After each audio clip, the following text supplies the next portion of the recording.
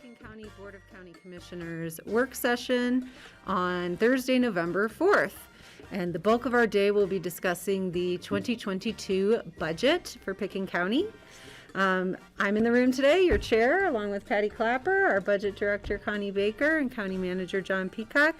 And commissioners joining us from home are Steve Child, Francie Jacober, and Greg Postman.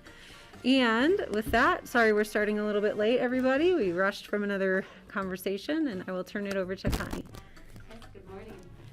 Today we'll be talking about a section of our strategic plan, the Flourishing Natural and Built Environment. But first, we do have a decision point for the board that we'd like to get a thumbs up on before open enrollment starts. So I'm going to share my screen and pull up a slide from the first presentation that we did on October 12th.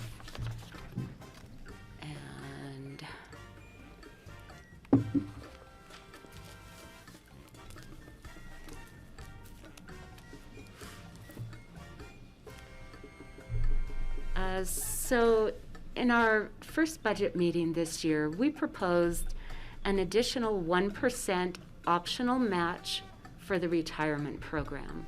A year or two ago, we started with a 1% optional match, that if employees would contribute 1% into their 457 plan, the county would contribute an additional 1% into the 401A plan. This year, we were able to build in another 1% on top of that. So employees would have the choice of either doing 1 or 2% optional match. And we think this is a great way to get more employees saving for retirement.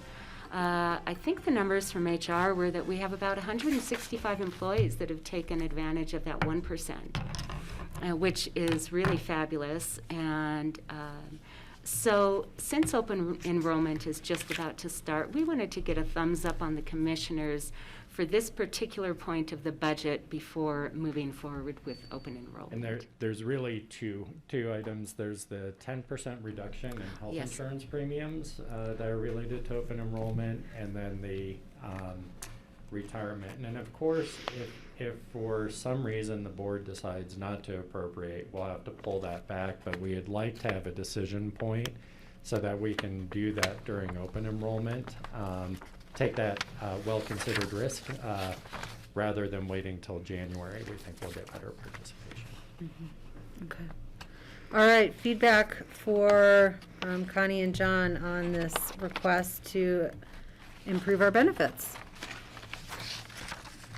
Yeah, I don't have any up? problem. I think after what staff in the county has been through in the last, we thought was going to be a year, and now it's 2 years, and who knows where it's going. I think this is appropriate, and it's in the budget. I mean, we can afford it, and I think it's something that makes perfect sense to me, and I see no reason why not to move it forward.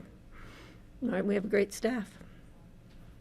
Okay, I see nods from Greg, nods from Okay Francie with and Steve. Okay. I'm okay. I will just comment, 165 is great, but that to me means half our staff is not saving 1% into their retirement from their salaries and relying on the 13%, which really is just a Social Security replacement.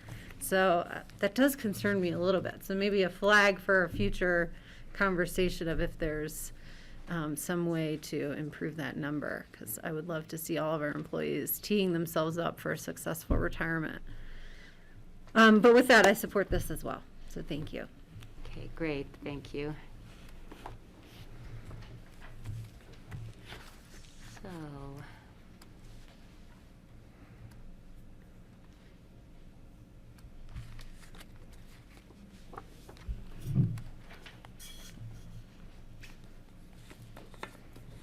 all right.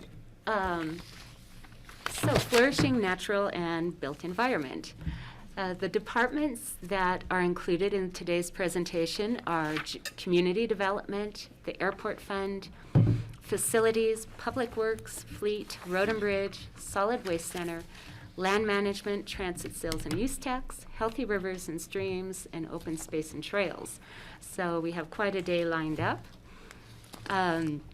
You see that the proposed budget for this section of the strategic plan is really a majority, over 58% of the entire county budget.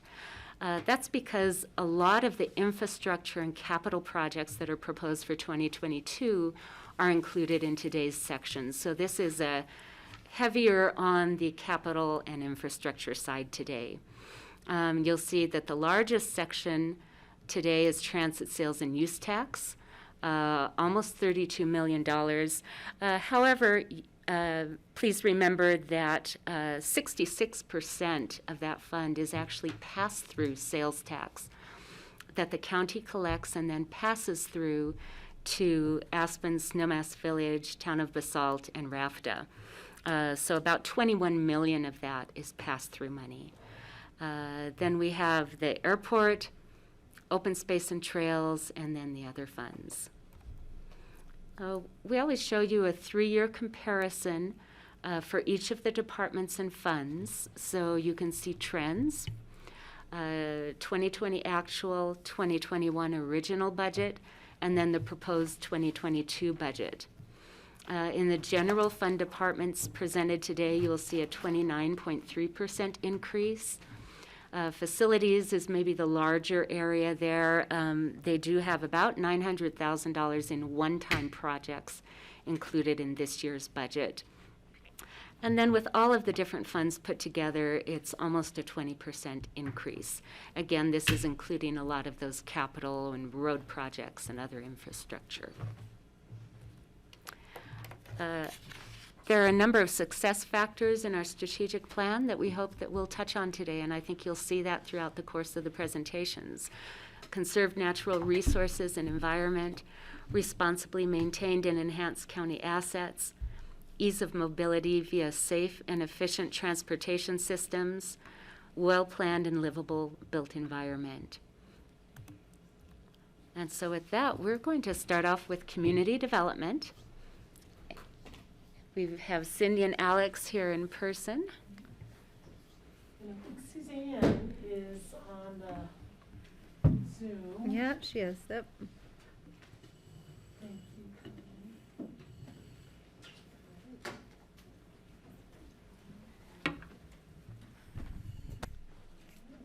Good morning. Well, thanks for having us here today. We did send you something last night. We just wanted to make sure that you saw that. And we sent it by email because we weren't sure who would be in the room today to pass out something. And it's called Moving Pieces for ComDev in 2021. So we just want to acknowledge that we want to talk a little bit about some things that came in after the budget preparation and after Connie's deadlines and things like that. That we just want to update you on some things that we're thinking about, but it's not going to change the budget presentation relative to any of the numbers that Connie's giving you, anything like that. We just wanted to give you a heads up on some things we've been working on. So with that, we'll just start with the budget presentation. And our mission statement, we feel like this mission statement has held through time and has served us well, that we preserve and we protect and enhance the natural and built environments by collaborating with the community, as you know, on our master plans and oversight visions, in the creation and implementation of progressive development policies and standards. And those come from the board and the direction that you give us to do things like update our energy codes and update our land use codes in that kind of direction. So we just wanted to point out that we still feel our mission statement really holds true for our department and has guided us well. The next thing is our current org chart, and just tells you a little bit about our functions. Obviously, we have our planning function.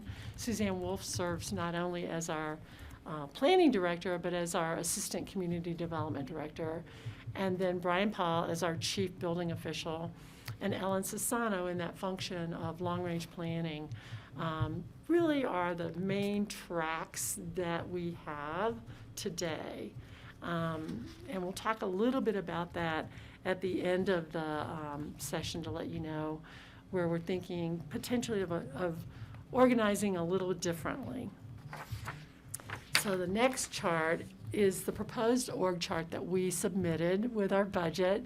And this, Connie and our department were able to secure the positions required that we see are necessary to move forward in the budget. But this is what we want to talk a little bit about. We just wanted you to know that these are positions that we feel are going to be in the same pay grade and range, but the titles might change a little bit and the function to help us out a little bit with some of the things we've learned over the past year and things that have been in play more so in 2021. So with that, I think we'll move on, unless you want to discuss any of it, but we're holding those comments. The community development trends and issues. We've broken this into administrative, kind of overarching issues that we have in the department, building and planning and long range. So for the administrative part, the department structure review with HR, that I've just been talking about that. What's our most efficient way of operating, and how can HR help us with that, and how can we move forward in the coming year? We have a number of vacancies that you saw in the chart. So filling those vacancies, we've been working with HR, but as you know, vacancies are a tough one across the board right now. And so we do have a couple critical positions vacant. The documenting ComDev's updated policies and procedures, performing a post-implementation review in SAGES. We'll talk about that at the end here. Some of the work we've been doing to understand how SAGES, which is our permit application tracking system that we implemented and couldn't have come at a more perfect time. We started implementing it in May of 2020. Without that system, I don't think we could have been as seamless as we've been through the pandemic, because that was our electronic system. And we have, 1,700 users, about 1,700 users who have signed up to date, and where applications and planning and permitting and building are able to be tracked and done electronically. It's cut down on traffic and really kind of changed the dynamic in our office a little bit as far as tasks are concerned. So we want to go over that with you a little bit. But development and change management and communication strategies is all part of that. So I failed to mention Brian Paul is on a well-deserved vacation, and so Alex is going to present for Brian today. All right. Yeah. So on the building side, some of the trends we're seeing for next year, we'll be adopting the 2021 IRC code in 2022. We always adopt a code a year behind. And well with that, the energy code development and looking at that again and seeing how we can improve. Right now, as has been said, the construction industry is really booming. And so with the new system, we have an issue of trying to provide adequate staff training while still meeting the service demand currently. So that's something that we'll be really looking at next year. The last two items kind of came out of our Barry Dunn review and recommendations that we need to start looking at, of creating a prioritization framework, establishing service levels, and then key performance indicators. So these would allow the department to have goals that we would strive to, and then metrics that we can then judge those performances on. We've actually been working with HR and finance to develop our first set of goals this year. And then next year, when we come with the budget presentation, we'll be able to actually provide metrics on how we've done achieving those goals as well. So these are things that across the industry were recommended by our consultant to start implementing, because they're seeing it more and more. You have a question? Go ahead, Patty. Can you give me a better definition of prioritization framework? What does that actually mean? Yeah, so it's how staff prioritizes their work day to day, what projects are given priority, and how that's communicated to the public and internally. So this is more of a process that we'll undertake with all of staff as well as members of the public to see what is given top priority when a project's submitted, how is that communicated to everybody, so that there's clear transparency of how we're taking these projects in, and what's being worked on first, second, and third, so on and so forth. Well, as a member of the Board of Commissioners, I would like to know what we prioritize. So We have maybe to as we ask move you. through that, because we're usually told we don't really prioritize. So that would be something further on for discussion, maybe as part of growth management. Yeah, let's talk about that. Yeah, because I just want to jump in because I think part of it is staff is going to need direction from the board if there's going Okay, to be a good. prioritization, because I think we're on a first come, first serve. And basis I think now. that's going to be part of the discussion next year, so Yeah. that's perfect timing. Right. And some of it is nuts and bolts stuff. You know, a small project might come in and we go, oh, you know, that can And whip go, it. boom. But the other projects, you know, then have to wait. And so it's really nuts and bolts as well as policy.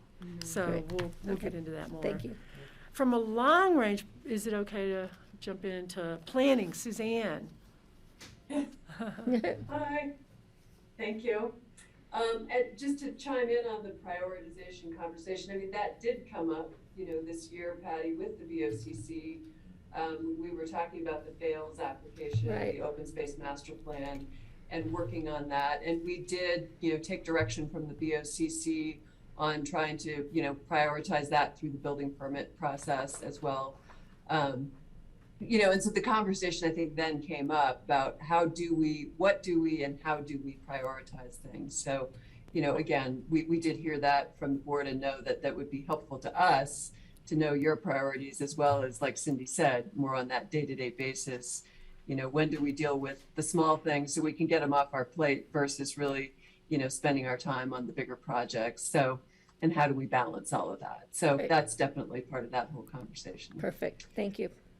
So yeah, for planning and zoning, you know, we've talked about SAGES. We've just started, I mean, our first priority was getting building permit processing fully within the SAGES system. We've started that process with planning applications. And, you know, we're slowly working on bringing that into the system as well.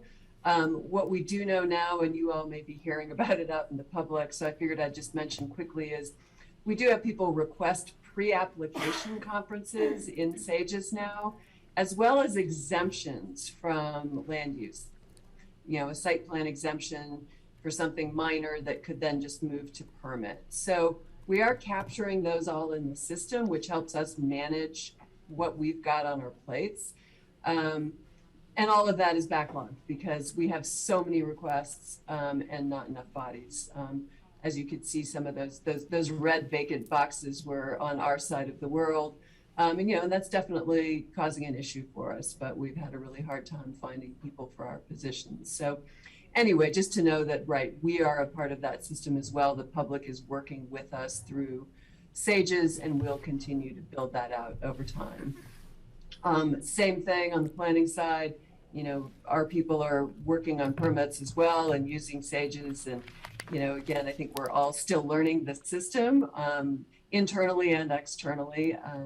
And so that all requires time in addition to the time it takes to actually just work through a project. So, and then I think we talked about prioritization and same that service level and key performance indicators. Thanks, Suzanne. Now, the long range issues, you know, we've been talking about getting back to the growth discussion. So that's looming big for us coming in 2022. We've also done a series of studies that we think are going to help the county overall, and we're very excited about the economic analysis that we're going to have moving for the board. Unfortunately, that contract got a little bit off track, and we probably won't get the results back until late spring, early summer, May, June. An update on land use and energy codes per climate action plans. As you know, Zach has just been critical in helping us with a lot of those plannings in that position. And so, as you know, Zach has decided to move on. I didn't know You that. didn't know that? That's I'm a so good sorry question. to say that. He has. And So we are going to be, it's going to be big shoes to fill, but Has we're he going to. left yet? Pardon me? Has he left yet? No, I'll middle. call him. Yeah, he told me he was afraid of that. No, not really. He should very well be afraid of telling me. I know, That's I why know, he I know. avoids me in the He said he staircase. hadn't received a call from you yet, and I was like, maybe she doesn't know. But, so I anyhow, definitely didn't know. I'm really sad to hear that. yes, I know, we all are. We're all kind of in mourning at this point. But lots of good things coming our way. He did a wonderful job of helping us integrate, which was our goal, to integrate the climate action goals into the entire county. And so I think that has really been successful. Each department now understands how important that is in their process and what they present from a budget perspective as well as just their daily workload. So we have that, plus some large projects that we'll talk a little bit more about that we'll need to figure out a way to ensure that those projects are completed. So we've also been working a lot with the public and caucus areas and special districts on their master plans about climate action and incorporating that into the master plans more. And as you know, we've taken on the coordination of some of the grants out there through ZAC on DOLA grant, which is looking at the microgrid out at the airport and the airport business center and all of that. So we've got quite a number of hefty projects out there with a lot of great results for the community. So with that, I think we'll start talking about our trends and issues, and I'll jump right into the administration. Oops. Oops, did I jump around? Oh, sorry. The work plan for the next 5 years, administration. Continuing to work on SAGES and the implementation of that and the management of that. We'll talk a little bit more about that. Succession planning, big in our department. We have several people of my age around that are looking towards retirement that we need to really secure and make sure that the county is ready for. We heard a lot about that in our employee survey, that people want that to be able to be upwardly mobile, so it all comes together. Finance and record management, we're working more and more on that, and I think getting better and better at that with our part to the rest of the organization. Staff training and development, ongoing. Interdepartmental connection, we feel like that has improved significantly with our ability to know what's going on through our SAGES program and how that relates to a lot of the work that Alex does with budget and communication. So remote operations and office transition like everyone, what we're doing. Yeah. So with that, On the building side, there will still be code adoption and energy code amendments. That's obviously in the 1 year, but in the 5-year work plan, we still have that. As we are more in the digital world, we are looking at our digital permitting process and seeing areas that we can refine and improve that to make the experience better for the public, and also being able to access those files for members of the public, because a lot of that is in Laserfish. We have a pretty streamlined process from our SAGES system to Laserfish when those files are completed. And then just keeping there, obviously trying to meet the service demands with the staffing needs that we have, and making sure all vacancies are filled. The last one, collection and audits. Greg, I know you had brought up a point earlier in the original budget presentation about how community development handles that. And so Brian and I made sure to get together to just try and cover that process. So when an application comes in, back in 2017, we changed permit fees to be 2.7% of the valuation. So when a permit application comes in, we capture the valuation at that point, and Brian does a review of their valuation to make sure that it's as close to actual valuation as possible. We then collect 60% of that 2.7%, and that covers the review process. So while everybody's doing review, we've collected that to ensure that that's covered. Once the permit is issued, we then collect the rest of the 40%, and that covers all of the work when they're out in the field doing inspection work, things like that. So it really helps for these multi-year projects that we're seeing to have that 60% at submittal and then 40% at issuance. Now, before the final building inspections happen, Brian does a review and an audit if there's any changes. Again, some of these multi-year projects might start with evaluation, but then given the number of change orders or just some of the changes that happen, that evaluation could increase. And so Brian does an audit at the end and make sure that there's a true up of that collection. So there's really 3 different points when we're making sure that what we're collecting actually is covering the work that staff is having to put in there. And that's helping in multi-year projects. Okay. Suzanne? Yep, thanks. So yeah, planning and zoning, similar look to that digital application refinement, really looking how we can, continue our process in SAGES and take better advantage of that working into permit. Digital file public access, thankfully for all of us, so much of what we do is available electronically at this point, but we still do have a lot of, I think, information from when we moved across the street to make sure that's all easily accessible to the public and staff. So land use code amendments, this is always on there, and it's always the thing we never have time to get to because we're so busy just getting through the day-to-day, working on land use applications, doing pre-apps, doing exemptions. We're always, identifying the things we know we'd like to, improve in the code. We know you all have identified things you'd like to improve in the code. But it's always really difficult for us to find the time to really step out of that other day-to-day work and just focus on code amendments. So it's always on the list. And then service demand and staffing needs. You're all very aware of the explosion I think we've seen in the last year that who'da thunk, I think. And now we're also having the same issue of losing people and having a really hard time filling those positions. So those are our challenges. Yeah, and just briefly with long range, we're constantly trying to think about the vision and the goals of the board. So we're trying to coordinate our actions on climate change and all the things we do into our local and regional efforts, into our master plan efforts. And again, looking at how that relates to the biggest chunk of our code, which has to do with that foundational part of our code, the growth management and public outreach process that'll be coming up here for us. So, community development, budget changes and requests. We're going to turn this over to Alex. Yeah, so for each of the areas on our admin side, we've got our annual maintenance of the permitting system.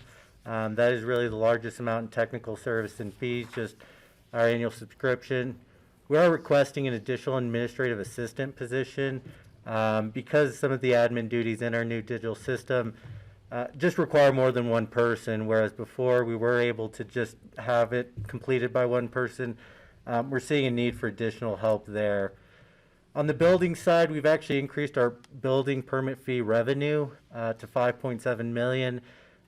This is something that we've seen the last couple of years, but we're hesitant to increase until we had good data. Luckily, in our new SAGES system, we can see what's still remaining in-house and our collections in the past prior years and feel comfortable with that number. As we've mentioned, we're requesting potentially a deputy CBO position, whatever that official title could change, but somewhere within that realm to do some of that work. And we are returning our professional service and education budgets to pre-COVID levels. As we mentioned, the 2021 IRC is going to be adopted. Along with that is training and certifications for staff. So we will need to make sure that they are up to speed on everything as well. On the planning side, as we mentioned, the deputy planning director or something in a similar position type. The part-time special events is pretty critical just given the number of special events that we're seeing. Having a dedicated staff member to actually manage those. Increase in professional service to help with some of the backfill that we're having with private planners that we're bringing in to help given that we can't fill current staff. Also, SGM is another engineering service we're using until we can bring on a planning engineer. And then our education and training, again, returning to pre-COVID levels. Yes. Are you guys tracking the increase or the numbers of special events over years? I'm just thinking about like how that contributes to the feeling of intensity and busyness and all of that, and I'm curious as what those numbers are showing us. Yes, and we can also say that not every special event does come in for a permit. So we understand that, but yeah, I agree. I think that would be a healthy number to know, you know? And if we could get info from the city and Right. SLMAS, because that has its effects on us, on the Yeah. county, and, you know, unincorporated county. Yeah. So that'd be great information. Yeah, we'll talk a little bit more about that at the end too. And then on the long range side, we do have an increase in professional service requests for our contracts and various projects, especially as we look to the growth management discussion. And then last but not least, the board is looking at short-term rental program. And so that needed to come into our budget. Connie hopped on it right away after the last work session with the board. So we're looking at, folks to manage that program. So we are looking for a full-time, short-term rental administrator, enforcement that goes along with that, and also the software that's needed to maintain, understanding of where that's going. Probably some temp help for that startup. And unfortunately, that's going to require another vehicle in the capital fund. So Connie's giving you the numbers for that, what that looks like in terms of the licensing fees, what we might have to have. We can talk a little bit more of that, and Connie understands that better than anybody. And supplemental budget adjustments that can be done in 2022 will be more defined. So with that, I'm hoping to grab a minute or two. I think we're on task here with our time. And we sent you the moving pieces is what we're calling it for ComDev. Let me just check in. Did everyone, commissioners on Zoom, did you guys receive the email from Alex with the supplemental information? Okay. Oh, and Steve. Connie got it up for us on Okay, the great. screen. Perfect. Thank you. Thank you. So, several things going on in our department that we think all kind of funnel together and help us make better informed decisions about the direction we want to go. And we're not saying that we're giving you any clear direction today, but we just wanted you to know all the things we've been working on and things that we think will help us in that effort to make the best use of the 2022 funds. So, as you know, there's been an employee survey, and we're looking at that and what that means for our department. We've received those results, and we're looking at those opportunities, what can happen. Like we mentioned, the career advancement, how that goes into retaining employees and adequately staffing our department. The department review by Barry Dunn. This is one that we got really excited about. And we initially started this review because of the SAGES program, and we wanted to have a one-year,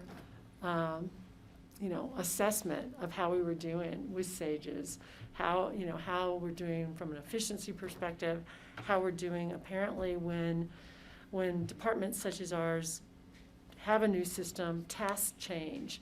One of the things we've heard a lot is that some departments around the country have said, whoa, the needs at the front desk have changed so much. We don't have as much walk-in, we don't have as many phone calls, all those things are funneled differently.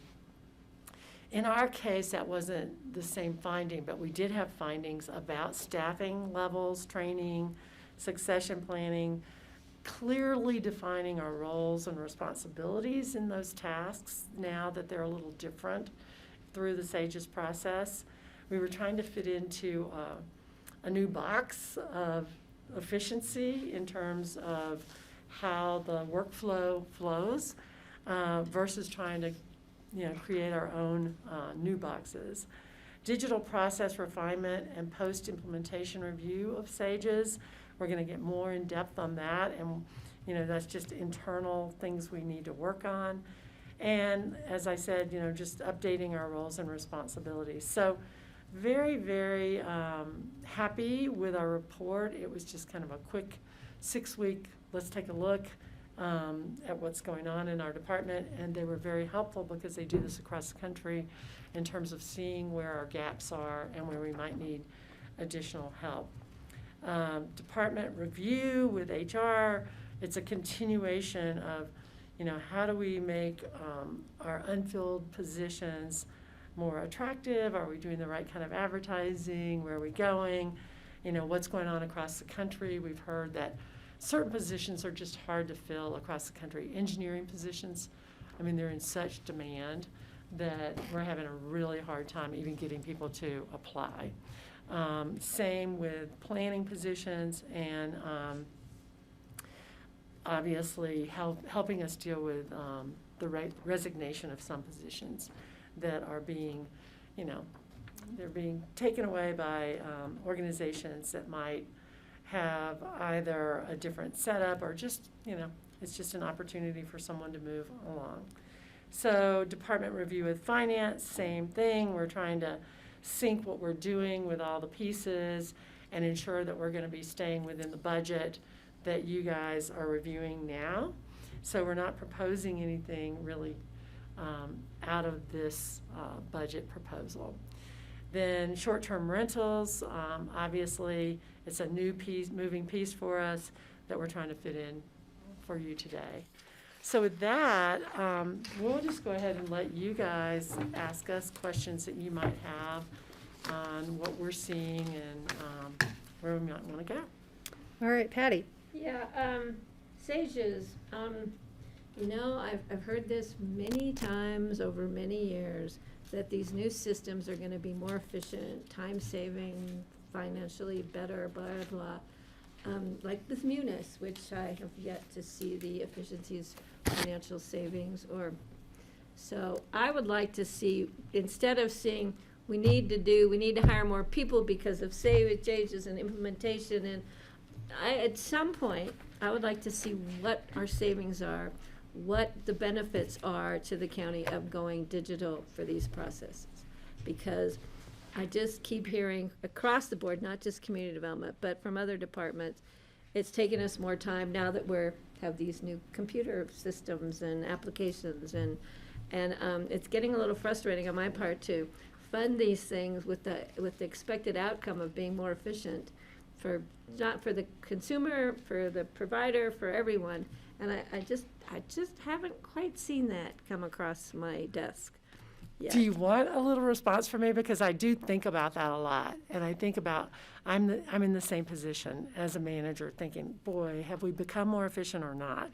And when I think about your overarching goals, I have to say yes. I have to say yes because with a system such as this, we can reach many more people where they're coming from, your overarching goals of getting traffic off the road, of cleaner air, of all of the climate action moves. I can say yes, we have done that with this system. Where it might need more attention on the back end, which is what we do, I can say it might need more attention. But in follow-up to Alex's comment that we need some backfill in this. There's also different finance systems and different things that we have to look at. We can't have the same person depositing our deposit slips as takes them in.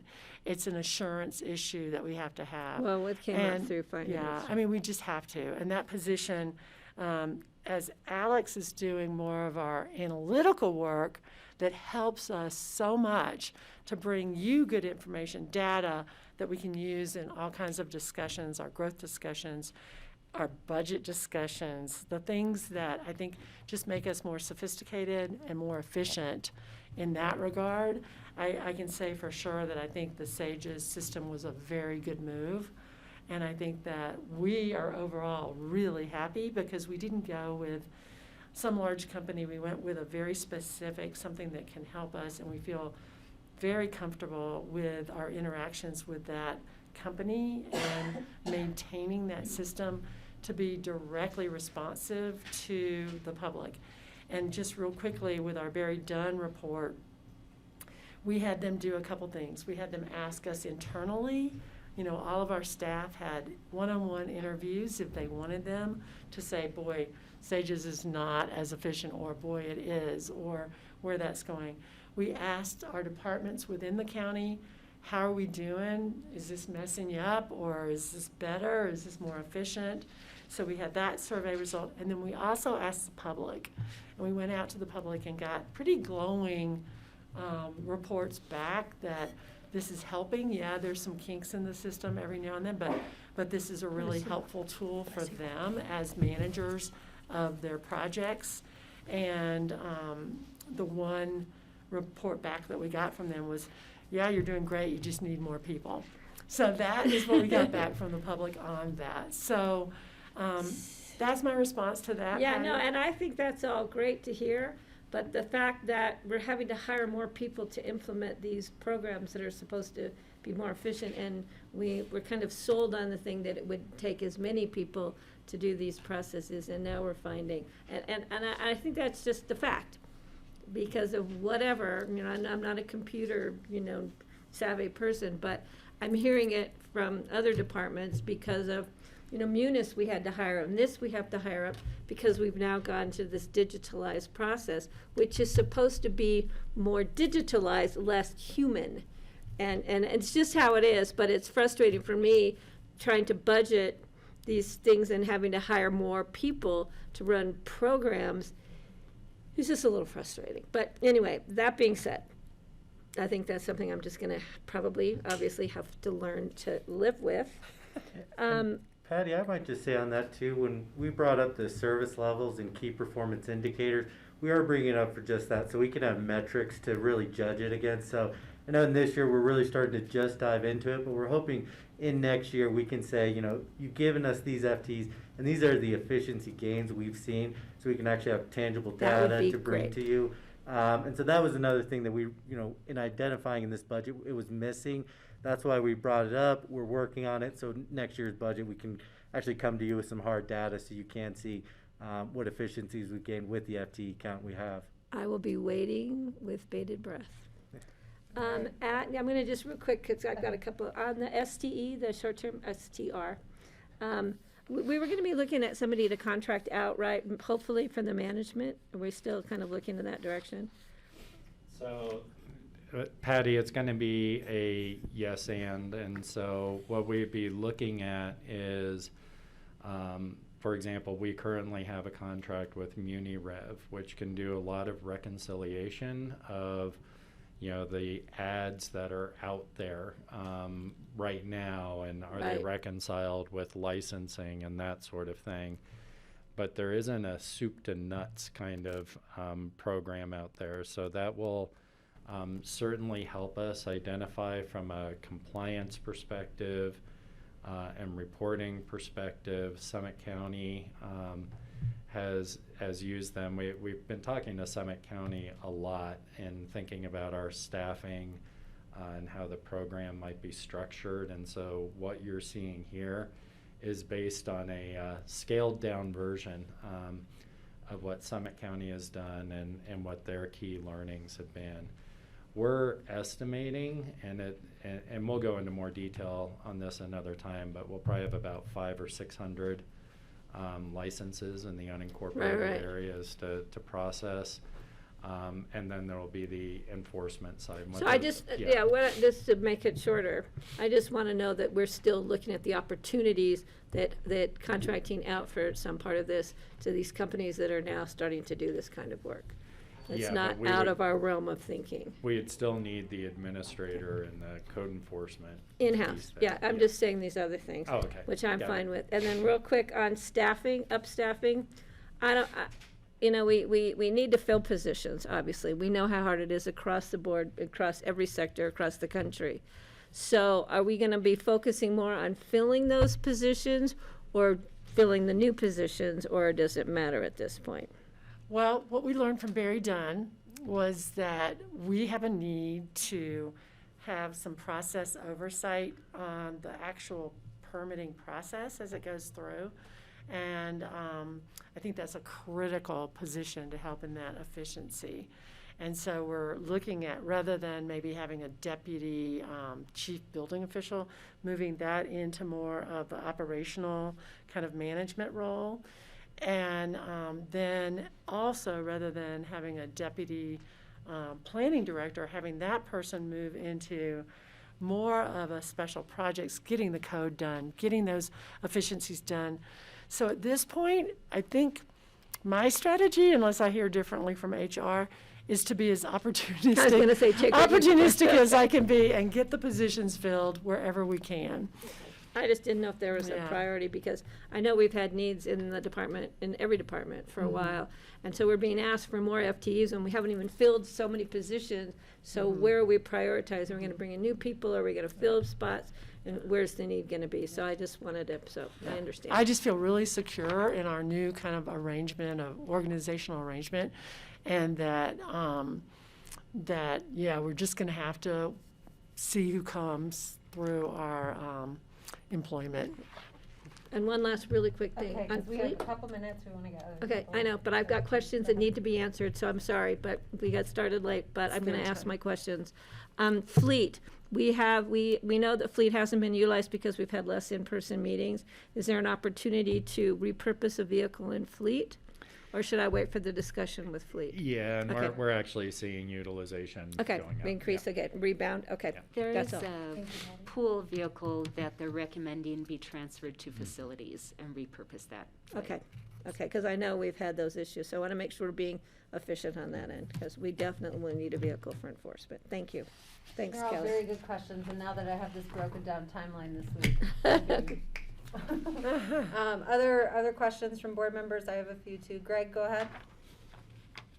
Yeah, Steve? thank you. Cindy, I think in your presentation, I heard a couple of times that, we just haven't had the time to really focus on the vision for code and land use. And I want to make sure that we're not shortchanging ourselves with that, because that's the underlying thing you guys have all said, you just can't seem to get to. So is this arrangement going to help fix that? I'm trying to figure out who's going to be doing that, what position, how are you going to have more time, and how will your successor, your eventual successors, have the time to really focus on these things? Because I'm hearing the frustration, but I didn't see the fix in Yeah. here. And maybe I missed something. Greg, I think a little bit in restructuring some of the responsibilities in community development, where we're specializing on somebody to really oversee the processing of permits, and then allowing our existing folks to focus more on whether it be building code or land use code. We get a little bit more specialization there, as well as more resource on the processing of permits. I think is a step in the right direction to addressing that. And that was something very specific in making that reorganization recommendation in this budget. And Greg, Okay, remember I'll- too, we are asking for some purchase service funding to help us with some of the one-offs that we can ask consultants to help us with. But maintaining in-house those really important projects to work on with the board. Got it. Thank you. Yeah, just wanted to make sure. I just didn't want to skip over that, and I didn't hear it as thoroughly as I was hoping to. So, thank you. And I'm confident that you've got that in hand, because you mentioned it. So, thank you. Thank you. All right, thanks, Greg. Steve? Yeah, the one thing I'm most concerned about is we have basically 9 open positions with the new ones you are asking for, which some of them we for sure need. And I'm concerned about how we're going to find people with training in community development kind of activities, like as planners. And some of the things we could either probably double up the positions. If you can get one good person, and like just an example, Cindy, if you could get a new planner, and then they could take on the special events as part of their job description, and that probably would be an essential thing to do, to have sort of maybe cross training between different areas, so your new people can fill in where they're needed the most at that time, and maybe move to a different kind of a project another part of the time.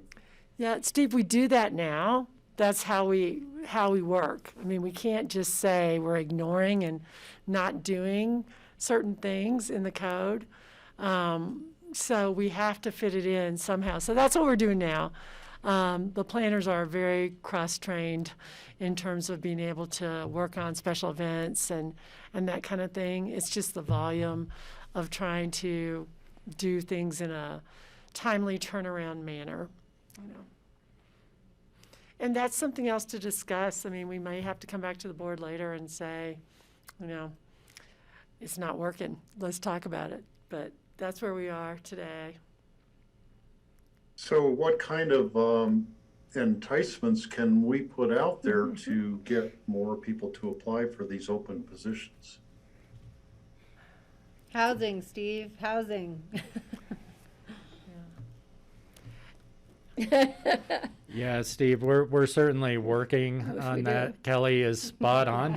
That seems to be issue one. And yeah, there's just a lot of transition right now in the workforce across the country, and in our valley, and also leaning into the opportunity to engage in public service. You know, there are really quantitative and qualitative factors that we need to lean into to try and recruit our next generation of workers, and we're trying to figure that out, but it is a tough nut for us and everyone else to crack right now. Yeah, our business reflects obviously the private sector work. And so if private sector has an opportunity to hire at greater, you know, salaries and opportunities, then, you know, people have choices to make. So. All right, Steve, are you good? Okay. And then I just have a question, and then we'll try to break and move on. We'll probably tell this to everybody today, but we've carved out time as a board to review all the new position requests collectively.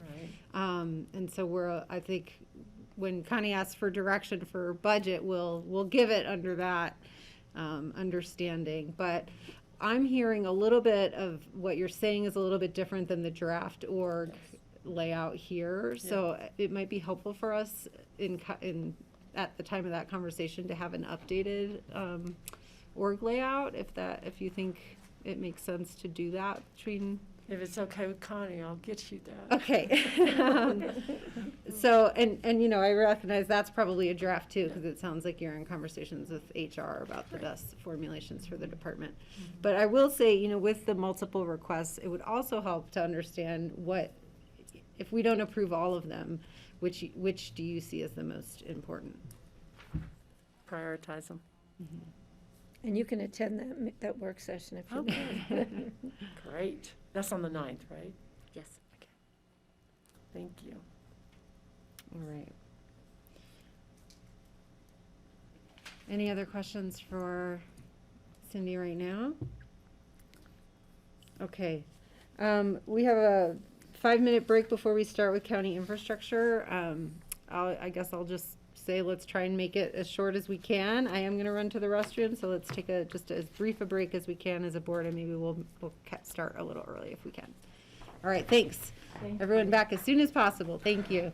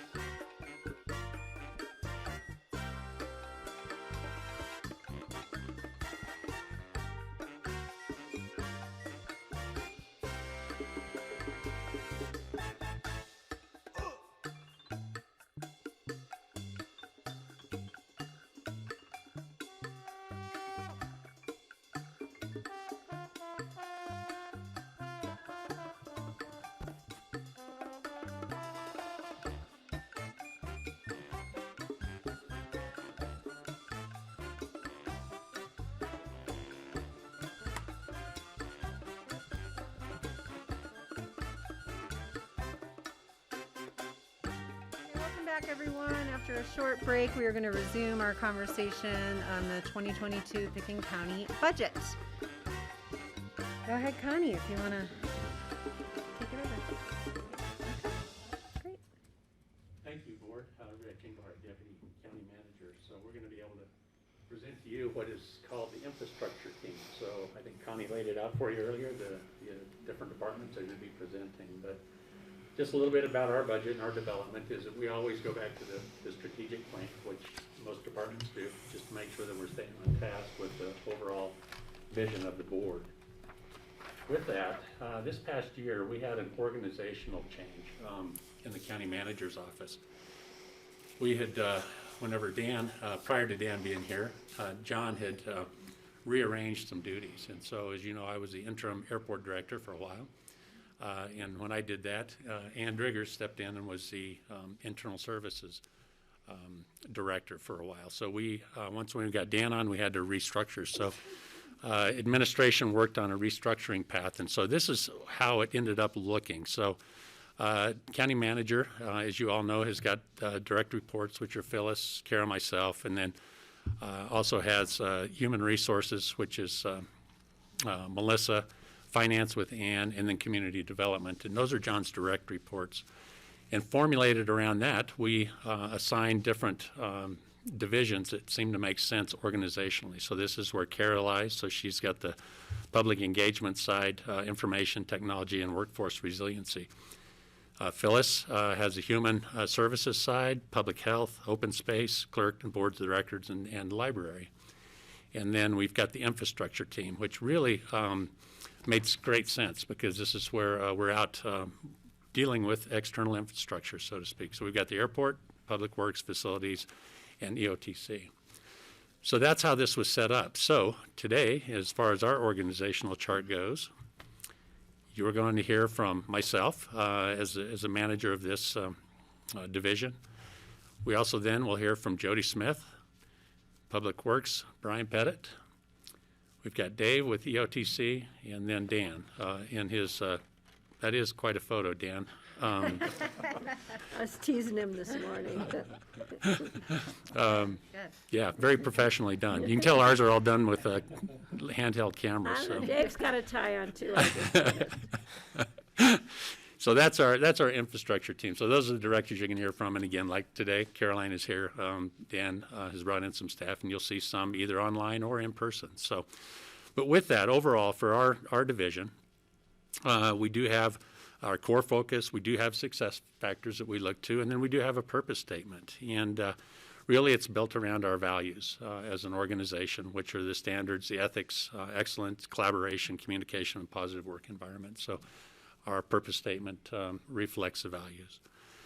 A little bit broader, what you're going to hear a little bit more specifically of today, you can go ahead and change it there, are some emerging trends just generally for 2022. So the climate action plan, as you've all just recently heard about Zach's departure. So this is, it's really going to fall upon our infrastructure teams to help with some of this implementation. But we've got facilities, airport, public works, solid waste, transportation are all involved in this overall countywide assessment, looking at our conversions, efficiencies, all related to the climate action plan this coming year and well into the future. So that's one overarching item. You'll see a little bit more specific in these presentations today. Housing is a huge thing for the infrastructure team. We play quite a role in there. We, through Jody's department, we manage and do the maintenance on our facilities. In Public Works, they do a lot of the infrastructure that's happening with Phillips. We coordinate with Phyllis, who kind of oversees that side of it. We also manage the deed restricted program and the down payment assistance program. So we've got quite a overarching, I guess, well, all of us have our hands in the housing component from the infrastructure team. And then the last one is the Public Works Master Plan, and that's going to be led out of administration this year. We put money in the budget to take a look at that campus. Dan with the airport is also participating because we have land on that side as well, so he will be engaged in that. But we're going to get around the table and start talking about that campus and what it may look like in the future. So we're going to be revisiting that, and we've got money plugged in there. And then one that I didn't list here is a microgrid, and that is an ongoing effort. And we're going to be coming to the board here pretty soon about the role that the county plays in that process. There's a large DOLA grant. Zach was leading that. So we're looking at formulating a team around that. But there are a lot of things on the horizon out there that this board has kind of put in motion. So we're going to start seeing a lot of that start coming to fruition in the next probably 2 to 3 years. So you'll see a little bit more on that. So with that, that's the overarching side of it. I'm going to flip it over to Dan, who starts with the airport. Okay, well, thank you, Rich. Dan Bartholomew, Airport Director. Rest assured there are no other photos of me in this entire presentation. So really, the aviation industry has seen an elastic, robust rebound from the COVID incident. So you'll see this a little bit in our budget, how some things are changing. Next slide, please. As far as our organizational chart, we're divided into really 3 divisions. We have administrative, we have operations, facilities, and airport rescue and firefighting, also known as ARF. And then we also have security and construction in those 3 things. Currently, we have approximately 35 full-time employees out at the airport, with about 20 on-call, 8 seasonal, and then Caroline will be talking to you about some of the adjustments that we're proposing to take place within our organizational chart a little bit.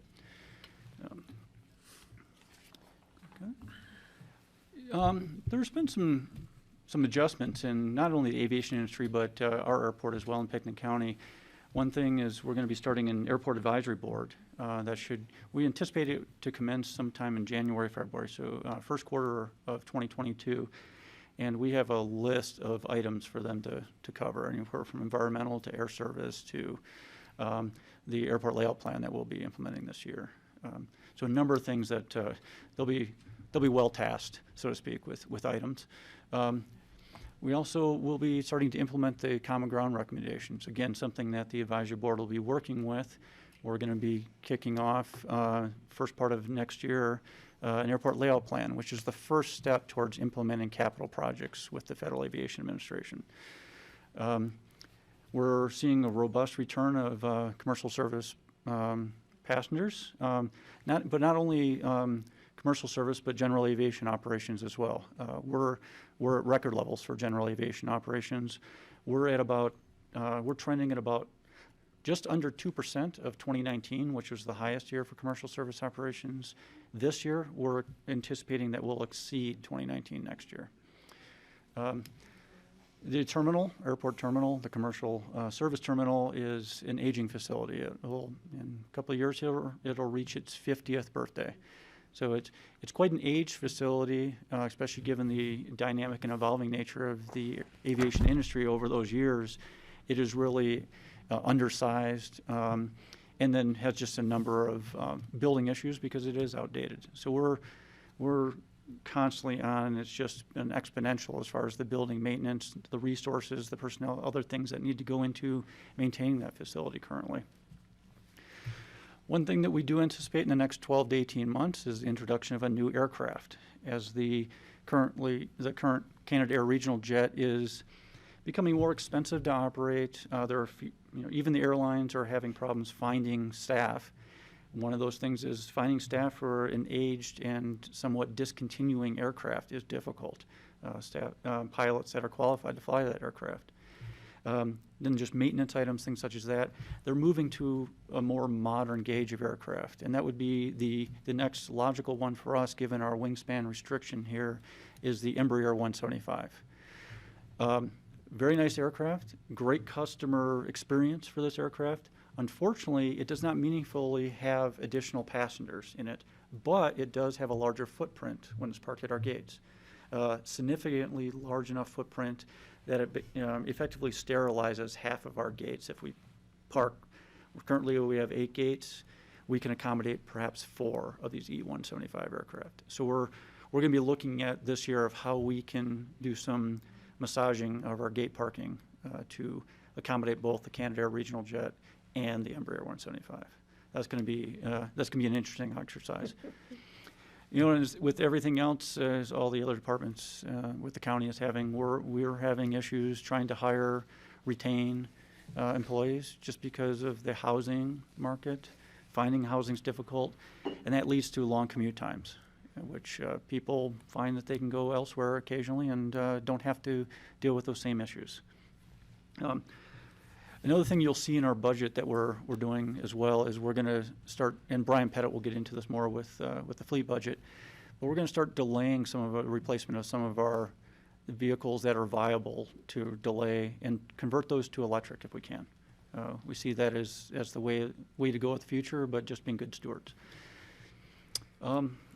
Moving into security and construction division a little bit, we pushed off some of our contract security during the COVID,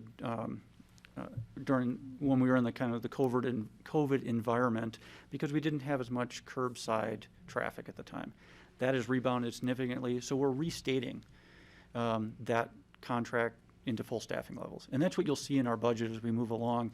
It's not so much our budget is increasing, it's increasing relative to 2020 and 2021 because we're going back to 2019 levels. Airport security is a very dynamic thing, and it's evolving and it's changing all the time. We need to put in a fair amount of capital to update some security software that we have to meet some protocols that Transportation Security Administration, or TSA, is putting in. So that is coming into our budget. Deteriorating airfield pavement. We are seeing a significant degradation in our airfield pavement. Our airfield pavement in many places is reaching its roughly a 20-year useful life for asphalt pavement is what you can expect. We're also high altitude. We have a heavy snow environment. Carolyn's crew just kills our pavement. I'll throw that over to her. But from that aspect, it's deteriorating rapidly. So we're putting into a 5-year capital improvement program with the FAA and the Colorado Department of Transportation to receive grant funds to repair that. Unfortunately, those repairs will take time. We can only do those during a construction season when the temperatures and the temperature levels are up, moisture levels are low. So we're looking at, roughly a week-long closure, maybe a little longer sometime in the spring. Okay. We want to try to move those into as far into late spring as we can, just because we're taking advantage of the better climate conditions at that point, and then we can reduce the actual closure time at that point. Passenger traffic, as far as ground passenger vehicle traffic, we're at 85%, at least we were during the summer. Our parking lots were filling up quickly. We're tossing around and evaluating the possibility of a new rate structure, possibly an increase, just to address the supply and demand issue with our parking. But we're going to be interfacing with the city of Aspen and others before we would do anything like that, because we don't want to increase the parking at the cost at the airport and push people to other areas. That's just not fair. So we'll be looking into that. And on January 1st, we'll be implementing a new ground transportation rate structure, $2.50 for both pickups and drop-offs within our curb area. And hopefully that'll allow us to recoup some additional cost for managing the curb front there. And rather than plug this, the vehicle identification system in, we've gone to a solar unit to do that. So it's hopefully it'll be fairly efficient.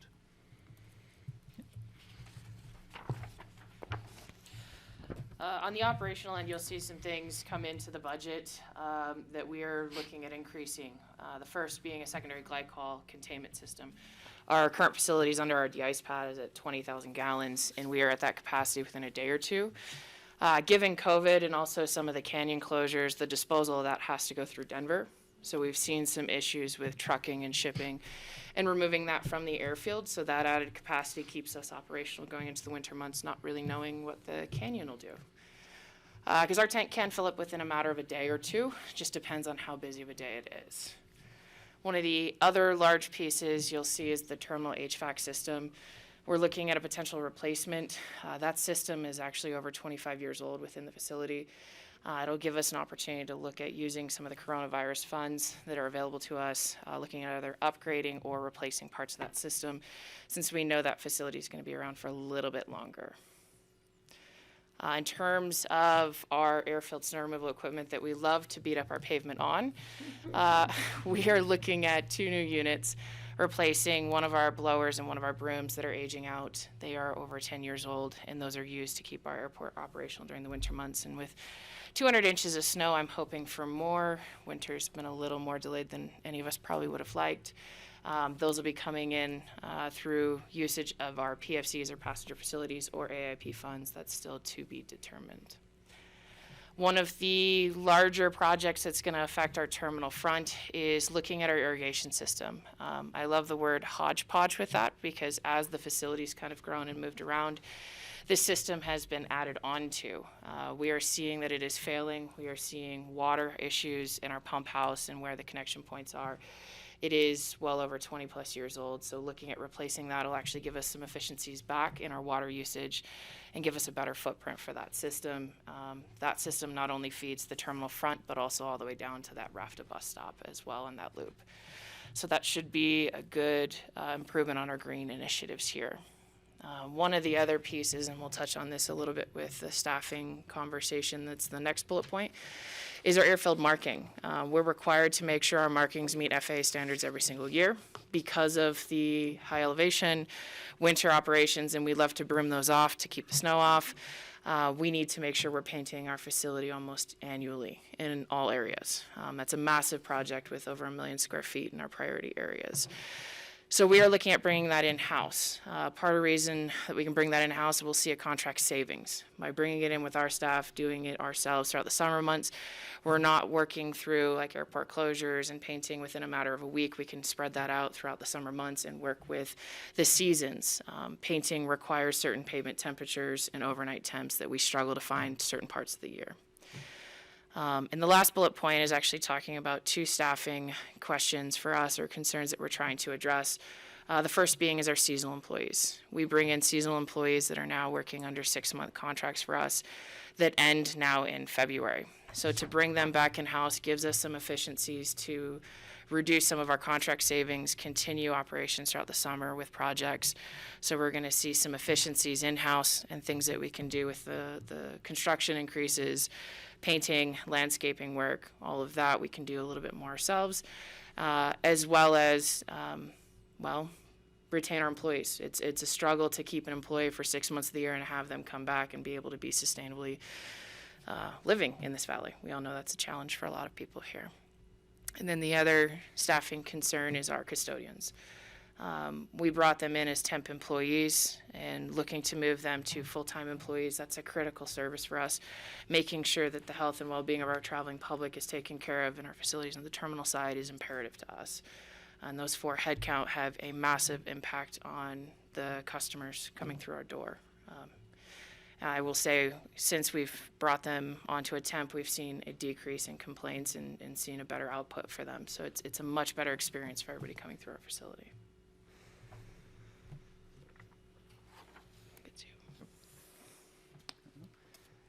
And then as far as administration, some of the budget highlights for us, in addition to things we're doing with the Airport Advisory Board and, acquiring grants and updating our leases and also looking at some greenhouse gas reductions from the airport, we're also moving forward, and this, again, as I mentioned, was the catalyst for development of the airfield or the airport in general, is the update of our airport layout plan. It's about a 12 to 18-month process is the guesstimate on that. And we're going to be hiring a consultant to do that. That process should commence sometime in January, February of 2022. And the real rationale for doing this is to apply all the vision recommendations for the airport into our airport layout plan for Federal Aviation Administration approval of those projects to make us eligible for federal funding for those projects. So whether it's the taxiway shift that we're looking at, which would impact an air traffic control tower, which would and also impact our terminal, we're looking at ways to get that moving. In addition to our pavement deteriorating, that's an issue as far as we need to know whether we're making a decision on a taxiway versus runway shift. Those kind of things are important This will sort of codify that, if you will. We're also hoping to acquire much better data as we do this. We're going to be doing special types of aerial photography flights, which allows us to do things in 3 dimensions and pull out everything from runway lights to building footprints.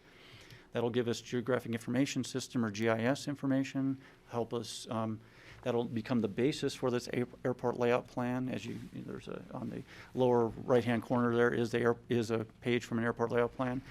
That photography will create the airport layout plan, but we can also give this over to the geographic information system with the county. They can use that data for things, but it also helps us with work order management, asset management, things like that as well. So there's some pluses to doing this in addition that we can leverage this data into the future rather than just for this one project.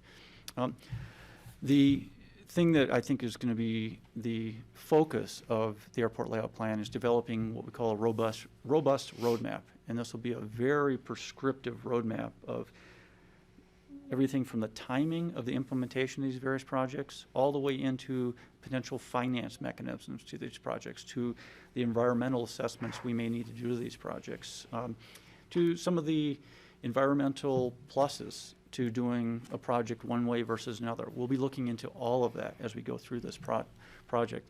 That's why it gets into a 12 to 18 month project. It's going beyond just a typical airport layout plan update. But I'm excited about moving forward to this project. I think it'll be good for the airport and good for the community. Okay. And then this is just just sort of a summary of our revenues. As I mentioned, we're going to be spending more money due to our release from the COVID lockdown. But at the same time, that also gives us more revenue because we have more traveling public now. So we're seeing our revenues bounce back and increase from both the landing fee, some of our concessions, parking, et cetera. But then just, overall, we're seeing revenue bounce back from this, which is nice. Terminal concessions, as you can see, are looking fairly healthy there. Parking and ground transportation looking very healthy. There's some other things. Airline revenues are still projected to be down slightly, but they're hoping to bounce back. It depends where we go on that. We're also using some of our grants. Some of our COVID grants we're going to be applying in 2022, but then we also are receiving Federal Aviation Administration and CDOT grants as well that we're hoping to use for some of the capital projects. Okay. So, as I mentioned, the COVID grants we're going to be using, we have some capital maintenance costs, especially for our terminal and our pavement. That's going to eat into our budget a little bit. But we're also trying to build back our airport project reserve fund. So when we do start implementing some of these projects associated with the visioning, that we have some base funds for local match parts of that, that we can actually move forward with those projects faster and more efficiently rather than having to wait an extra year or two for federal funds to be available. And then this illustrious spreadsheet is our budget more in totality there. But happy to take any questions you may have. All right, fantastic, thank you. Questions for Dan or Carolyn? All right, I'll jump in. I just want to be clear. So on the FTE request, there's 4 custodians and 6 technicians, right? Okay. And as I've said before, we'll take these in review during our new position request conversation next week. Okay. All right, questions for Dan or Carolyn? I'm surprised. Steve? Well, not really a question, but just a comment about airplanes. I got to fly on an Embraer 195 this summer, so it's a bigger one than the one that could land in Aspen.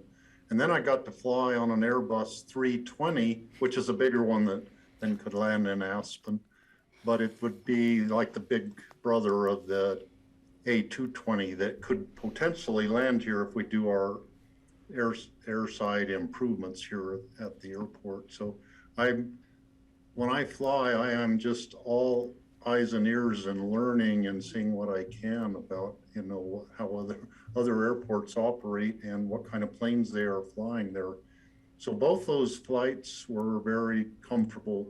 The aircraft were very comfortable from Embraer and Airbus. So I just wanted to pass that on. Great, thanks, Steve. I'll comment too, just looking at the revenue side, you know, there continues to jump out sort of the structural inequity of how much revenue we receive from commercial versus general, given the significant difference in traffic. Yes. And so I know we have an opportunity to restructure that, and I think the community, we owe it to the community too, and I look forward to how that comes out in future conversations. I couldn't agree more on that. Yep. Great. Okay, so we are at a decision point for the airport fund. Aside from positions, which the board will take another look at next week, is the board comfortable moving this budget forward to our resolution, which will come in December? Patty? Yeah, I'm comfortable moving it forward, and just one question, so maybe bring back when we have the FTE discussion is, looking at your budget, there is not a significant increase in payroll personnel, but there's tends to be a significant increase in number of positions. So if you could just give me a better explanation of that when we come back Sure, will do. next week. Thank you. All right, Francie. I'm wondering if people could speak up a little bit with the people in the room. I don't know if Steve and Greg are having trouble, but it's quite quiet and I have my volume on my computer turned all the way up. Okay. Maybe they're not close enough or something. Yeah, we got that feedback from grassroots too. So, yes, I will ask folks to do that. Thanks, Francie. Steve. Thank you. When I have my headphones on in my computer at home, I can hear perfectly well, even the people speaking more quietly. When I'm in the room, if they're far away from the mic, then it's, you know, it's probably problematic for grassroots, I'm sure. If people speak more quietly and not right into the mic, that would cut down your volume a lot, Francie. All right. And are we good on the budget? Yeah. Yep. Back to that question. Seeing nods. Okay. I think it sounds good. Thank you. Thank you all for your hard Thank you, work. Dan and Caroline and all the airport staff. And we have facilities next. Good job, Dan. Caroline, thank you. So Jody Smith is going to be presenting. She's our Director of Facilities, and she's brought Mike Flegel with her today, so. Jody, Hi. jump in. Yes, thank you. You heard, please just speak a little louder today. We're having some soft audio, it sounds like. Okay. Yes, Jody Smith, Facilities Director, and we appreciate this time with the board to introduce our budget for 2022. As you can see on our introductory screen here, we have multiple buildings that we manage, operate, and sometimes assist with. It's up to 12 buildings right now, and we additionally have the Phillips Trailer Park, which we collect rent and work with the community relations over there. And then our 14 housing units that we do, which I know Rich explained in our overall structure of us taking over that. Next slide. Like Rich said, we follow the core focus of flourishing natural and built environment. We do look back to our success factors on everything that we do, including housing, which then puts us over into another success factor, but we follow them. And then our purpose is really just to provide property management, facilities management, to keep these buildings safe and clean and operational for all of our tenants, our employees, and our public.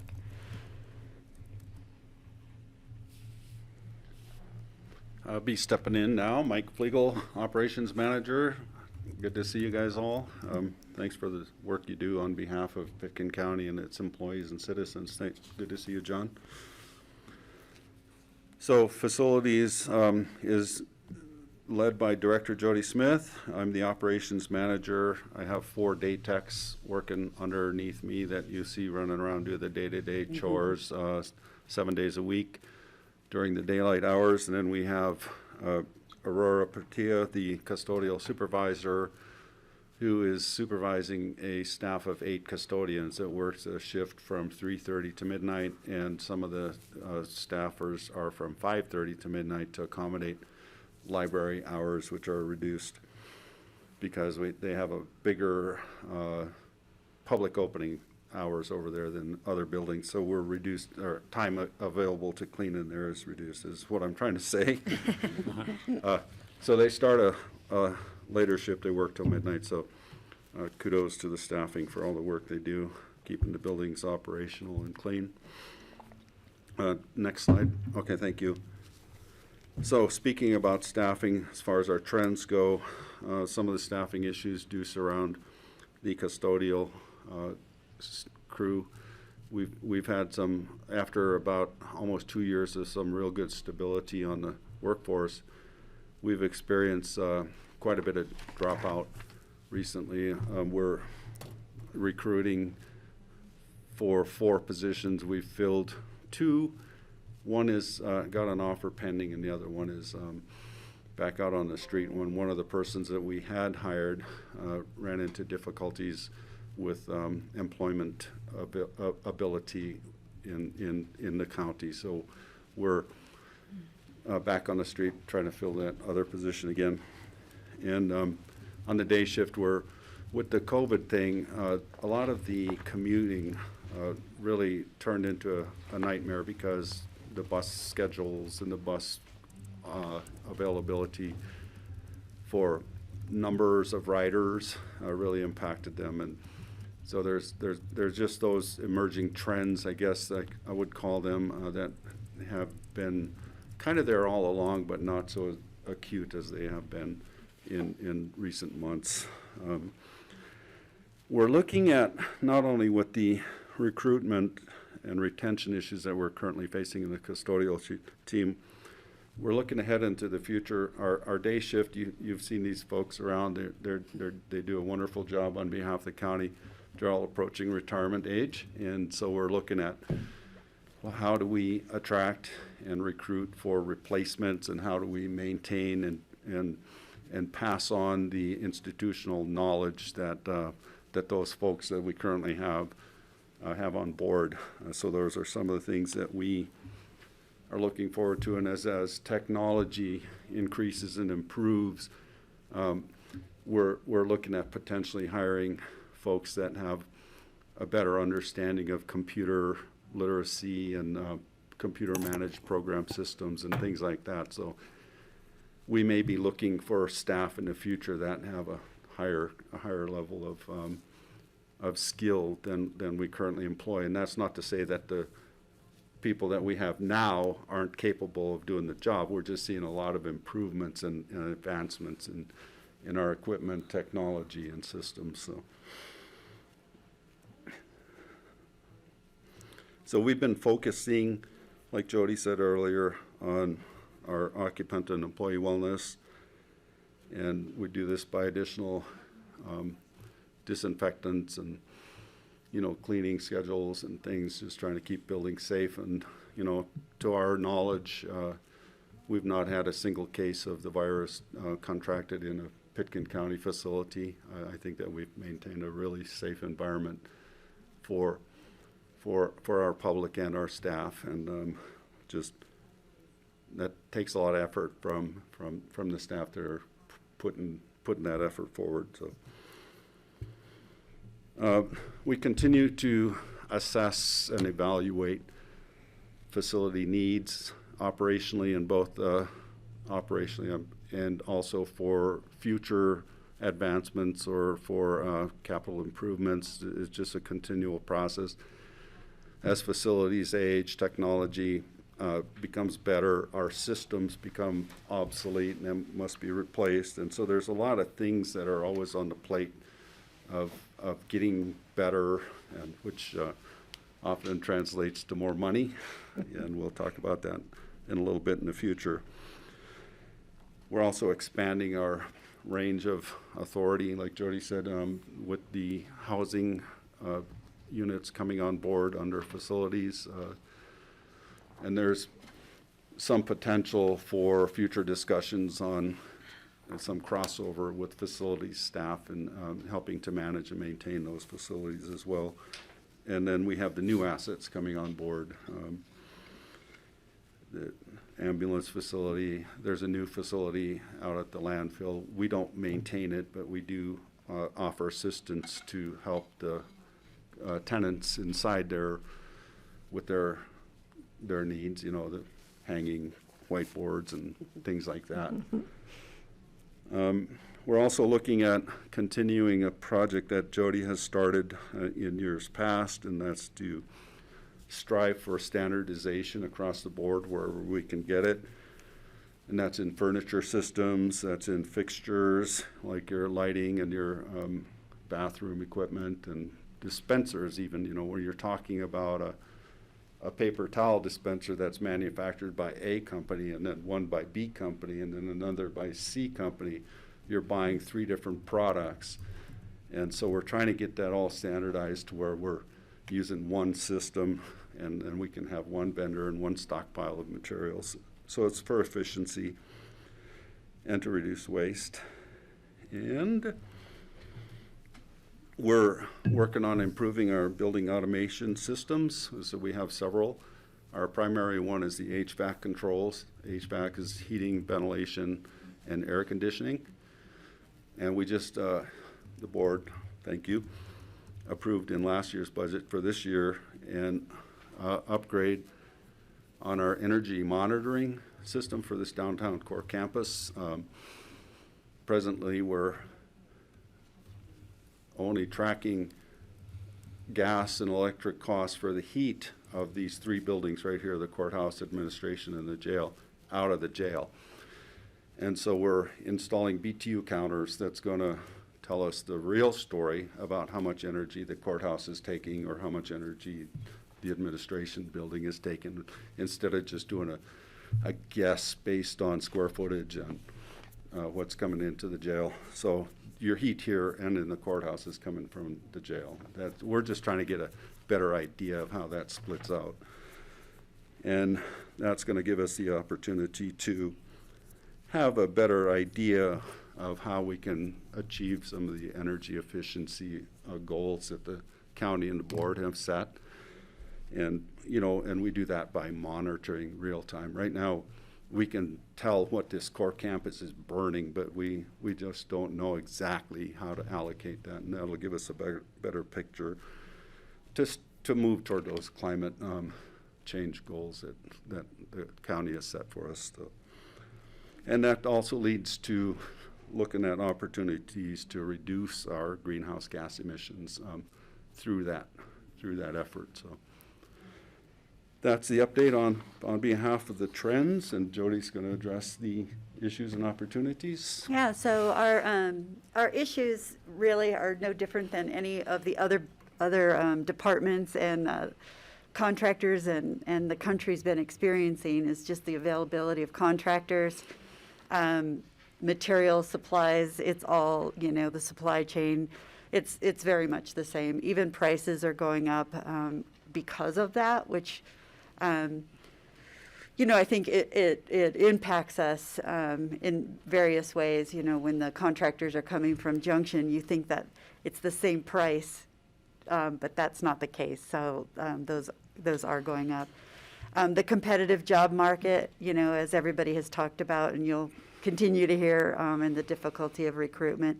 And I think to Mike's point, you know, really thinking about you know, the future employees for our department and what skill sets and what, you know, what needs to happen for the future, and then what's that transition of the retiring people to the new, you know, and I know that the airport has the same deal as us, and really looking at the opportunities to maybe even collaborate with them at some point on electricians, and you know, maybe there's trades that will happen sometime in the future where we can actually hire electricians instead of contracting that out, or plumbing, those kinds of things.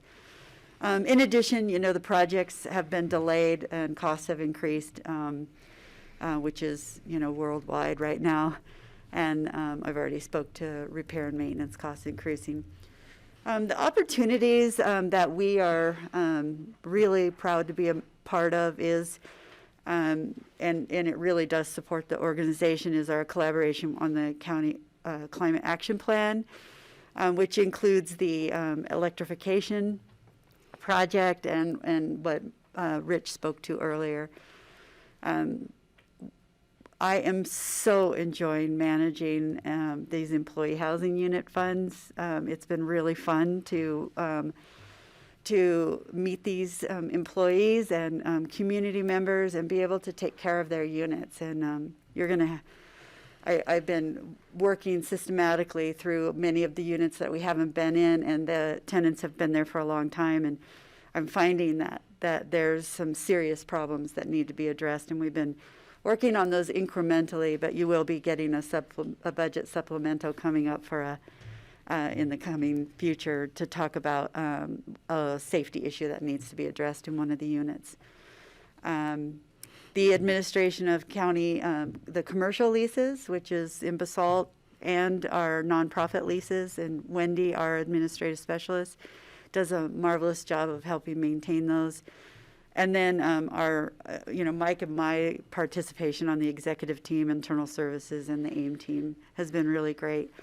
And one thing that I didn't add on here, because it just actually happened yesterday, is that we are creating a small safety and security team with the sheriff's office, our risk manager, and facilities to start to really look at where those safety improvements need to happen, and that we can look at it in a big picture holistically, and then come up with that plan. And you're going to see in my budget, there's a budget line item for that in the next slide.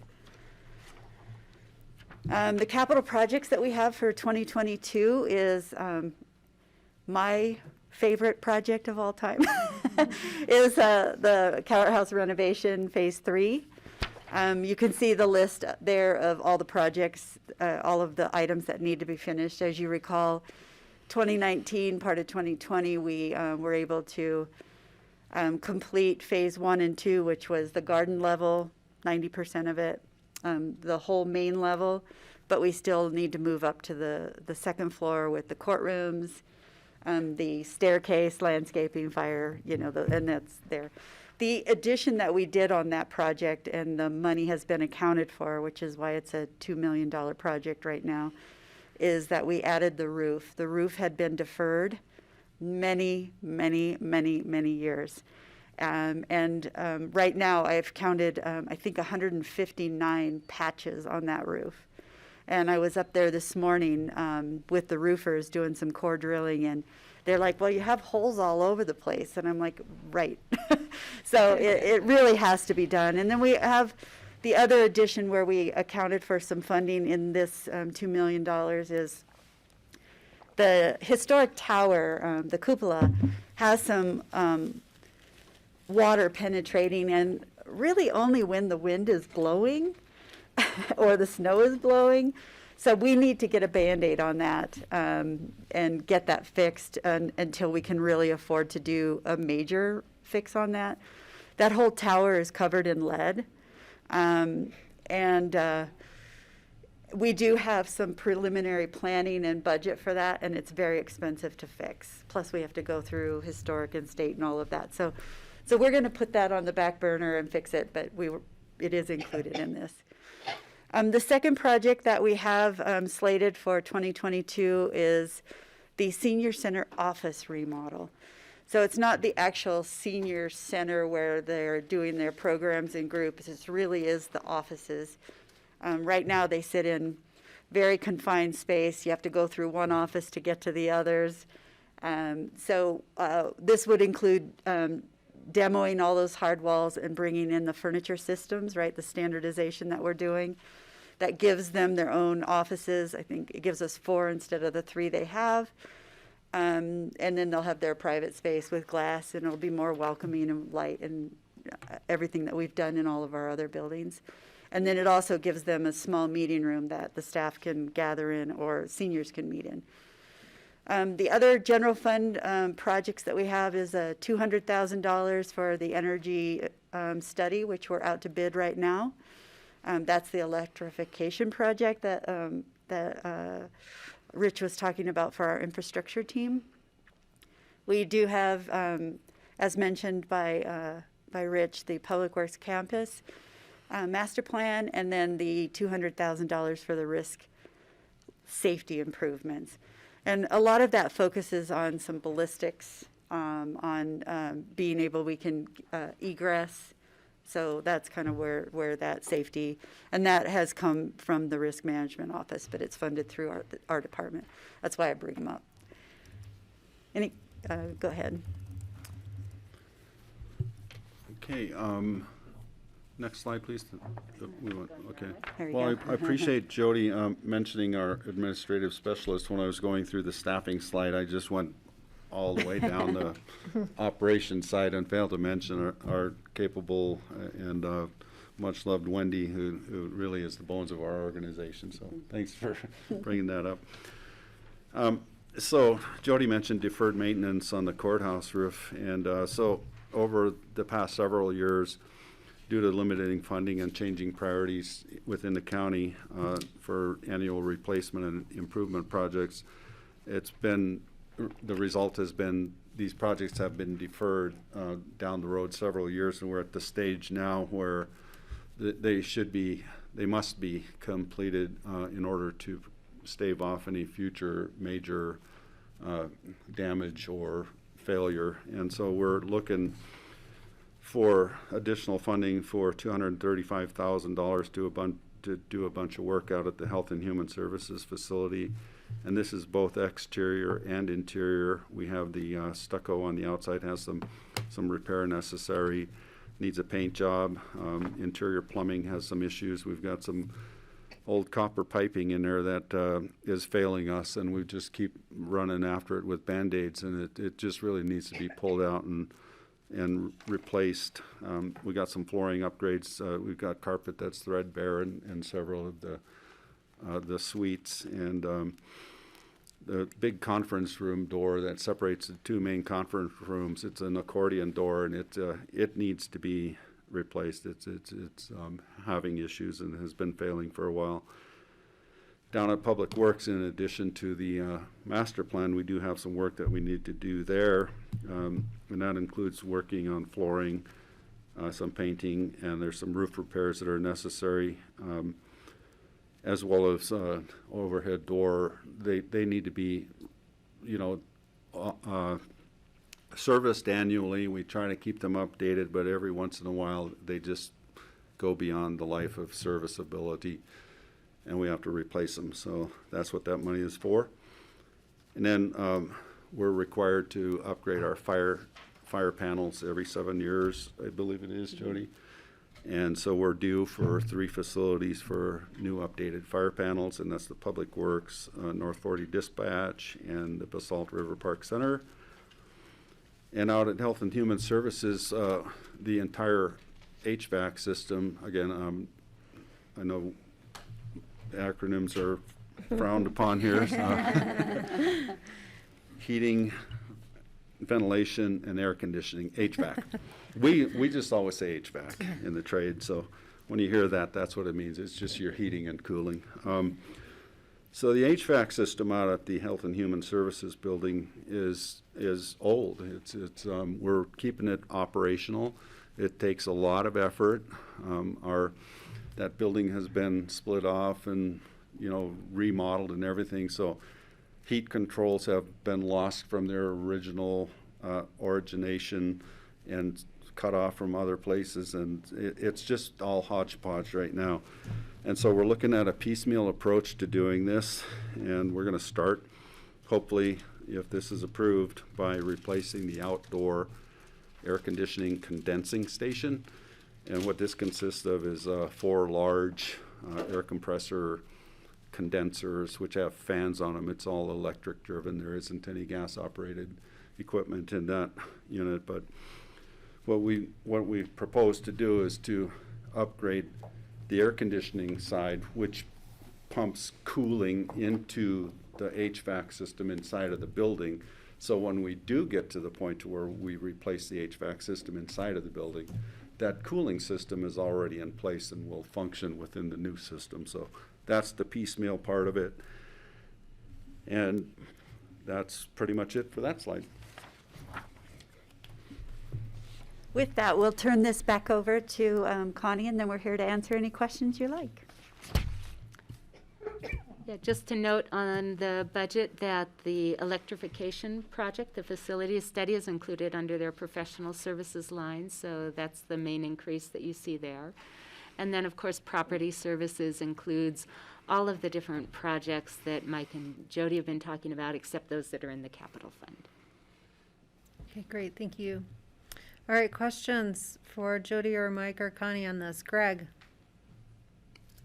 Yeah, thank you. Thank you for the thorough review, Mike. Great to see you there, and Connie and Jody as well. I appreciate all you're doing. Just thinking about the electrification study, super important. Of course, I think it may help direct how you approach some of the other things, like the trade-offs. And I was just going to a couple things I was going to mention is that at RAFTA we're talking about how do you make the most efficient bus barn possible, and you can get to the nth degree in terms of efficiency and electrification, but it's still a bus barn and it still leaks heat every time you open the doors.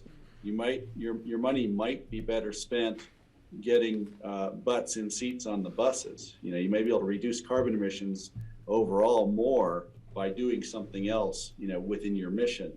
And so that study, I think, will be really valuable. When you look at replacing compressors or units for, whether they're boilers or whatever, you may end up realizing there are trade-offs where you could actually do more on the carbon balance, perhaps by ignoring some of that stuff. So I think that's going to be an interesting study, and I'm hoping you've got the crew there to do it.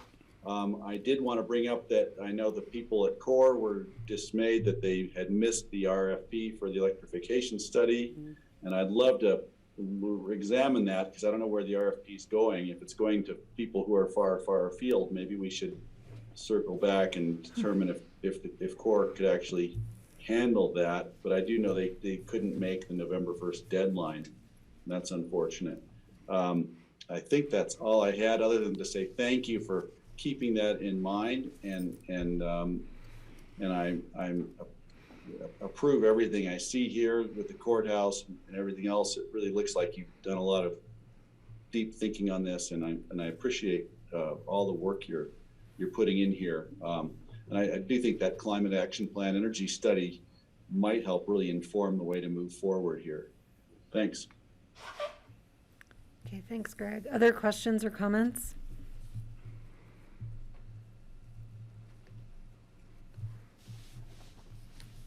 All right, I'll just comment, our budget is up substantially this year, and it does make sense, as many people do at the household level, to sort of take care of the things you've had to put off when you can and when your budget allows you to. And so, this is how I see this section of our budget fitting into that picture, and I support it.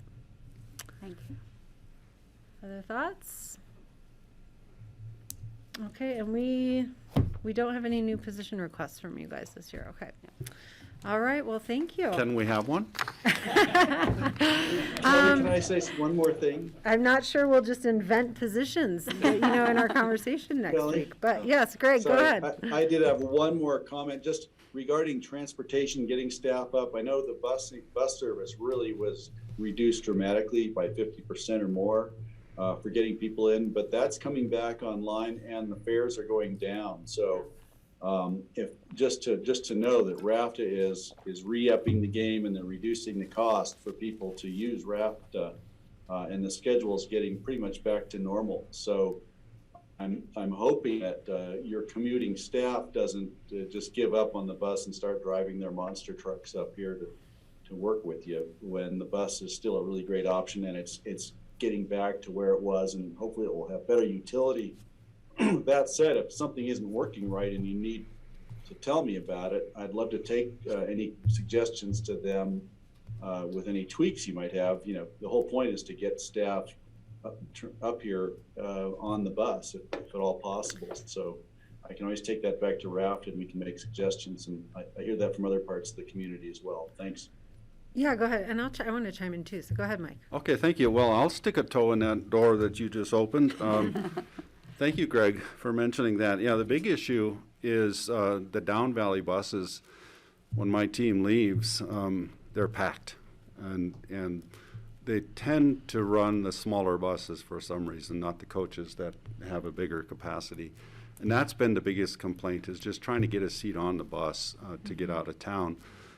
And you know, these guys are looking at almost a 2-hour commute that they have to go all the way down to Silt, so they got to get down to Glenwood Springs and then drive from there. But yeah, so it's just, that's the concern, is the buses are packed, which implies you know, scheduling issues, but also just running those smaller buses when they should be running the bigger ones. But thanks for that opening there, sir. Yeah, now this is late night. Just tell me the schedule. You can always email me too, but you know, give me the details with is that late at night? Is that when they're going to the reduced buses and the reduced schedules? That's the problem? Between 4 and 5 p.m. Oh, okay, rush hour. Okay. Yes, I'll email you. Well, and I wanted to Thank jump in. you. Did your department ever have a van that you guys used? No, And we is that- don't. We used to. Okay. We used to have a van that we would work with Public Works, the airport, and tried to do facilities, but there are so many differing hours with our staff. It made it really difficult. But Kelly, that's something that I still think we need to talk about.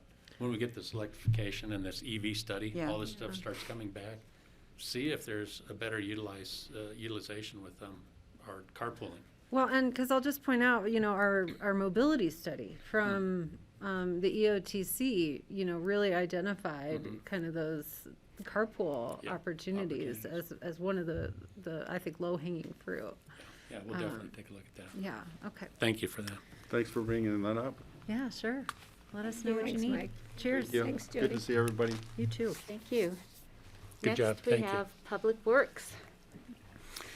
So we've got our director, Brian Pettit, who's going to be bringing some staff up and present the Public Works side. It's got a number of different divisions, as you know, within that. So, Brian, I don't want to put any pressure on you, but so far the last two presenters have done really well on time. Yeah, And John and I have a noon call, so 20 minutes shaved. I want to know how you got a picture with no cars on Highway 82. Yeah, that's amazing. Romany took this photo, so. Oh, did you Photoshop them out? No, this was a real picture. But, yeah, this is from Public Works out by the airport. And I'm Brian Pettit, I'm the Public Works Director, so we'll just ratchet through the presentation. Primarily, Public Works is the leadership and coordination of all of Public Works. And it's really hinged on the backs of employees. And if we can go to the next slide. These are the folks that provide the leadership for about 41 employees at Public Works. Go from left to right. Justin Dukeshire will not be here today as he took a job recently with Caterpillar down in Grand Junction. So Justin resigned just as early as 2 or 3 weeks ago. Scott Mattice leads Road and Bridge. He is an outward-facing employee. He primarily focuses on customer service and leadership of his team.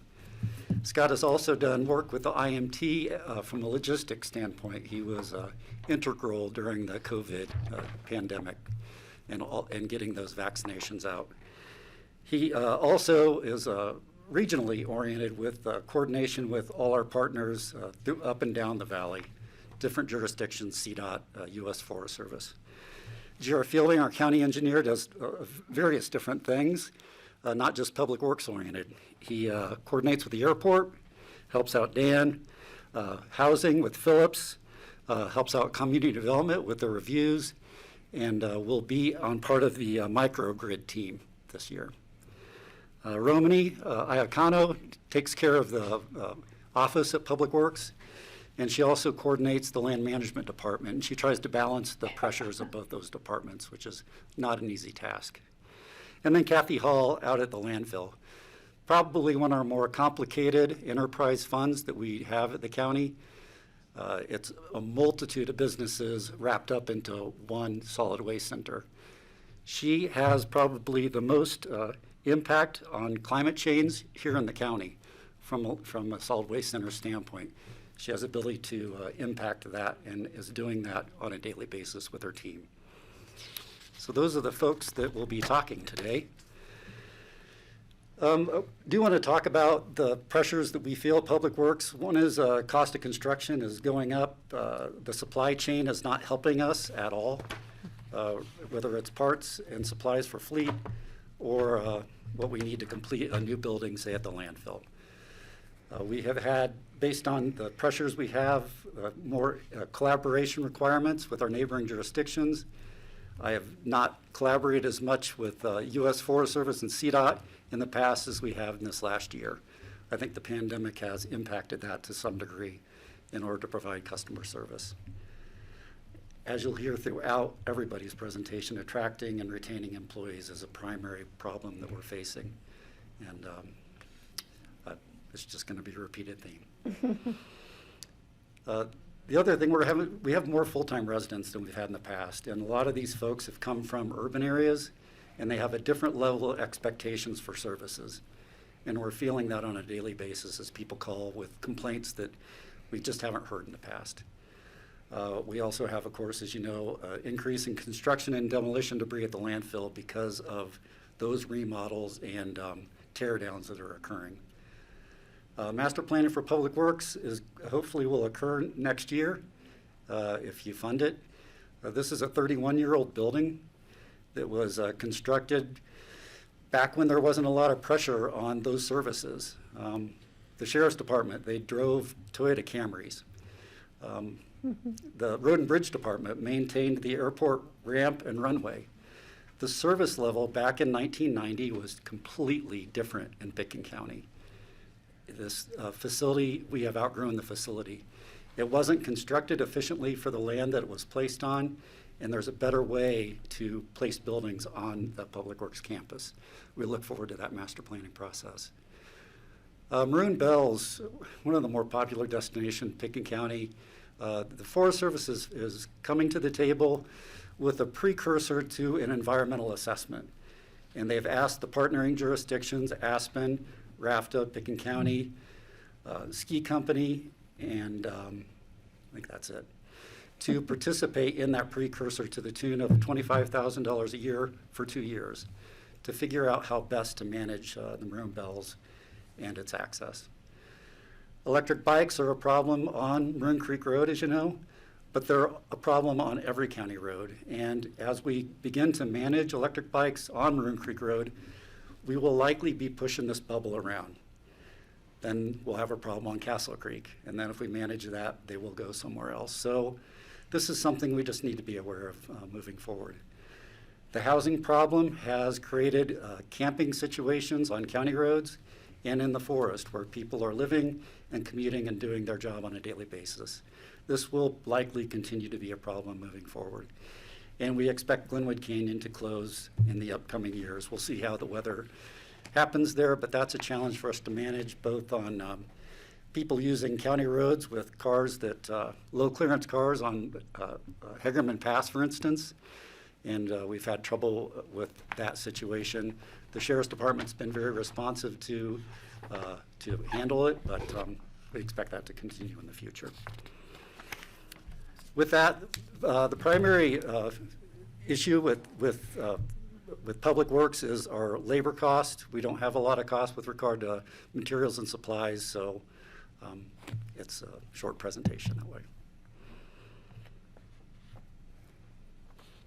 Thanks, Brian. That's it, huh? Questions All right. for Public Works Administration? Questions for Brian? Steve? Brian, I'm curious if there's any more room at the Public Works campus, or if more room could be created for additional housing. I know you have the one house sitting there that was moved from just behind the old Snowmass post office when that was remodeled, and maybe there's room to fit in another employee housing unit there somehow when the whole planning process for the Public Works area is done. So that'd be something to keep in mind. Absolutely. I think there's a real opportunity there for housing. It's been a trend in other public works arenas around the state and the country, frankly, to place housing on top of the offices. And so we've seen that. I think there is an opportunity at Public Works to go vertical if we can't expand horizontally. Other questions for Brian? I'm wondering, is there any budget in here to take over the highway cleaning costs from Clean Colorado? Since they're not clean and I'm still really angry at Dalwhinnie. Yeah. There is none, but I will tell you they're out there cleaning today. So I've seen them actually regularly cleaning the highway this year. Another company took over from the previous company. CDOT bid it out again, and another company has been instituted. And I think I've seen more regular cleanups occurring on the highway than we had in the past. Do you know what that budget would be From CDOT? to take over that the cleaning program? I do not know, but I can find out. I would still love that information because Okay. there's that ongoing hanging out there of, do we pursue state legislation to have approval to remove those signs since it's out of our local authorities? And, I don't think we would want the offshoot of that to be dirty highways. So we'd have to figure out some programmatic fill-in. Yeah, in addition, I'd like to know if Dalwhinnie is still paying the fee for all their signs, because there's been this lapse, and so maybe the signs are just up there and the state's taken over the cleanup. I'd like to know that. Okay, I'll confirm that, but Yeah. I'm sure that's the case. The state, that's the program, but Yeah. I'll confirm that, Patty. Great, thanks, Brian. Thank you. Greg? Yeah, great. Thanks, Brian. Just wanted to share something I just heard. There was another tour of Coal Basin hiking with the Forest Service and the BLM and yesterday, and what we heard, I wasn't on it, but what was heard is that the Forest Service would expect the work done, any beginning work done on a NEPA process to be paid for and managed, and then whatever mitigation work done probably be picked up by the county. And I guess we were anticipating this. John talked about it earlier, that we'd be probably on the hook for NEPA. But I'm just wondering, is that a public works thing? Since I know you were the road, there are roads in there. I'm just wondering, who do I bring that to? And so I thought I'll ask Brian and Connie and John while they're all there. Well, you bring it to the Board of Commissioners so we can discuss it, would be great.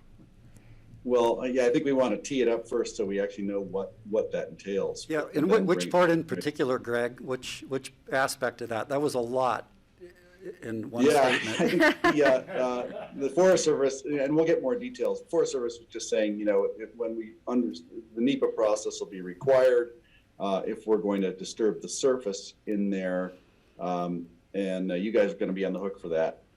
And so that's all I know. I just thought, who do I alert about this as we learn more? So Greg, that's likely going to be a conversation that needs to come back to the board. I don't think these are county roads in there. I think the reason NEPA is being implicated here is because the project is on Forest Service land. Forest Service has a prescribed process for that, and so I think if that is going to be a county, it's not necessarily a county lead. I think we need to talk about who would have that ball and what our role is. So if our role is supporting a NEPA financially, that needs to be a conversation with the board. If it is, we are going to be the fiscal agent for a project and be running it, then we need to put our heads together at the staff level and figure out where that lives. Okay, well, I will bring it back to you in particular when I know more, and we'll understand what the ask is, and then of course it'll come to the board. I just wanted to make sure it was on your deck before it came directly to us. Thanks. Sorry to distract. No worries. Thanks, Greg. We're at time, so that was fine. Other questions for Brian or Connie on this? I think we have time to start into the fleet presentation, and we'll All see right. how far we get before lunch. Great. Yeah, fleet management again, Justin Dukeshire took another job, so I'll be running through this, but we have 10 employees in fleet. We have a highly diverse fleet of just over 500 units. It has grown tremendously since the facility was constructed in 1990.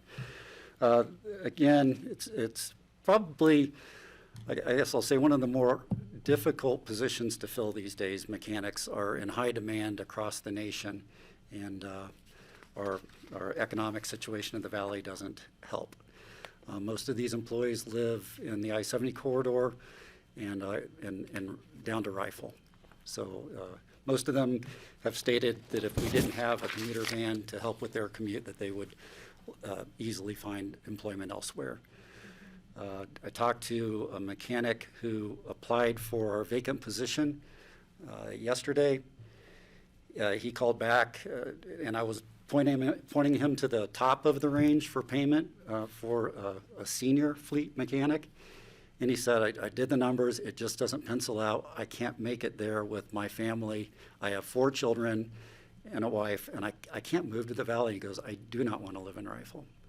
So I just don't want to make that commute. And I talked to him about the commuter van. He just wasn't willing to even interview for the position because it didn't work economically. With that, we'll go to the next slide. Before we get into the replacements and additions to fleet, I did want to spend some time on EV discussion. I know the board has some passion around this topic, and wanted to talk about the status, where we are right now from an electric vehicle standpoint in the fleet. I want to talk about what we've done in the recently with regard to a move toward electric vehicles and what we could see in the future. So first, our status, which is we're instituting hybrid technology wherever possible. Currently, we have 6. They are used tremendously through our motor pool.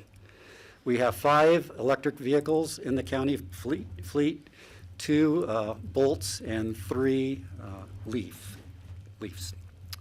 And we have 5 charging stations, most of them at Public Works. We have 1 level 3 charger, 2 level 2 chargers, a level 1, and facilities just installed a level 1 in town to charge their Chevy Bolt.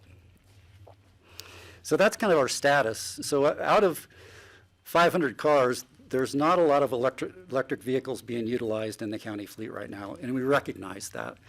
But before we transition into a more electrified fleet, we've got some groundwork to do. And Siemens, we recently started working with a company called Siemens to audit where we are and where we need to be in 5, 10, and 30 years. And that economic impact to the county is tremendous to do an electric vehicle conversion. Primarily, most of the money would go into infrastructure because a lot of our money is already budgeted for our vehicle replacement. But before we start doing that, we need to upgrade our facility. We need to talk about our staffing issues from a fleet standpoint because these are different mechanics that work on electric vehicles. These are journeyman electricians that do mechanical work. We don't have that on staff right now. And so before we buy vehicles, we need to upgrade our infrastructure, and primarily we need to focus on public works. And so this, in talking about this, it dovetails well with our public works master planning process. So what I think the board will see in hopefully the first quarter of 2022 is a financial request to complete engineering and a study for EV charge stations and infrastructure at Public Works. Once we put that stake in the ground and we align it with our existing fuel system, which is, by the way, about 3 years old, we can then start to craft that facility around that fueling infrastructure, both electric and fossil fuel. That's where we are right now. We would integrate it with the Public Works Master Plan. Once that's done, then I think we're going to see also transition in the available vehicles in the coming years. We'll see more four-wheel drive vehicles. We'll see certainly greater distances being able to travel with the battery technology. Right now, it's just not quite there for the type of vehicles we need in Pickens County. It's not like our sheriff's departments driving around downtown Denver where there's a charging station every other block.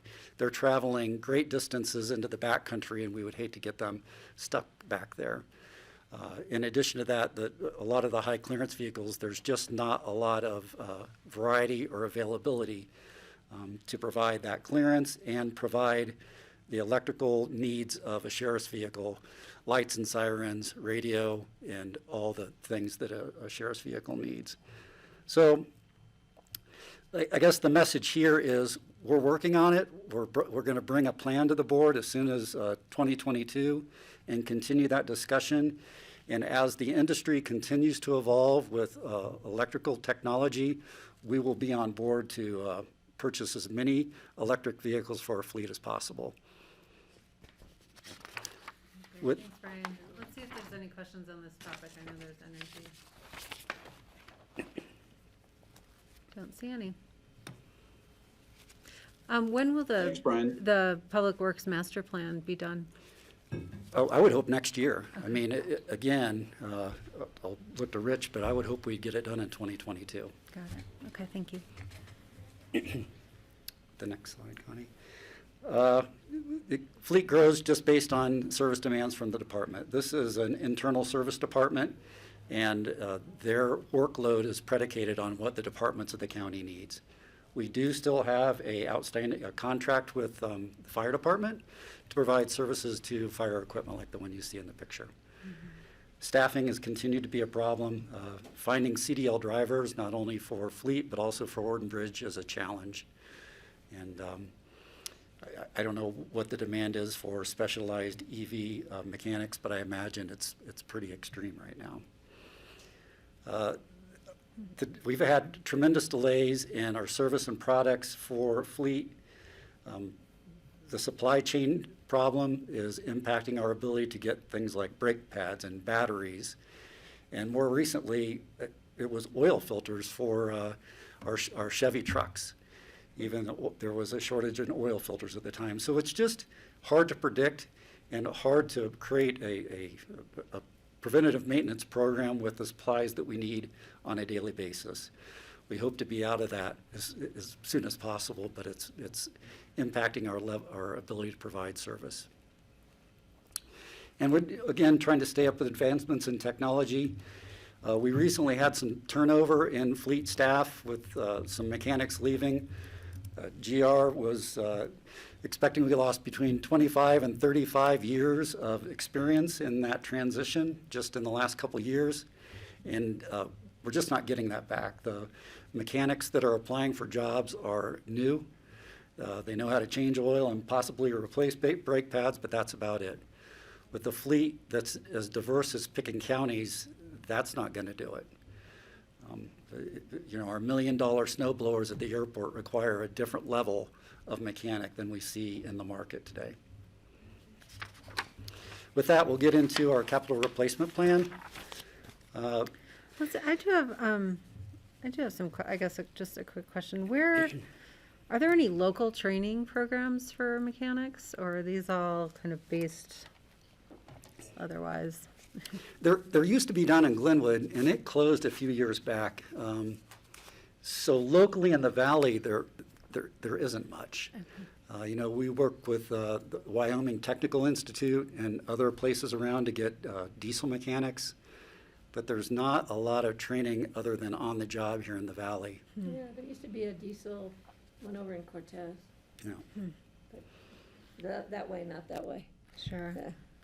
Okay, thank you. You bet. Capital replacements, most of these are going to be as part of the replacement plan and not additions. We tend to get 5 to 7 years in small vehicles, and we try to get 10 years out of the heavy equipment. With regard to the Tahoes for the Sheriff's Department, we're getting about 5 years out of these vehicles anymore, and that's primarily driven by their patrol miles and the fact that our sheriff's deputies are living further and further down valley, and they're putting more and more miles to commute into our facility. So we have 7 Tahoes on the replacement plan. These were programmed as replacements. Luckily, we were able to get 5 in schedule and manufacturing right now so that we can get them in 2022. The other 2, we'll try to be creative in trying to find other replacements for those Tahoes. But again, the supply chain problem is impacting automotive manufacturing. The motor pool is a passenger hybrid to replace a non-hybrid vehicle. And again, this was part of our replacement plan. Didn't we budget the Tahoes out of 2021? We did a supplemental so that they could be ordered Right, at that right. time. yes. So that allowed us to get Right, in the right, right. queue. Just want to make sure we're not doing another 7 on top of the ones we already, just wanted to clarify that. Yeah, and I want to thank the board for that. If we hadn't have done that, we would not be getting them. Like Garfield County is way behind on there. Yeah, and I will say that I think it opens up an opportunity for us also to sell our used Tahoes directly to other jurisdictions and not dismantle the sheriff's package on them. Previously, we would tear out the lights and sirens and decals and decommission the vehicles so that someone, a normal person, could buy them. I think this new market would allow us to keep that $10,000 worth of sheriff package on there and sell them to other jurisdictions that are in the predicament that Garfield County finds themselves. So thanks for bringing that up. Additional vehicles, the coroner has a transit van that they've been asking for years, so it's come back again. This is needed because of the commute time to and from their area where they provide autopsies down near Golden, and just they have been using their private vehicles for coroner response, and it's just been inappropriate. The other additional vehicle is for the short-term rental enforcement position for ComDev. So those are the capital fund replacements for fleet.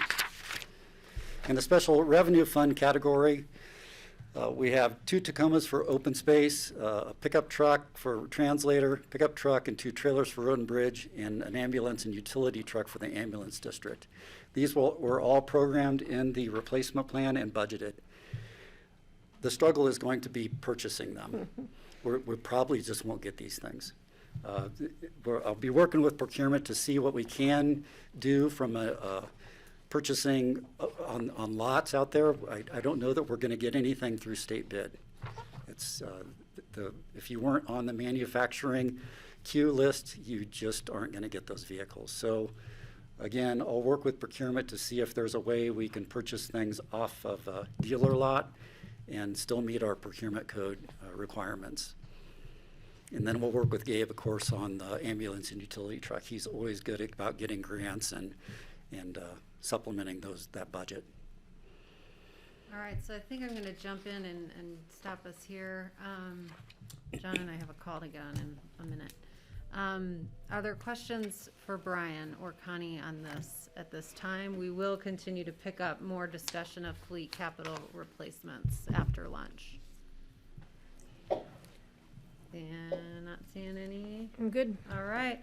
All right. Thanks, everybody. Thank you. We'll see you after lunch. We'll see you guys all after lunch at 1 o'clock. And Grassroots will have an hour break. Thank you very much.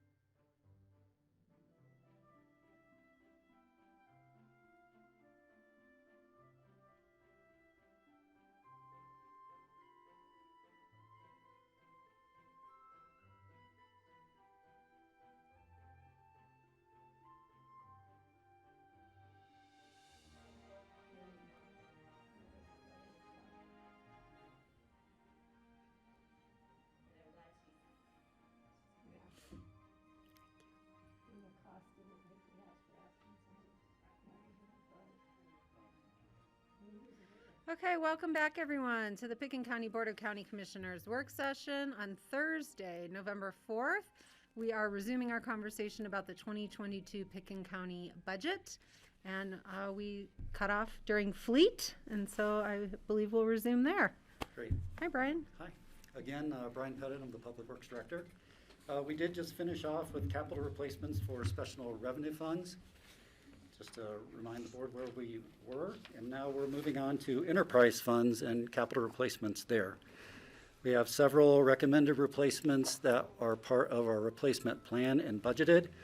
Includes one pickup truck, 2 loaders at the landfill, and the airport has one hybrid replacement and a runway blower and one runway broom. Again, these are budgeted as part of the replacement plan. In addition to those, both the Solid Waste Center and the airport have requests for additions. At the Solid Waste Center, a trailer for their mulch program and coloring, a forklift for the operations building and moving materials around. That would also be used at the mercantile ultimately. And then one dozer for the new working face so that we can place fluffy material over that pad, and so we don't poke holes with the harder, sharper stuff. The airport is requesting one UTV or utility task vehicle. The purpose of this vehicle would be to drive on the turf. It wouldn't do as much damage as a pickup truck would in creating ruts and cause the airport to be out of compliance. I did talk to Dan yesterday, and the hope is that we could find a electric vehicle that would serve this purpose as a UTV. Moving along, this is Thumbs up from Greg on that. Oh. I don't know if everyone could see you, Do Greg. we have a so. charger there at the airport ops? That's a good question. Caroline may be on the call. AA batteries, Patty. Oh, shoot, I thought they were triple. That'd be a lot of batteries. I heard the question. I'm happy to jump in, Brian. No, we do not have a charging station here. It's something we would be looking into and seeing what's feasible for that type of vehicle. But I'll take the opportunity to say that in the planning process for infrastructure development, the airport is on the plan. They are one of the sites that we're targeting to increase charging availability. Yeah, but I'd hate to buy an electric vehicle when we don't have a charger yet, because you'd be driving to Buttermilk and parking it in the parking lot to charge it. We'll make sure we cover Which that. you could do. Thank you. Go ahead, Greg. He has a comment. Snarky one, I think. No, I do not. How dare you? But certainly charging infrastructure comes with part and parcel. I was about to say, Holy Cross has been giving away chargers, so I'd say call them up if you're actually looking. All right, I retract my editorial. That was still snarky, I think. So. I like that word. Sorry, go ahead. That's okay. So the next 2 pages are really summary. For the capital replacement plan, we have about $4.3 million in replacements for all 3 funds. And in additions, we have $760,000 in additional vehicles for all 3 funds. Most of these, as you can see, are in the enterprise fund category. And with that, we'll kick it to Connie. Okay, so this shows the 2022 budget and 5-year plan for the fleet fund. We use the same format for all the county funds. You'll see the revenues on top. The main source of revenue for the fleet fund is the service charges to other county departments. They also do charge the Aspen Fire Department, who they provide services for. And so as an internal service fund, they charge back enough to cover their costs and enough to have enough fund balance to cover capital purchases also. And with a decent fund balance at the end. So any questions? Patty. Interest income was really in 2020 was $27? The fleet fund typically has a fairly small fund balance. I just want to clarify that I wasn't missing zeros fund balance. there. Yeah. Okay. So, yes. Better than zero, I guess. Other questions? No, I Steve. support the budget too, though. Steve, yeah, go ahead. So, I'm curious what happens if we cannot, or one of the departments just cannot get the cars that they're looking for because of the backlog of orders of electric vehicles, or of, the computer chips are in short supply, and does that money just keep, if we approve the budget now, does that money just carry forward until such time as they can purchase those cars, no matter if it's when it is? And in the meantime, different departments would just have to make do with the cars they have and keep maintaining them. But then that would decrease the resale value on them also. So how does that play into the budget? Yeah, that money would carry over. We would maintain that budget until we made that purchase. What we will do from a fleet management standpoint is shuffle vehicles as best we can. So if we've got a critical service that needs to be provided and we've got an aging, older vehicle, we could shift vehicles within the fleet so we maintain that service level. But it's going to be challenging.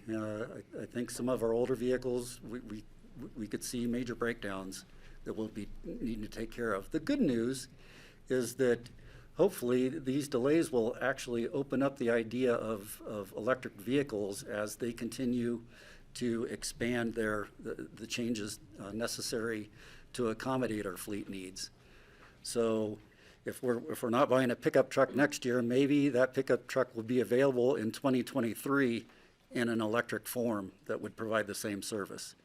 So that's a kind of a good news, bad news scenario, but it's a problem, Steve. Any deferred maintenance on anything, whether it's a facility or a vehicle, can be problematic.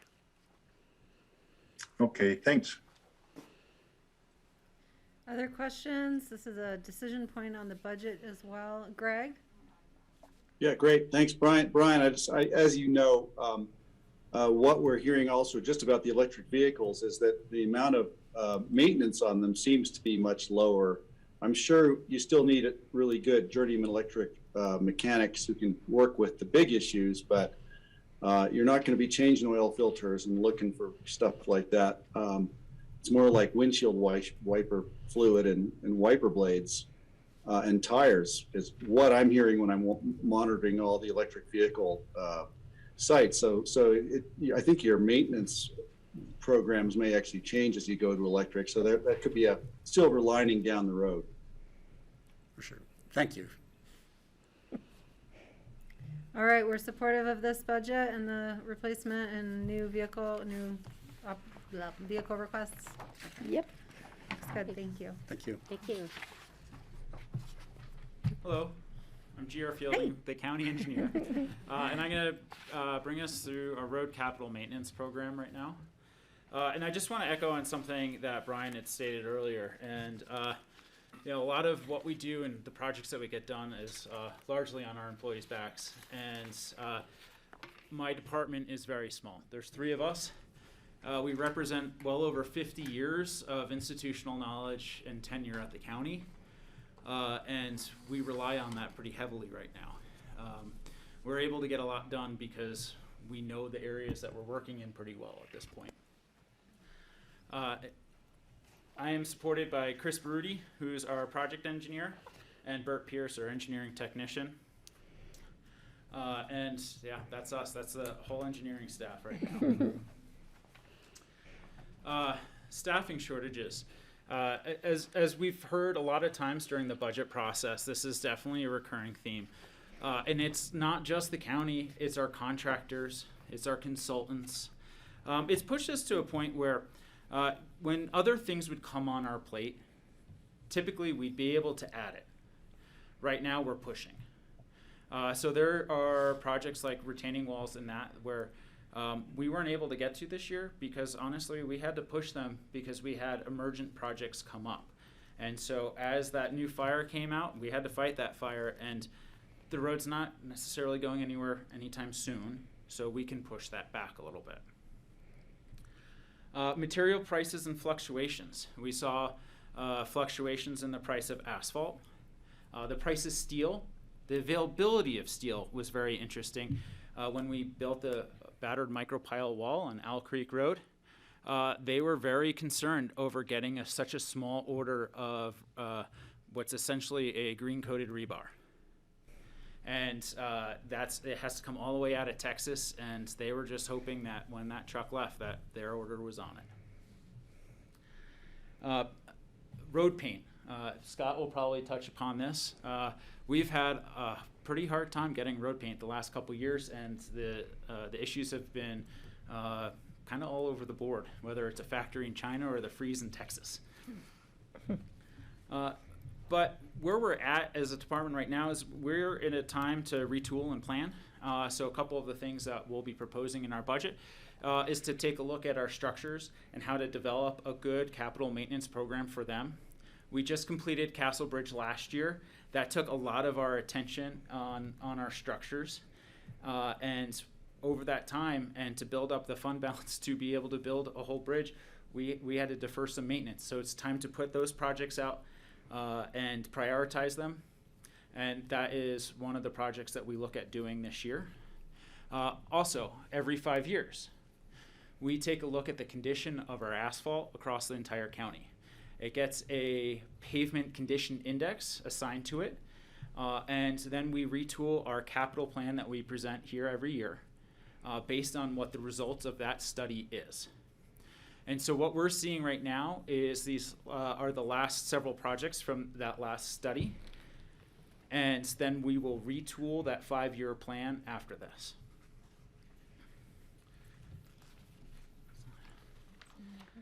So that brings us to our asphalt maintenance. There are 3 a bit larger projects on our capital maintenance schedule, and this represents probably our most aggressive capital maintenance program in my 15-year tenure at the county.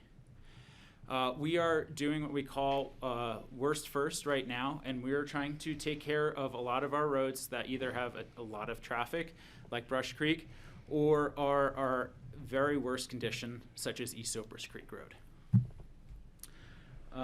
Brush Creek Road, the county portion goes from State Highway 82 up towards Snowmass Village. It ends just short of where the roundabout is in the village there. We are looking to do a 2-inch overlay on most of the road with some milling, and the cost of that project is anticipated to be just over $1 million, $1.125 million. How many miles? About 2.3, I want to say, Greg. We want to thread the needle with this project because we do recognize that the Upper Valley is going to, again, be hammered by construction, whether it's, depending on industry, but with the Brush Creek Park and Ride project and the roundabout project, I think that if we're able to thread the needle and get this project done early in the season, it would be of pretty good benefit to the community. Jerbaugh Way is a short road that is just on the Up Valley side of the Snowmass Canyon, and it goes from State Highway 82 over to Upper and Lower River Road. We are right now completing some bridge work because of a carpenter ant problem there, and one of the we've been out there a lot and taking a look, and the bridge is due for resurfacing, as is the road. And so we can tackle a lot of those things in succession and just get that all off the plate at once. We also recently have built a retaining wall on Jerbaugh Way that had the road sinking in that area, and so we can correct all of the grade issues that we've had in that location as well with this project. East Sopers Creek is probably one of the more interesting ones on our list for next year. The Up Valley side of East Sopers Creek represents a bit over a mile of pavement, might even be close to 2 miles on that end. And it is probably our asphalt that's in the worst condition in the county. I can tell you that we haven't done any significant capital maintenance in my tenure as a county engineer, which is almost 15 years now. And with an investment like this at $1.6 million, I can say that more than likely we won't have to touch it for a very long time after. This includes what would be akin to almost a complete rebuild of the asphalt structure there. And then the interesting thing on East Sopris is that we are paved on either end of East Sopris with a gravel road in between. Part of this budget represents too is if we do have any project savings, we will investigate doing something more than just our typical magnesium chloride on the dirt section. Scott can probably speak to this better than I, but we have to grade and magnesium chloride that a couple times a year. And so if we can do something that is maybe a little bit less iterative, that will open up some opportunity costs for the road and bridge crew. And so that's what I have for the asphalt maintenance program in 2022. So this would be a good opportunity to take any questions that the board might have on this portion of the budget. Any questions on these 3 asphalt projects? Not seeing any. Okay, can we do next slide? Greg, you? Yeah, well, just thinking regarding Brush Creek, which I'm most familiar with all the construction activity, I guess there really is no great time to resurface it, or you can't put it off longer than as you know, you can't put it off when it's time to do it. I'm just thinking, boy, you do 2 inches of asphalt on Brush Creek Road, and how long will it take to get completely worn down and smushed off to the sides? Wouldn't it be nice to get everything done before we have to repave the road? But that just ain't gonna happen, is it? You know, Brush Creek Road is an interesting subject matter, Greg. It's our busiest county road. It does between 8,000 and 12,000 vehicles a day. And a lot of that is people commuting to work in Snowmass Village.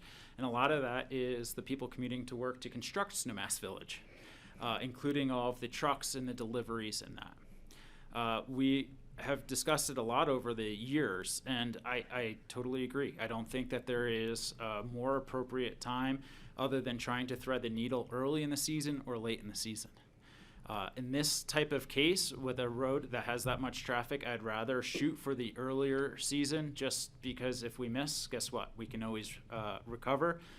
I don't want to let a contract to try to pave in the fall on such an important road for the county, where if we miss our weather window, we're kind of hanging out there a little bit more and we're feeling pressure to get it done. Got it. Thank you. Could you give us an idea? I know trucks and cars are rated differently for the amount of damage they do to a road. Is there a multiplier? Like, is a truck the equivalent of X number of cars? Yeah, so the way that we speak about these are equivalent single axle loads, or EASLs. And trucks can represent anywhere from 10 to 40 times the amount of impact as a passenger vehicle. Great, thank you. I have a question. Just to clarify, our road impact fee that we would levy on a project doesn't apply in Snowmass Village, like projects in Snowmass Village? Okay, so we're not recouping that impact anyway. Okay, thank you. There Steve, was sorry, some- I forgot you had a Oops, question. sorry. Go ahead. And then Peg. So, GR, on the traffic counts, you have the Brush Creek Road has way more than any other county road in the whole county. And do you think that Brush Creek Road needs at this time, or will need at some point in time, a more major upgrade? Like, I don't know what would happen, but maybe widening the lanes or straightening out some of the curves, or adding more passing lanes or anything like that. Is that any of that on the radar? You know, Steve, none of that's on our radar. We are not budgeted at this time to take on significant capital improvement projects, and that's what those sorts of projects would represent for us. Really, right now, we are tooled to do capital maintenance. A number of years ago, we had set a goal of keeping our pavement condition index in the high 70s, which is becoming more of an industry standard where people can afford it. And that's exactly what this plan that is before you represents, is an investment towards that goal. It does not include any additional true capacity from a traffic standpoint. There's no additional climbing lanes or anything of that nature. Okay, thanks, Gior. Patty? Yeah, I was just gonna say, Base Village did do some mitigation, but that was mostly with parking and during the construction phase. Remember the use of Brush Creek, et cetera, et cetera. And that when we did our major study, when we were looking at the tax for roads and bridge, we went through all of these things, and one of them was Brush Creek, and the opportunities or the possibilities of 4 lanes or whatever, and it was exorbitantly expensive, plus right-of-way issues, drainage issues. It was well beyond any of our capacity then, let alone now, to think about doing. But it's not that we don't talk about it often, it's just that it's not getting to be any more feasible than it was infeasible then. That's well said, Patty. All right, planning and engineering. As I had mentioned earlier, we plan on going out to bid for a new asphalt condition survey.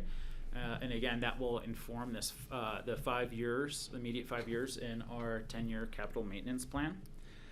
We are also looking to put together a structural maintenance program and update that. And one of the things that had come to my attention is during the board's site visit up to the Maroon Bells, that the understanding of what the feasibility even is of some sort of bicycle climbing lane was a desire. We should have enough money after the first 2 studies and programs to be put together to start to look at that, to even have an idea of what that feasibility looks like. This is I'm kind of highlighting this a little bit because this is the first opportunity that I've had to sit before the board and have this conversation. And it's also a little bit of on top of a lot of our standard operating things that we just do. And so that would be folded into that $165,000 budget line item for 2022 in professional services and specialty studies.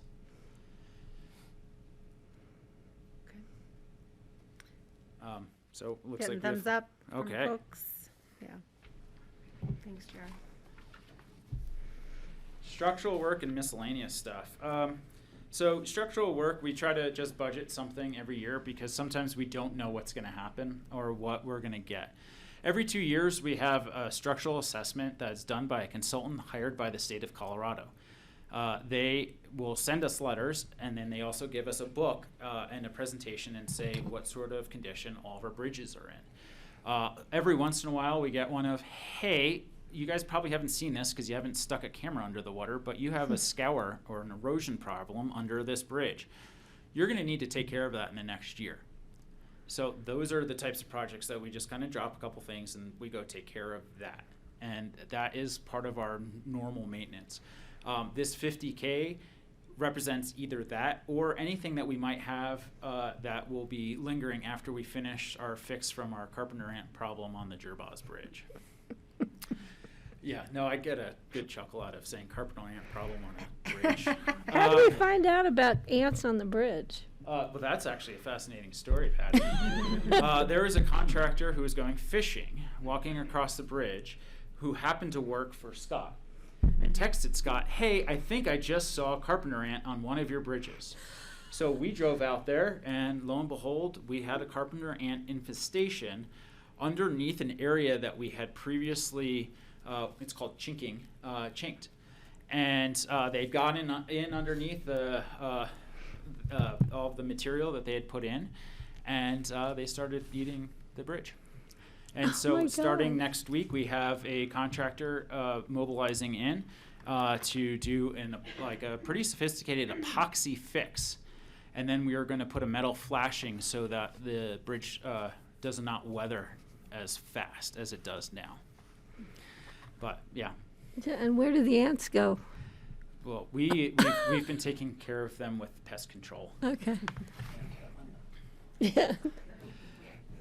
They go to the trailer, the railroad cars. Yeah.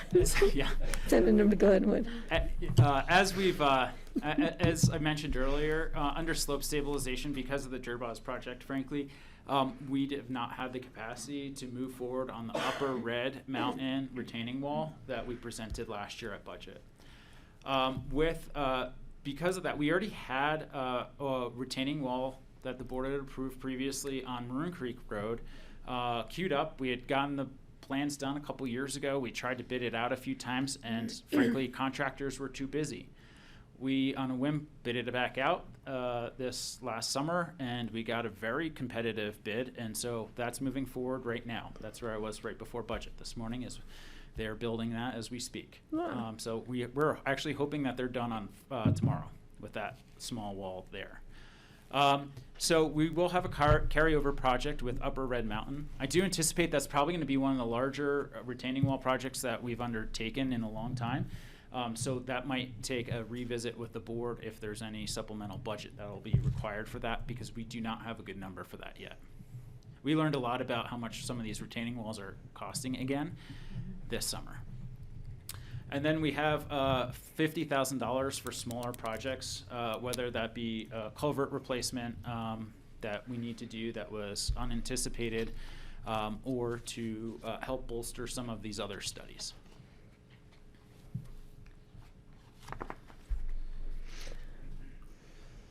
I want to highlight this picture just briefly. That's the expansion joint on the bridge in the south approach in Redstone.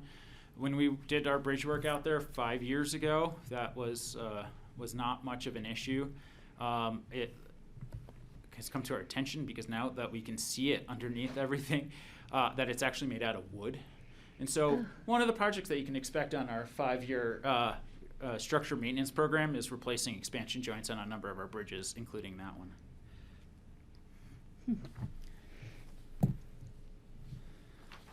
So the ants don't go there. There's a lot of other functions that the engineering department supports, and Brian mentioned most of those earlier. A few of which are going to be pretty new to us. But over the last several years, we've been working with the airport, whether it's behind the scenes on the Aspen visioning process or discussing capital maintenance projects at the airport. Open space and trails, when we have a good partner project or where there's need for oversight of a larger engineering project, we support that. We're participating in all of the infrastructure improvements at the Phillips Mobile Home Park, and then also occasionally with EOTC projects. On this slide, we do have lined out the $100,000 contribution to the State Highway 82 roundabout project. That'll be coming up this summer. And this slide is all of that in one place. And it's really hard to read, and that's why I put those smaller clips in each of the other slides. And there's bonus points if anyone other than Public Works staff can name the county road in the picture. Oh, gosh. It's the very end of Lincoln Creek Road. Oh, so it's way up there. It is very, very far up there. I never went that far up there. Yeah, I've never been that far up there either. Most people don't. I can see why. So for 2022, this is our largest ask for our capital maintenance program at $3.5 million.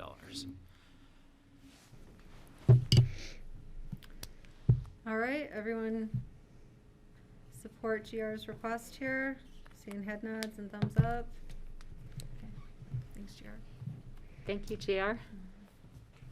Kelly, I think the biggest takeaway here is that I know that we're going to be doing a lot of projects, and a lot of time's going to pass next year during construction and road maintenance. You guys may get a lot of calls because there's going to be a lot going on. It's going to feel like everywhere they go, there's going to be some kind of traffic You should set up like an construction going on. e-bike sale, Yeah. enterprise As an to alternative. support our road and bridge funding. Yeah.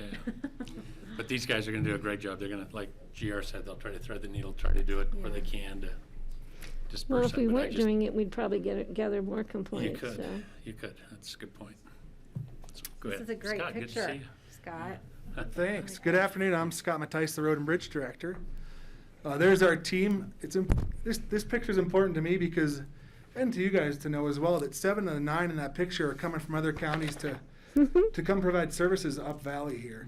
And actually, about half of that team is coming through 2 different counties, starting their day at about 2 in the morning to get here to start shift at 4 a.m. in the wintertime. So Wow. I want to thank them. That's a devoted team right there, and that's just pretty special. So that's an important picture to me. All right, they get Great cookies photo. next. You're getting applause from Steve Child. Oh, good. Thanks for the applause. Just our mission here is to provide safe and efficient travel throughout Pickens County. We have about 150 miles of paved roads and about 150 of unpaved roads. That includes some of the U.S. Forest Service with our agreement with them to do some maintenance. Just a quick outline of our department there. There's 8 full-time heavy equipment operators, and we do have 1 seasonal that we share with Open Space and Trails. This is the 3rd year with that, and it's been fantastic. A great way to use that employee. It's been fantastic. We good have them in the idea. wintertime. They have them in the summer. That's a great idea.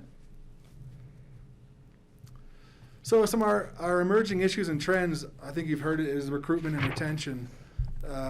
It's been the first time in my 10 years now to have a little bit of a door revolving. In the last year, we've had basically 1 empty space, which has been challenging and different to us. Also is for our guys that don't go on vacation very often in the wintertime, we're always a person short in the summer because people are on vacation. So that extra body being missing this year was noticed pretty heavily in the last year. We're continued coordinating with code and law enforcement. On-street parking, we've worked pretty closely with Chad now in the last year. Abraham over at ComDev, probably weekly, him and I are chatting to get him out and about to look at job sites and experiencing the difficulties we have getting through some of these locations where the construction people are parking on our roads and right away. Distracted drivers and safe work zones. Brian mentioned earlier we have some citizens from other places now moving to town full-time. And so, it's always been a challenge because we live in a beautiful place, so people are distracted by our beauty, which is challenging in our work zones to keep our guys safe. We have been working with the Sheriff's Department too a little bit to call them if they're available to come and just watch over the jobs, just like CDOT does with some of their state patrol.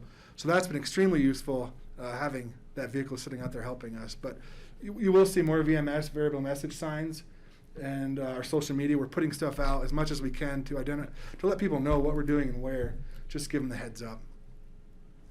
And then rural enforcement we're working with some of the deputies now on just identifying and going through the process with them on what roads are ours versus Forest Service and how to enforce with the Sheriff's Department what roads they can and can't, which they can on all of them. But going through that with them and having that learning with some of their deputies. Training, continued technology and computers. They all still have iPads. I know, COVID has now turned, we do a lot more emailing, right? And a lot more communications over computers, which has been a little bit challenging to our staff. So now they have their own individual iPads. That's made it better for them to stay connected. But they're certainly a group that appreciates the one-on-one. So there's been some learning that will continue to have to happen with our staff and some training technologies. Disaster response. I didn't think as a road and bridge person my whole life I'd be responding to a pandemic. And our staff spent a lot of last year at the vaccination tents, setting up, tearing down, early in the morning, late at night. So again, a crew that does whatever they need to do I was amazed last year. They just signed up and did it.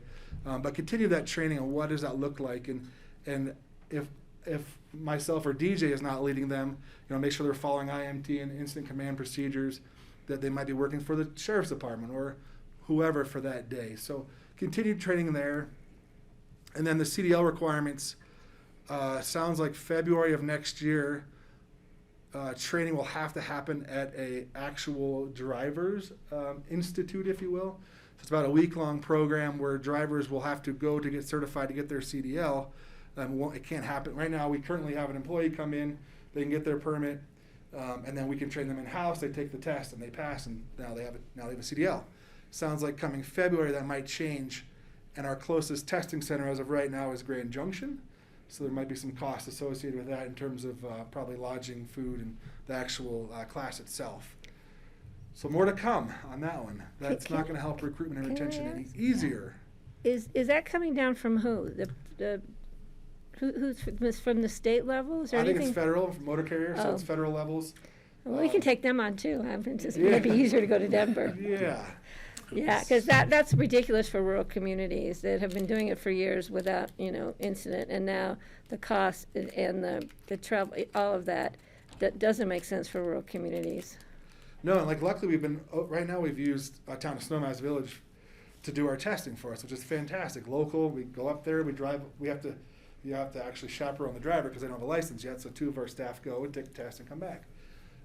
So it'll present some challenges. It would be great if there's a way to do it locally again. Let us know if there's anything we might be able to do to help. Yeah, if you get wind of it, just, it'd be great to have. Yeah, or if you have a contact, Brian can, yeah. Yeah, link us in. That seems like a perfect CCI nut to crack, I think. Yeah, because it's really hitting those rural communities. those rural Steve has counties. a question as well. Okay. So I had noticed that a common thread in different departments different departments mentioned CDLs as one of the issues they're facing, and I think I now understand it. It probably also plays into school bus or school districts having trouble hiring school bus drivers. And RAFTA. Because the school district's always done the training for them, and if they can't do that now, people just aren't going to want to go to Grand Junction or wherever to take this CDL training for a week or something. That's going to be really hard to recruit drivers, I would think. So definitely a CCI issue in my estimation. Yeah, let us know. Okay. Yeah, we just did our snow and ice meeting last week, and RAFTA was present, school districts were present, and then Snowmass, Aspen, Basalt, CDOT, and ourselves, and we were definitely talking about CDLs. Yeah, correct. It's going to be challenging. Yeah, well, I think there's something we may be able to tackle, and we would be happy to. Cool, thank you. All right, from my requests for 2022 for our Road and Bridge Department is, well, like GR alluded to earlier, we had to do a decreased painting program this summer for road striping. There was just not product because of the freeze down in Houston last year, basically. It was just not possible to get product. Our actual contractor out of Montrose had to take his own semi empty down to Denver to pick up product to get it to the high country, which was not cost effective for him or us.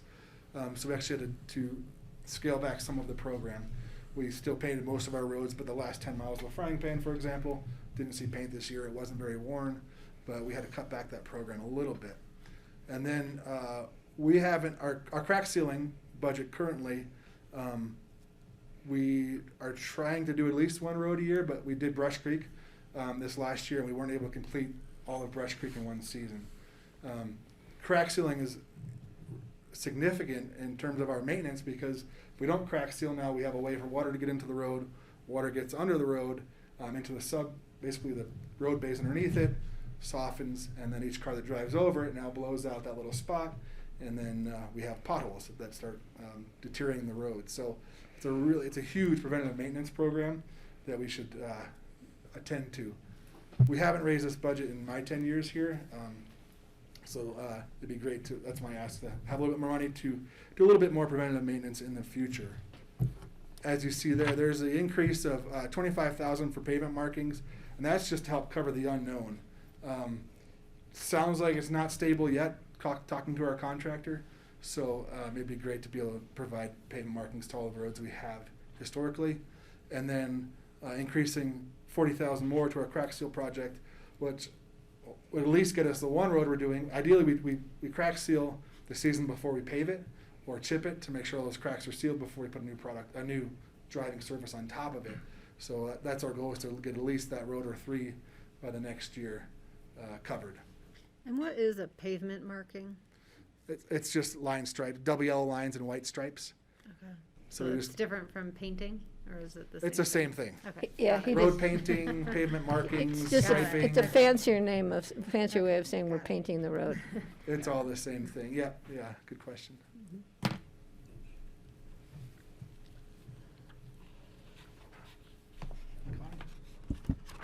Okay, so 2022 budget and 5-year plan for the Road and Bridge Fund.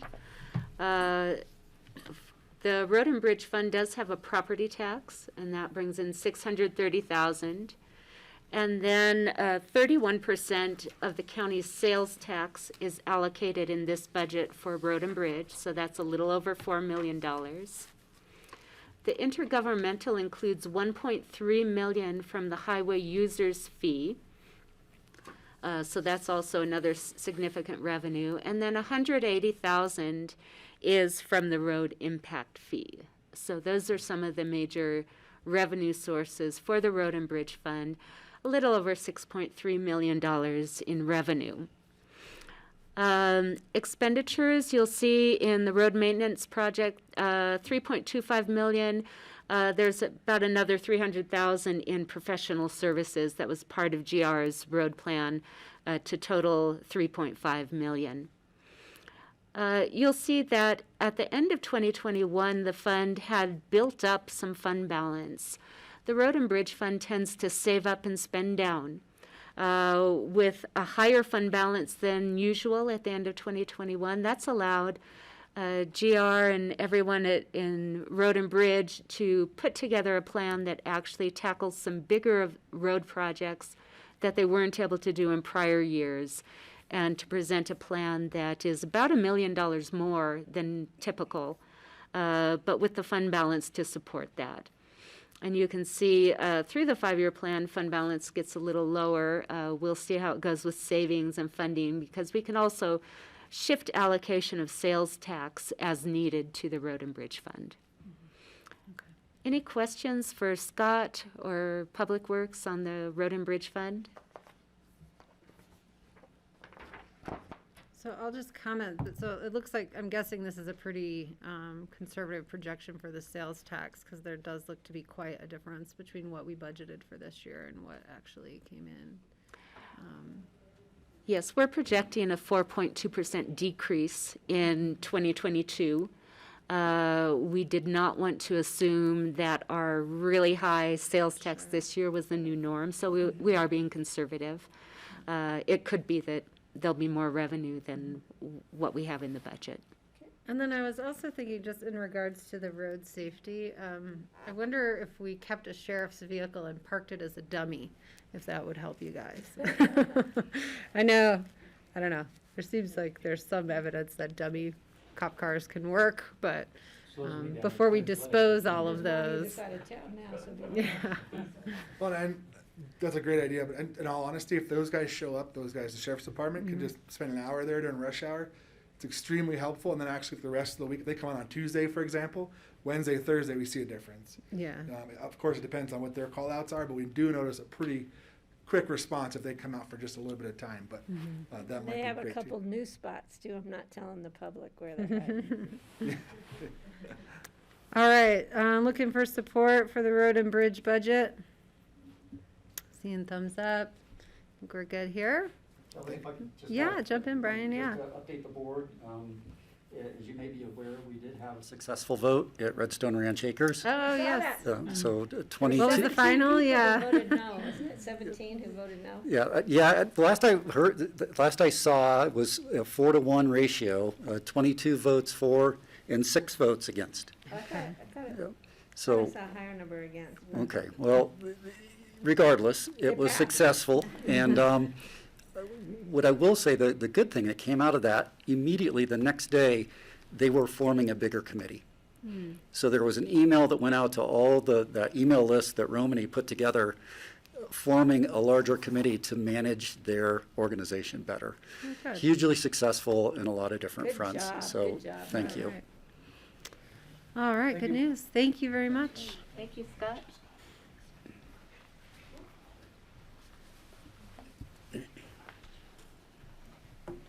Hi, Kathy. Oh, he's hard to follow, Scott. He's got such great pictures. So do This you. is a They're good kinda picture, too, trashy. though. I don't know. Yeah, our pictures are trashy.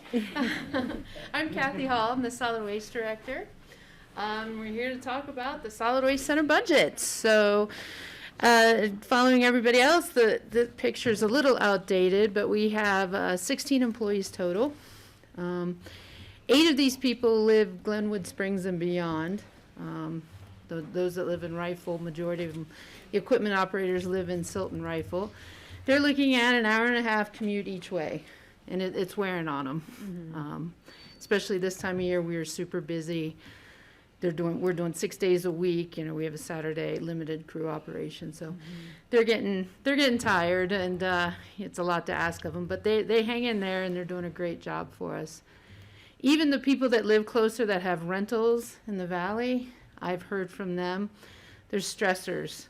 They're at risk of losing their rental housing, whether it goes to a short-term rental or, they sell or whatever. So I hear that from them a lot of, where am I going to go if I lose my rental housing? So I'm hoping we pay some attention to that in the future and ease some of that stress from that crew. Our purpose statement and org chart, really our purpose statement is we divert, recycle, reuse what we can. Everything else goes to the trash, environmentally sustainable, ethical disposal of everything else. Currently, we are #1 in the state for a county diversion program. Yay, good The job. new report comes out in a couple weeks, so we'll see how we held up against Boulder. So we'll certainly let you know how that comes out. Emerging issues and trends. Construction and demolition debris continue to be our big focus. We did implement the construction demolition debris diversion ordinance last year. It's been in effect a little over a year now, fully in effect. We'll be back here in a few weeks to Michael Port to give you an update on that. We are working now with surrounding communities to adopt similar Sandy ordinance. We've met with Basalt and Town of Snowmass Village, who are very interested in implementing a similar program as what we've done. So we're going to continue to work with them. What about across the street? We've met with them. They're going to focus primarily right now on organics diversion, so getting compost. That's what I've heard. We haven't met with them yet. We're hoping to get in front of City Council in December sometime. Let me know, because I speak to city council members a lot. Well, and I'll just note, this might be an issue, John, for joint meeting when you talk to Sarah, because I know it's come up with Tori in the past. Let me know. Because Remind me. majority of the construction demo is coming out of Aspen. Yeah, so that would be a good one for address. Yeah, That's true. absolutely. This construction demo waste is 54% of the trash right now. It is a lot, and we are going gangbusters. It is up 25% over last year. MSW, which is your regular household business trash, is up 10%. So we are having on pace for a record-breaking year, which is good and bad. And I think in the trash world, it's kind of a bad thing. That means our landfill's filling up. 65% of the construction demo loads coming in are unsorted. We have that tiered system now, and they get charged that premium $60 extra per ton if 10% or more of the material in the construction demo loads is recyclable on our site. And then Michael Port is researching markets for hard to divert items, mostly drywall. That's a big thing, and dimensional treated lumber is our big issues. We're trying really hard to find a market for that. We do have 3 FTE requests for next year, and this relates to the Motherlode Mercantile, which will be a retail establishment at the landfill in conjunction with the HHW Household Hazardous Waste Facility. We will need a supervisor who oversees the operations, essentially manages the sales floor, manages the financial transactions, coordinates staffing, and assists customers. And then 2 retail sales specialists who will also work the floor, customer service, point of sale position. and also work in the scale house. We're going to incorporate these two positions, up to two positions, with the current two gatekeepers and do a rotational to give them a break, to keep things interesting for that position. Also assisting at the household hazardous waste facility. So there'll be a multi-use position, which will be needed. Big projects for 2022, of course, is the Motherlode Mercantile and the Household Hazardous Waste Facility. It is currently in design. We're getting pretty close to submitting to COMDA for permit application review. We're projecting $1.5 million budget for next year. We're hoping to start construction in the spring. We did receive a $167,000 grant from Colorado Department of Public Health and Environment as their RREO program, the Resource Recovery Economic Opportunity Program they have. So that is implemented, and that will go until next June. So we're working on that now. And that grant will cover education and outreach, installing shelving, any kind of office furniture, the sort of the furnishings and everything that go in the building, signage for the building. So that grant will cover that work, as well as $100,000 have been allocated to help with the construction costs of the building. As I mentioned, the permit is about ready to go in. So we're just finishing up some civil geotechnical work for the architect to get that into the plans. We'll be demoing the existing ugly, what we call the MRF building there, probably late winter, early spring. Construction again will start hopefully early spring, depending on our permit approval through ComDev. And then we're hoping to move in summer, probably late summer, mid to late summer next year. I'm not seeing any questions. You do know that ComDev, the time frame for permits is, so I think we're already a little behind that schedule. So I Probably. think when it comes up for discussing our FTEs, we might want to look at when we're going to bring those people on, what makes sense. So just food for thought. Yeah. Like everything, everything's behind I schedule.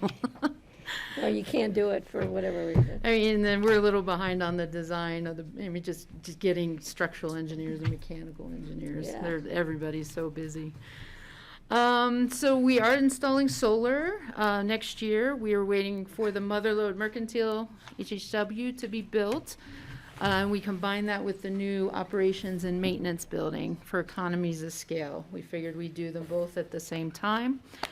Motherlode Mercantile, we're estimating 50 kilowatts. This is a back of the napkin calculation. They haven't fully worked out how many panels they can get on top, but there will be solar panels on top. The operations maintenance building is estimated at 116 kilowatts to go on top of that building. We've budgeted $650,000 for that. We've been sitting on a core grant of $60,000 for a couple years, so hopefully we can still tap into that. And just depending on when the Motherlode Mercantile is built, hopefully summer 2022, fall 2022 more likely. We'll get that installed. We are going to dive into the southern landfill expansion design and preparation of the CDPHE documents next year as well. That budget is wrapped into our contracted engineering firm, so there's no specific ask that we budgeted through them to prepare all of that. And we'll start the submittal process probably mid to late 2022 to the state regulators to start that review process. We're currently in the north landfill expansion construction right now, which will be wrapping up in a few weeks. It takes 2 to 3 years really to get all these documents fully through and approved. So, but Steve looks like he has a question on this. Yeah. Go ahead, Steve. So Kathy, does the Motherlode Mercantile building or any of the other buildings there on the left side of the scale house, do they interfere at all with the south landfill expansion area? No. And if they do, did you consider putting the mother load building down where the recycling center, the recycling bins sit now? No, it won't affect it at all.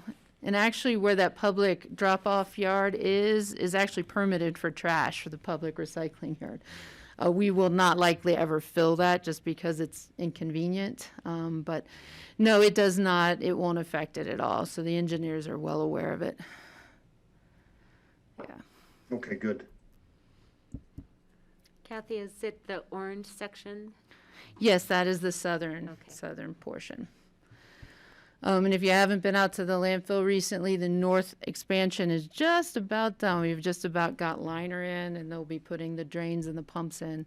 In the next few weeks, the engineers will be doing the quality control assurance report to the state. Inspections will happen early winter, and we should start filling probably, hopefully February of next year, February, March. So exciting.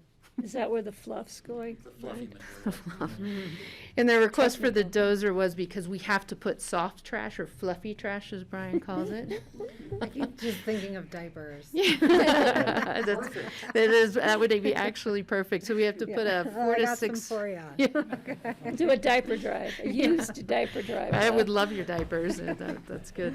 So we have to keep construction demolition out of there until we get a 4 to 6 foot fluffy lift, because we can't risk damaging that liner. Term. So it's a real landfill term, fluffy. For the past few years, we attach our tipping fee increases to the consumer price index, 5% this year, about twice as much as it's been in the past. And this, as a reminder, is just a gentle increase.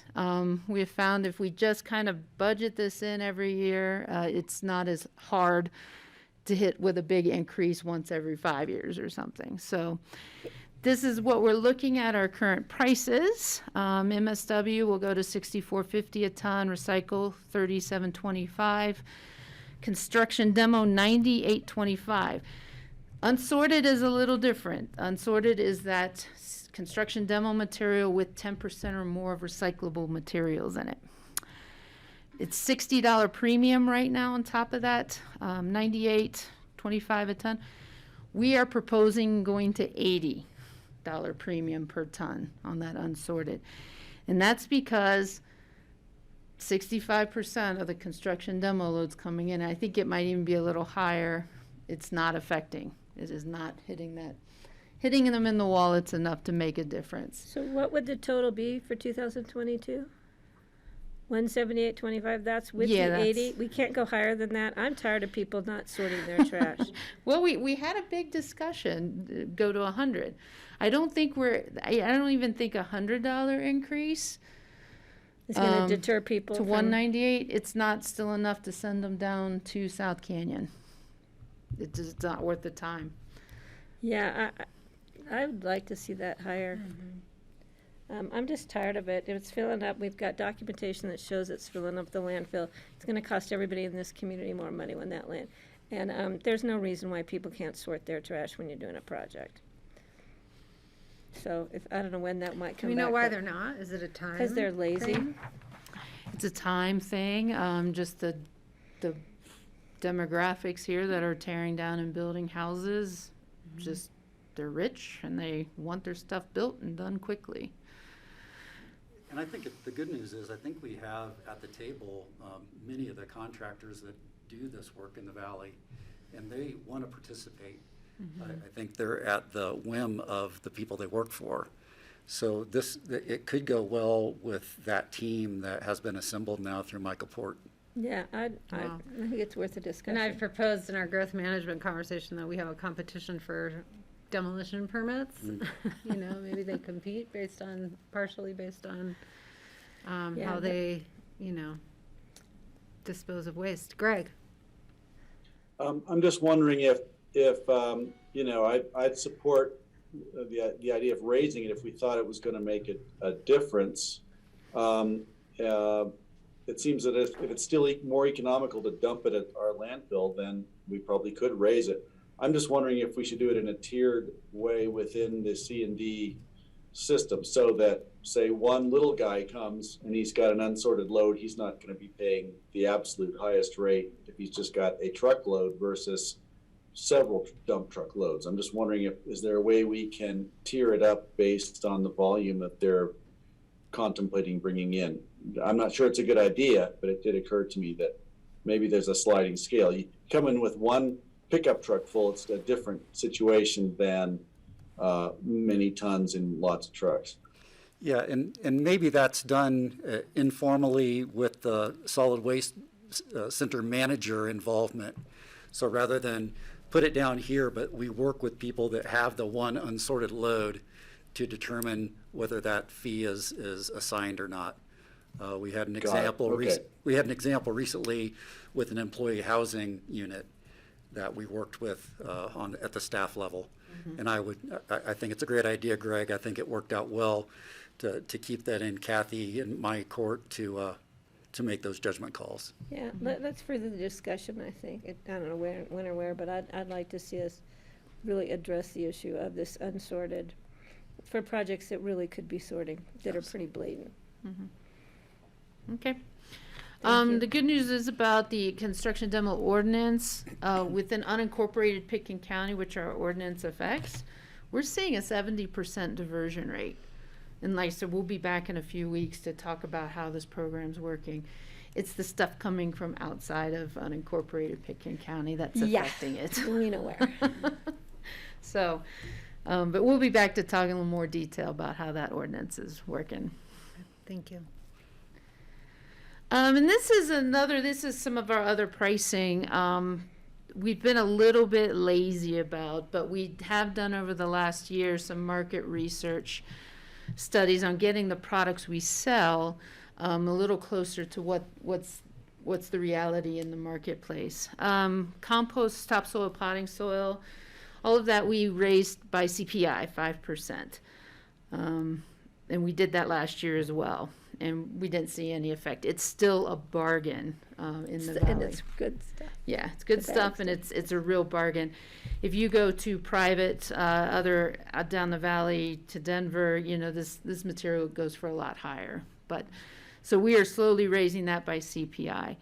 One thing we haven't looked at very much is the aggregate, the crushed concrete, the gravel that we sell. We crush once a year on site. We've been a little lazy about that, and that's been the same price for many, many years. So again, we did a market analysis of what others local are selling it for, and this pretty much matches what Elam and Western Slope Materials are selling that material for. So we're proposing to raise the rates to match that. And it helps cover because the cost of crushing the aggregate has gone up significantly. In that program, we struggle to get it to make money, but it sells like crazy. Once we get it on the ground, it will sell out of it pretty easily. Okay, so the 5-year plan for the Solid Waste Center, you'll see in the 2022 budget on the revenue side that the majority of the revenue for the fund is charges for services, appropriately because it's an enterprise fund. The construction and demolition makes up about 58% of the revenue, municipal solid waste 22%, and the compost, soil, and aggregate make up about 11%, so just to give you an idea on the revenue. And then the expenditure side, you can see some stormwater improvements are included in the land improvements, the solar, motherlode, mercantile, and, oh, I'm sorry. So You don't have to start over. Start over. No, you don't. We heard you. Okay. Yeah. The Solid Waste Center has an unassigned fund balance projected at just under $1 million for 2022. But they're also required to maintain a closure and post-closure reserve, which is recalculated every year. Even though the unassigned fund balance is a little bit lower at the end of 2022 with all of the different capital projects that they've undertaken over the last couple of years, we project that with healthy revenues, that will be building up again in the future. So are there questions for Kathy or anything on the budget? Steve? So a question for Kathy. Looking at the closure, which maybe with the south expansion area, that might not happen for 50 years or something, but do you envision the current landfill being a transfer station that you would continue doing all the composting and the mercantile building and the aggregate operation and all of that would continue on their current site, and any stuff that needs to be landfilled would be hauled off someplace else? Is that what you envision enclosure looking like? Yeah, absolutely. So if we don't get the southern expansion to go, we'll probably have to quickly start getting some money together to build a transfer station. But you are right, we will keep all of the diversion programs on site as they are. Yeah. Is that good, Steve? Yeah, okay. I just, Okay, if I can. go ahead. Mhm. I just want to show appreciation for political support for the C&D program here in Aspen. I think it would really benefit the whole community and certainly the landfill. We've got the program in place. We've got a model that can be adopted, and we would help them institute it. So thank you for bringing that up, Patty. Yeah. I know some people to call. Do you ever get requests for tours from the public? All the time. Do you Mostly guys do school them? groups. Yeah. Okay. Yeah, we do. All. Because I think it's so great. Yeah, Yeah. we'll go from kindergarten, preschool actually, all the way up to CMC students. Uh-huh. And then I'm going to Basalt Middle School tomorrow to talk about recycling. So yeah, I may hit you up for one of my kids' class. Oh, absolutely, yeah. And Yeah. thank you for your presentation at Basalt Vista. You were great. Oh, thank you, yeah. And I already got a polling thing about doing composting out there. I get looped into all the HOA newsletters and stuff, and so they're taking it out to the residents there. Good, good. We'll help out there as well. Have you Yep. seen the big hole yet out there? If you get a chance, you really should get to the landfill and take a Yeah. look at that Oh, hole that they put that. they said a big home. We built a big home at the landfill. Home for the Bears. The expansion hole. And if I could just Sure, add, I think we yeah. have time, I Yeah, would like okay. to, Kathy was just announced as the Colorado Solid Waste Association Member of the Year for 2020. Did you get an award? Was it last year or the year before? You've just been racking in those awards lately. I like that and put it on my wall. We like that too. We'll put you on the wall. We need those new buildings, more wall space. That's right, that's right. Well, thank you. Perfect use for Cool. those new buildings. All right, we support the budget. Looking Oh, at you yeah. guys. And we'll Yeah, discuss the thumbs up. FTEs at a meeting next week. Mhm. Yes. All right, cheers. All right, the state's looking for somebody to sit on their statewide noxious weed board. Yeah, I saw that. Put Yeah, my vote I- in yesterday. I thought about it and Didn't vote. decided I can't do it next year. It's a lot of work. Yeah. I'm Romany Iacono, Pitkin County Land Management and Public Works. And I love the photographs. Pardon me? The photographs are Oh, awesome. Thank you. The last one was amazing. I've never seen, the stalk was bigger than my forearm, hence the photo. So we have quite a few different things that we do, but basically it's that compliance with the Colorado Noxious Weed Act. Through enforcement, we've got the weed spray program with our contractor, and just try to reach out to as many people as possible. Outreach, education, meet with landowners, try to tone down those weeds. So we've got the same issues year to year. We're getting more creative in how we approach those. So right now, for instance, drought-like conditions, I think we're going to continue seeing that. So we are working with a seed company in Colorado to improve our Pitkin County approved seed mixes. For instance, our meadow mix has been failing the last few years. Just try to see if we can get more drought-resistant native vegetation. Same with soil disturbances, working with contractors, working with homeowners. I've had tremendous success finally getting or establishing communication and relationships with HOAs, real estate agents, property management companies, because we do have a lot of second homeowners who just aren't here. I can't get my hands with them. I can't meet with them.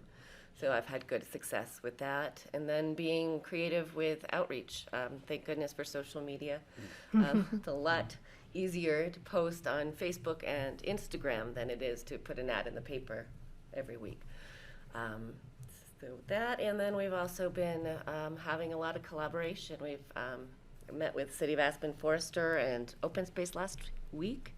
We are going to increase our communication with one another, and hopefully, you know, weeds don't care if it's City of Aspen or Pitkin County or Eagle County. So we're just trying to continue that and ramp that up.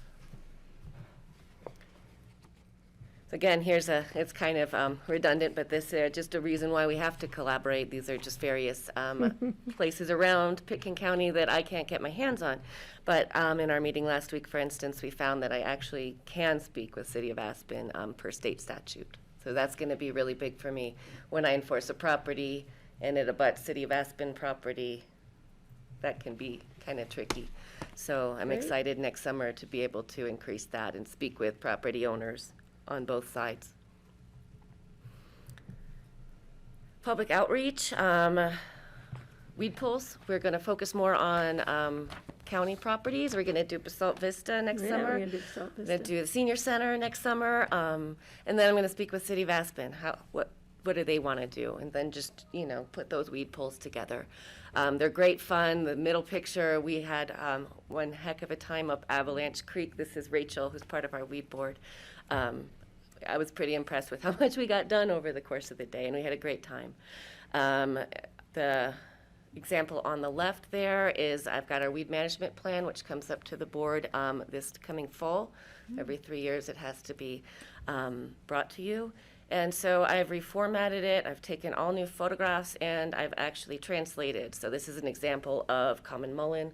We're translating, hopefully get that all on one page and make it more digitally available online, make our website online through Civic Plus, dual language, as well as ADA compliant with the photographs. And then this one I just thought was a really funny photograph. It's, you know, within walking distance, 30 seconds from here, where they planted yellow toad flags in their garden, which I thought was pretty funny. Not funny, actually, yeah, funny. I've had issue with this garden several times, speaking with them with the fun things they plant. So. But they're so pretty. They are so pretty, you know, and they're the same place they put the noxious daisies in, and the noxious daisies. Trying to get homeowners to understand that one. That's a tough one. They're pretty. Can we get the nurseries not to sell them? Yeah, that'd be nice. Yeah. Mountain Greenery doesn't. Yeah. What about the others? I don't know. I guess it'd be tough for like Lowe's. Yeah. But And then I think they're just everywhere. So people see them and they think, oh, that's pretty, I'll keep it. Oh, and it grows so well. And it grows so well. It does. Grows like Everywhere. It grows like a weed. It grows like a weed. How about that? Exactly. So here's a new species, for instance. I'm bringing up an ordinance to be considered to put this on our watch list. This is Siberian elm. This particular tree is on the median right outside of Public Works. If you see where the bus stop is, right in the middle. Once you see one, you see more and more and more. And as you see, they love concrete, they love asphalt, don't care if they have water, don't care if they have nutrients. It's spreading, they hybridize with native elms. And so we're just trying to keep an eye on this one because this one just appeared. It's really bad in Glenwood Springs. In Glenwood? Okay. And they have that elm beetle, that little tiny, tiny, tiny thing that comes by in the millions and millions. They wow. come through every nook and cranny, even if you have tight screens, they come into your home. They're really bad. It sounds lovely. Yeah. So Okay. this will be an ordinance to come to the board then, Romany? It's just going to be an ordinance to Yeah. add this to our watch list to the weed management plan, so I'll probably coincide that with the updated weed management plan. Can I say yeah. something about the Sorry, Siberian elm? Francie. Go ahead. Yeah. Sorry. Yeah, so I live outside of Carbondale, and Siberian elms are everywhere. And even up here on Stark Mesa, Prince Creek Road, they just grow crazily. And I have two that were volunteers on my property, and they're now like 20 feet tall. And one of them gets no water whatsoever. So are we suggesting that we don't let these trees reach maturity, or? That's where I'm questioning that. I'm going to meet with Eco Right Solutions, was our spray contractor, just get some idea about the language, because it's going to be tricky. I'd prefer that to, nip it in the bud. So, yeah, we were actually speaking about that on our last Weed Advisory Board meeting, regarding how we are going to word that, what we're going to look at, how we want to approach this. I don't believe it's on any other list in Colorado. It's not on a watch list for CWMA, for instance. So that's a tricky one. We're getting there. They take over. Yeah, they really do. Like I said, once you see one, that's all you're going to see. And it's a shame, they definitely, and I don't think they're very even pretty to look at. So. Well, they're not that pretty, but they do vegetate places that it's really hard to vegetate. Yeah. And it's interesting. I'm curious to see how incredibly negative you find this species to be, because I have an argument with my neighbors about it all the time, because they want to just plant them everywhere because they grow so easily. And, yeah, which is the case with a lot of noxious weeds. Yeah. Steve? Seeing this one on the edge of the highway reminds me of how up on our place, we would often see weeds right along the edge of the county road. That's the first place they would appear, because they come in on tires of vehicles. So I could just picture, when those go to seed down valley, getting stuck on people's tires and getting hauled up the highway. And that's probably how this one by Public Works showed up right there by the highway.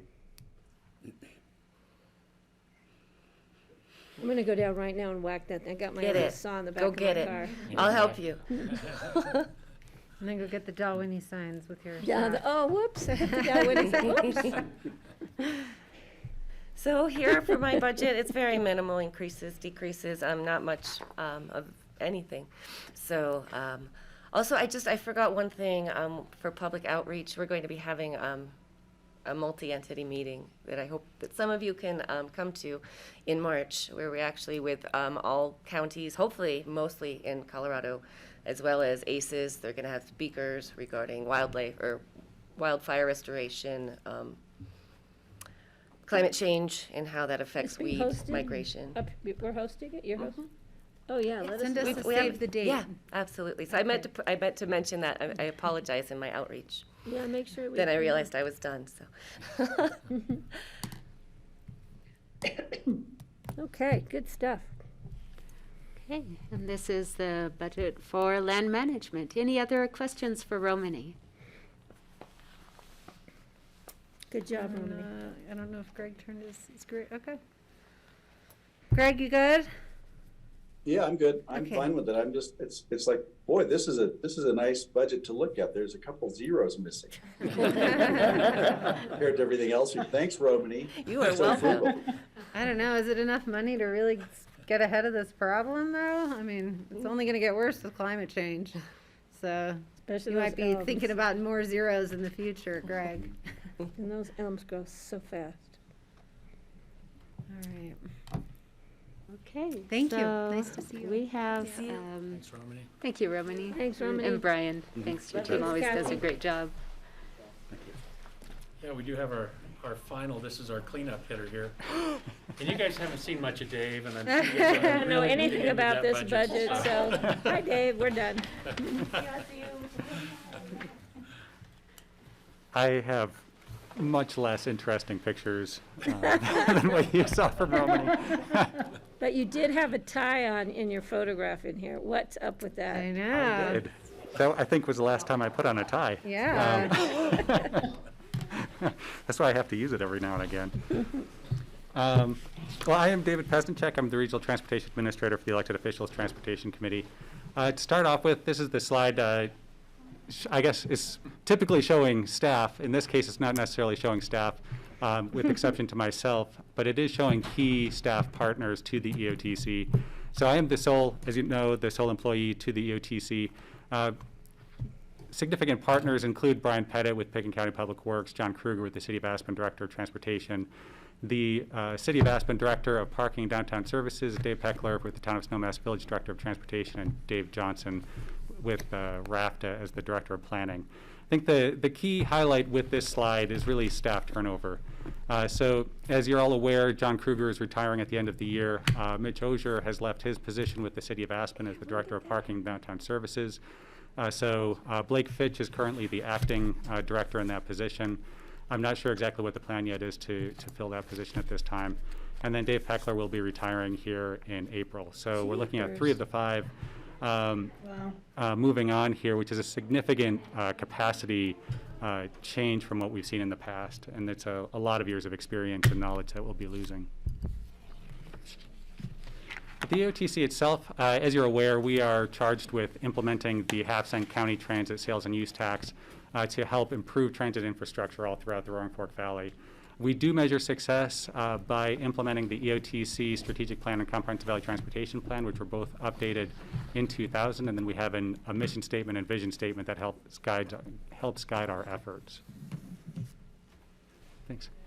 And then we do have a couple emerging trends here in 2022. We are looking at increasing state funding as a result of Senate Bill 260 that passed this year. And then we're also still optimistic that we'll see some federal funding on the infrastructure side from the feds at some point before the end of the year. And then we are still navigating the change in sales and use tax from House Bill 19-1240. And then we are continuing to implement the Strategic Plan, Comprehensive Valley Transportation Plan, IGA, and Near-Term Transit Improvement Program. And then we have 2 projects coming up this year, construction projects, the Brush Creek Park and Ride Federal Lands Access Program improvements, and the Town of Snowmass Village Transit Center will hopefully start kicking off next year. And then we are at the preliminary stages of planning a retreat for next year. I won't go through this again. I know you guys have seen this a couple times already, but we are working on the preliminary side of the retreat. And then we've got basically 2 blocks of projects, one for the Brush Creek Park and Ride, which includes 4 projects, and then the ERTC Near-Term Transit Improvement Program. The Tier 1 priorities, we've got 5 projects moving forward with that in 2021 or 2022. And then again, we've spent some time on this. I just wanted to highlight the bottom right number here, which is the unobligated fund balance. Starting in 2022, this does reflect the transfer of the no-fare service from the EOTC over to RAFTA. So this is increased from about 1.8 million to 2.7 million. So that will increase our capacity going forward.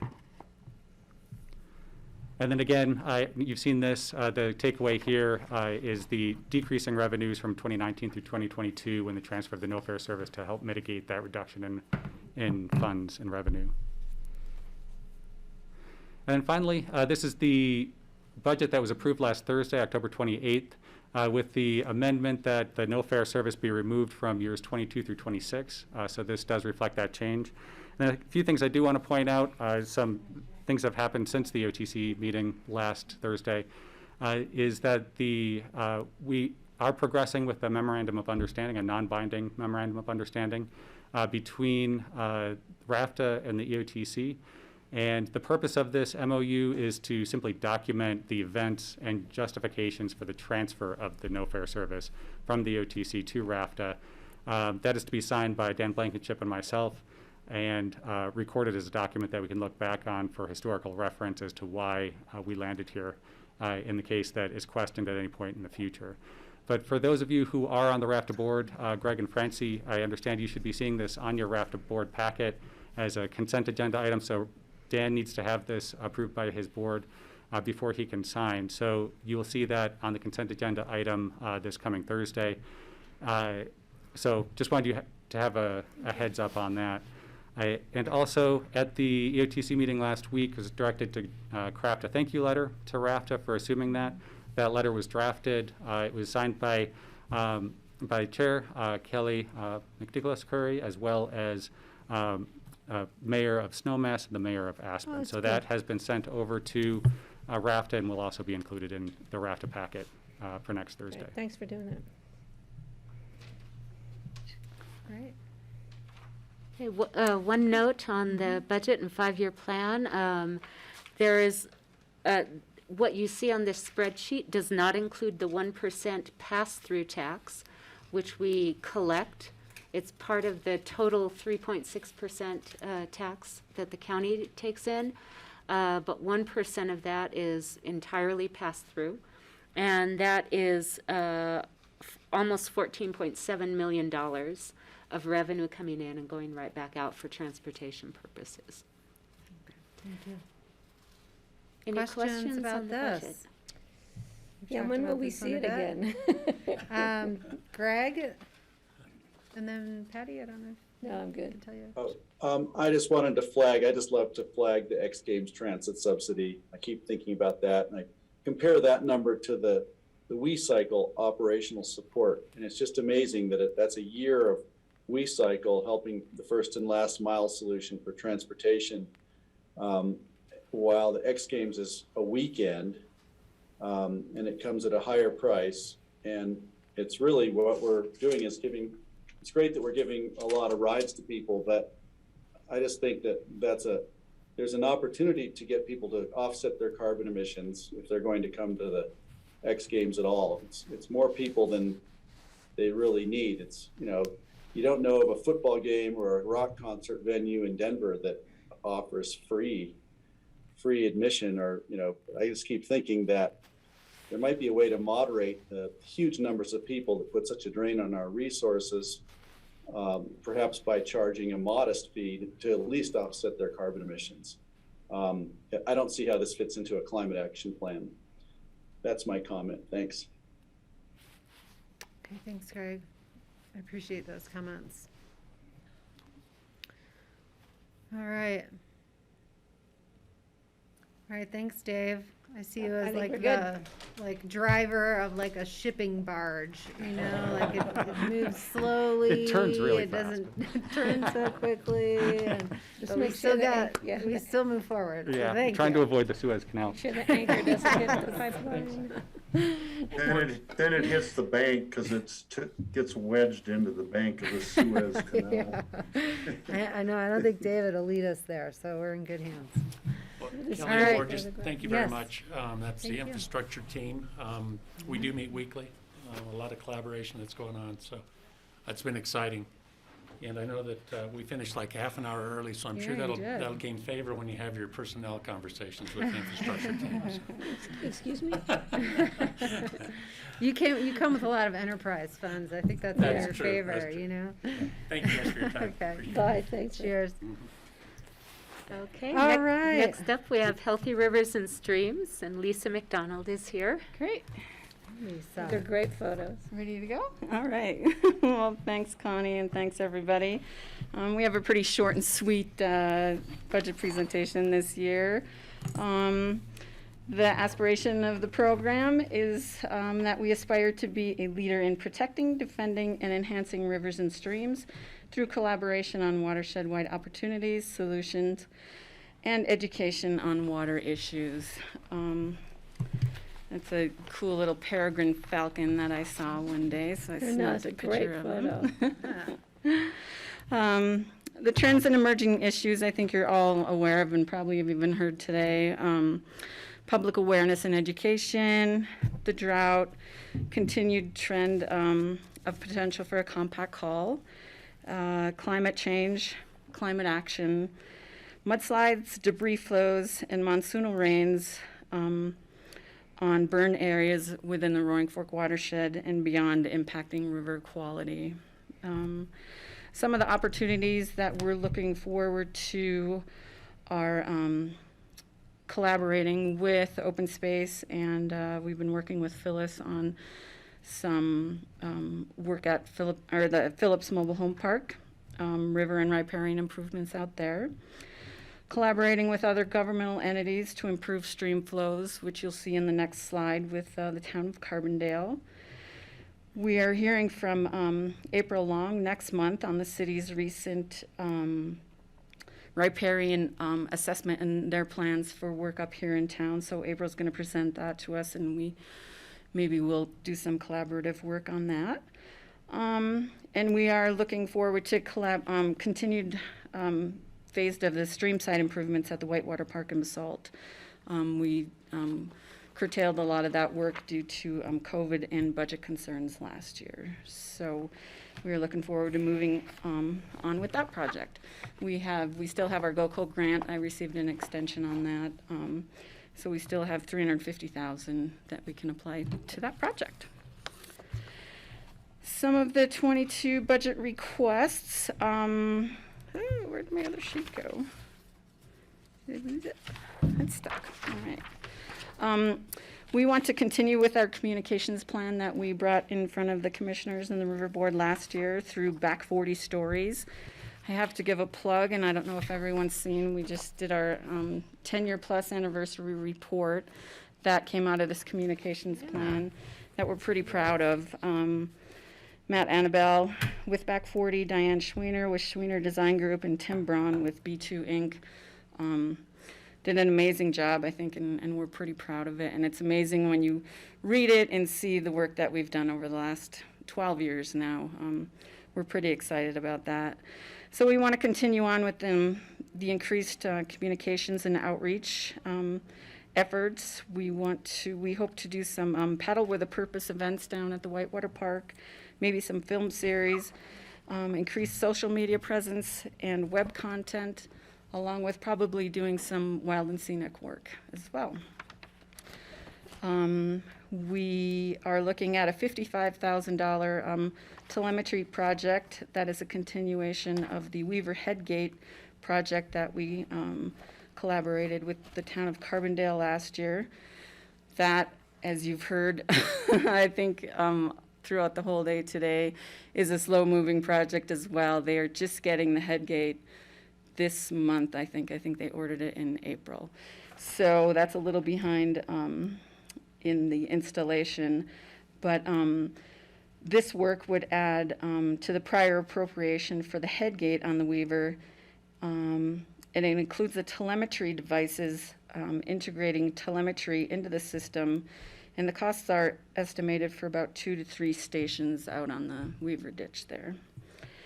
So we hope to move forward with that with the town. At the last minute, we added the Youth Water Leadership program back in to the 22 budget. Sarah with Wild Rose Education decided not to move forward this year with the program due to the virtual, and I think it was a pretty Herculean effort for her to put it on.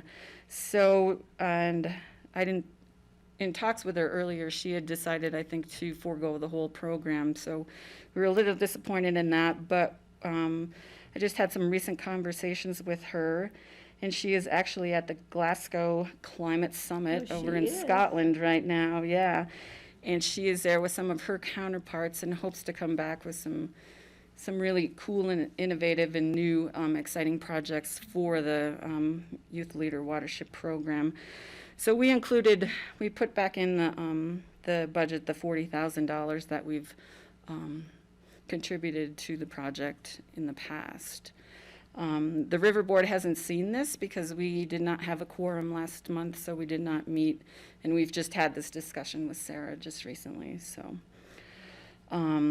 determining the level of our participation and how much we want to contribute, we'll probably come back to the BOCC with more information on that. Okay, so I'm gonna make sure we know when it is. Yeah, it sounds like she was pretty excited about the opportunity to go over to Scotland and so, yeah. So I think that's kind of it. We were pretty short and sweet and yeah. Okay, questions for Lisa about Healthy Rivers budget? Patty? Yeah, I just have one question. Looking at the drainage issues, it came up at the meeting that I attended with various partners and various entities about the Colorado through Glenwood Canyon. And having driven it last weekend, if anybody hasn't done that Amazing, right? recently, Yeah. takes your breath away. And when you look at all the stuff that's in the river and the change of the course of the river and what might flow down. So if any opportunity we have to participate at some level, I'd really like to see us help out with that, because the habitat is pretty much destroyed. It's gone. I mean, it'll never be, obviously, it's never gonna be the same again, but whatever we can do, because if we have a heavy snow year, which would be great, at the same time, we need to get some of that stuff out of the river before it all floods further, washes further downstream, and then we just have more problems. So, anyway, so if I hear more, I'll let you know, and vice versa. Please. Yeah, absolutely. That sounds great. I also recently, I told Patty too, but I attended a Colorado Beaver Summit a couple of weeks ago, which was fascinating. Those guys are river engineers in their own way, and so maybe we'll be coming back to the commissioners with some projects like that through some budget supplementals. But things are just, I feel like they're just starting to roll on some cool projects now with everything kind of opening up and let us know if it's pretty fun. Yeah, great. Okay, thank you, Lisa. Sure. Hey, and I guess I have a question. Do you know where the Crystal River Watershed group is at with their, have they formalized? Yeah, like, we haven't had a management meeting in a plan, long or- okay. time. Yeah, I should connect with Heather on that because okay. they haven't. I don't know where they are with the plan. So Gary's I raising can his reach hand. out He to can her. answer it for us. Yeah. If you want to join, it's about your turn anyway. So I know, nice it's to about my see turn. you. And Well, we do have Liza to will- approve Lisa's budget, so Lisa don't leave yet. Yes, But. so Liza will be on the call, and you can ask her that question Okay. during our thing, because she's been working with them on a Perfect. potential thing at Thompson Creek Open Space that's part of our budget. Nice. Okay. So, yeah. Cool. All right, so checking in with the board, everyone, any questions? Do we feel good about the Yeah. Healthy Rivers budget? I'm good. I'm seeing thumbs up. That's head an easy nods. one. Yeah, okay. And just Kelly, Yes, so you know, everybody. I found an old book while I was cleaning out some drawers on scenic rivers across the country. Scenic. So it's pretty Drop it off, interesting. Rivers we've never heard of and rivers we should maybe contact to see where they stand. So I'll bring it in. Thank Leave it you. on your desk. All right. Sounds great. All right. All right, Thanks, see ya. everyone. Thanks, Lisa. Thanks, Lisa. Okay, we're scheduled for a little Oh, yeah, we break. Board, what time would you like to come back? And then we'll finish up the afternoon with open space and trails. How long of a break do folks need? Finish up your afternoon. How much longer will we be going? We have open space and they're slated for almost an hour. And then we have a regular board meeting. a Right, work and then we have session. future agendas, open discussion. Let's do 10 or 15 minutes. I'd go for 15. I can walk the dog. for a Yes, minute. I want to go outside All right, so we'll be back at 2:55 to 3. Okay, everybody? already. All right, thanks Okay. so much. Sorry, Gary. Nice to see you early. And thank you, Grassroots. Kelly, do you want to see these?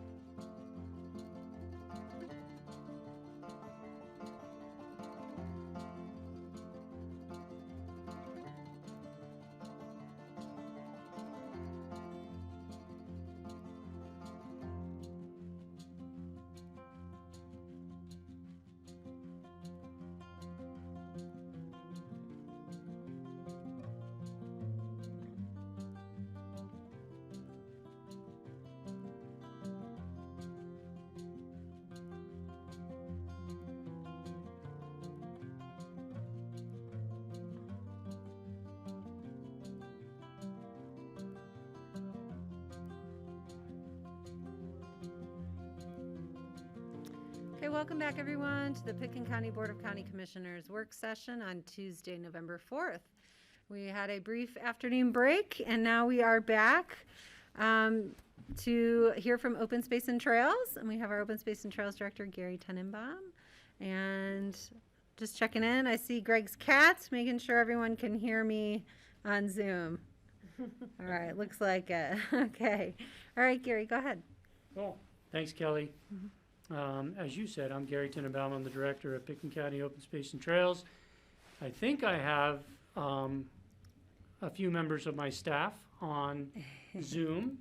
They will be chiming in when we get to the work plan on specific projects, and they'll also be able to answer questions that you guys have on this because, you know, this program has grown immensely over the last 30 years. It's been pretty amazing to watch it. I've been here almost 20, and it's been really pretty amazing to see the growth of the program. And it's really the success of the BOCC, the community, to be able to now say, if you want to go to the next slide, that we have over 22,000 acres of open space protected. And now we've also have 84 miles of trails under our management. And so, you know, you see some big spikes in certain areas, but, you know, we have really been, it's been a very big success. But with that success becomes, you know, also has some amazing challenges. Last year showed it in the most crazy form ever, is we had over a doubling of use on open space properties in 2020. It was quite an amazing year. We also purchased a significant amount of properties, which was awesome. We did, you know, we did a lot of purchasing and we did a lot of, you know, managing of people, and we were really concerned about where is it going to go? Is it going to continue? Luckily, what we have seen is this year there is a drop. We're still way above 2019, but we didn't see another 100% increase in use, which was pretty impressive. We're still getting our numbers in, but as when I wrote this budget profile, it seemed like overall we were down about 17% in use. But considering we were double from the year before, we're still up pretty significantly. And we did not see a drop in the use on the Rio Grande Trail, and especially around that Stein Park area. It was kind of the same as last year, which is, you know, just as a lot of people on our trails. It's a lot of work for our maintenance staff and our rangers. But, you know, overall, we are pretty well staffed at capacity. There are two positions that we're asking for. One position is an addition to staff, and, you know, if you want to go, we're looking at an agricultural specialist. And actually, if you can go to just 2 slides down, so it kind of shows us, shows you guys the, you know, this is our department now, and so, you know, it's always kind of funny. The lines go all over the place, and there's little dotted lines and everything. But if you go to the Agriculture and Conservation Easement Administrator right there, thank you. Who's ever doing? Oh, Connie, thank you. It's you know, that's one area of the program that has seen significant growth. It's something that we've done strategic plans for staffing. We did it in 2009. We updated it in 2015, and resulted in everything else you see on the screen except for the middle. We didn't know where we were going to go. We didn't know how many conservation easements we were going to buy, and we didn't know the popularity of local ag and local food in this community. We had no idea it was going to explode the way it has. And so now we're at the point where we try to have Paul do 2 positions. And so it is not easy. You know, it's been very hard to grade a position because there's not very many, you know, people who do conservation easements and agriculture throughout the country. And it's gotten to the point now where we're starting to see Paul's kind of at that point, especially what you saw this year when we had, you know, an appeal on one of our ag leases, all of a sudden puts Paul behind pretty significantly. And he's also got to monitor about almost 18,000 acres of open space. We've been using some consultant help to do some of that, but in the end, the relationships with these private landowners is critical. Especially what we're seeing is a lot of them are turning over. So we're starting to see that turnover of those conservation easement properties. So you're redeveloping a relationship with them. And some of them, you know, potentially try to push the envelope a little bit. And we have to be there to make sure that the conservation values are protected. So what we're going to be asking for, and I think this is the final piece of a puzzle that we've been working on as the program's been growing.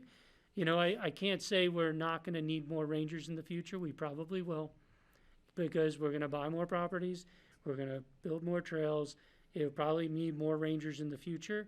Maintenance staff, you got to maintain all that. But as operational staff, we're kind of there, you know, in our planning and outreach pieces. And, you know, I feel pretty good about overall capacity, except for this. So, you know, it was in the packet to explain it completely, but Paul's also online in case you guys have any more questions on that, about exactly what it's going to do. And also, you know, we're looking, if you read in there, we're looking to potentially partner with Colorado State University and potentially have this be the Pickens County CSU extension agent too. And because this position is going to be helping all our ag leases, but it could help everybody in Pickens County with agriculture too. And so there's a partnership potentially forming. We didn't have a commitment from them, and we need this no matter what. But I think we could have, this position would have some capacity to help the overall ag community in Pickens County, because we no longer have one in Pickens County. So it would be great. This would be a great way to bring one back and, you know, kind of share it and be able to really, you know, because I just don't see ag in this community going down anytime soon. We're just seeing an upward trajectory of people getting into this. We're hoping to buy more ag properties to be able to lease out for local food. So we feel this position's really necessary. And if we could partner with CSU, it would be a bigger bonus to the community overall. So I'll just stop there in case you guys have any questions. Francie, you're on mute. I thought we had discussed the possibility of having an agricultural advisory board to support some of these agricultural leases. Didn't we talk about that? Yes, we do have the it's not necessarily a fully advisory board, but yes, we have created that, but that was helping us develop a new agricultural lease policy. So that's different than this. This is not managing the actual properties, because some of those people are actually lessees. So, you know, this is actually a position who will work directly with our lessees and be able to work directly with the ag community to make sure that the operating plans on all of our leased properties are being met. You know, sometimes we do have some issues with, you know, because we get tons of requests from every single lessee. Can the county do this? Can I do this? Can produce? And Paul has to answer all of those right now. So that's what this position would do. And it would actually serve also on that agriculture advisory to help us with how we're leasing properties overall. So I'm going to jump in a little bit too. We also had a conversation even before the lease concerns came up about our board creating and appointing an agricultural advisory board, similar to one of our other citizen yeah, that's what I was talking about. boards. And, you know, that was more broad, like related to how can we bring water, points of view on water, points of view on other things. So I know, Francie, that's still on kind of the list for me that's hanging out there. And I had a question related to that for Gary is, you know, if we do that, maybe thinking whether this person could also play a role on that board, but we haven't had conversations about what that board would do, what its scope would be, bylaws, makeup, anything like that. So it's a little premature, but it's on my ongoing to-do list as well, Francie. Well, and I like, Okay, honestly, yeah, it would be awesome if the county would do that. And I do see, that's why this position, I think, could help. And especially if it became a CSU extension agent too, I think it could be, really vital to that agricultural advisory board. I didn't know you guys are doing that. Hopefully you guys Well, do it, because I it, think we're it's- talking about it. I don't know if we're.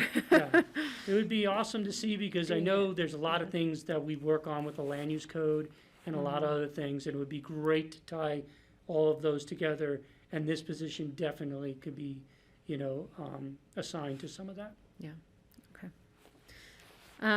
Any other questions about this element of the budget at this point? Greg? Yeah, I think that's a great idea. I love what I'm hearing, both about the committee, but also about the specialist / extension agent. And I'm just wondering, how well would that dovetail to CSU's programs? Do they still have extension agents going out into ag areas? And if so, why don't we have one? Hey, Paul, can you answer that one? Absolutely. Yeah, can anybody hear me? Yeah, we can. I've been working with CJ Mucklow, the Northwest Director of Extension, and he would love to get somebody here. Picken County is only one of 2 counties that doesn't have a dedicated agent. And for whatever reason, it just hasn't been filled over here. And we're still trying to work creatively with their budget's a little tighter, but we're just trying to figure out a way to get somebody out here and bring all those resources that CSU extension agents come with, which is accessing soil labs and plant health and experts from CSU to come out, at no cost to our community. So I think we're close to figuring something out, but the benefits, the return on investment of working with a CSU extension agent is pretty great for Picken County. So closer we can get there with this specialist, the better. Great, thanks, Paul. If I could follow up, Kelly, just Sure. to say that it seems to me that CSU would be looking for ways to insert themselves into our community. We're a philanthropy-rich environment for them to come look for funding for their school programs. So I can't help but think it would be a great thing for them to have a presence here also, and I'm hoping that they realize that. And maybe we ought to write them a letter or something. As the board? Patty? Yeah, we were just recently receiving stuff from them about doing a survey. I didn't complete it, but years back, we shared one. For a while, we shared one with Garfield County. For a while, we shared one with Eagle County.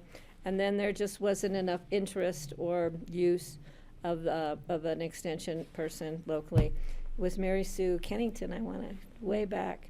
I remember her contacting us on a regular basis, but yeah, we used to share one, which was better than not having one at all. I don't know what happened to the shared resource person, but that was way back, Paul, before you were probably even born and had those 3 girls. I think the demand may be back with all the ag coming back into the valley, at least into the, within the 50, 60 miles, I'd say.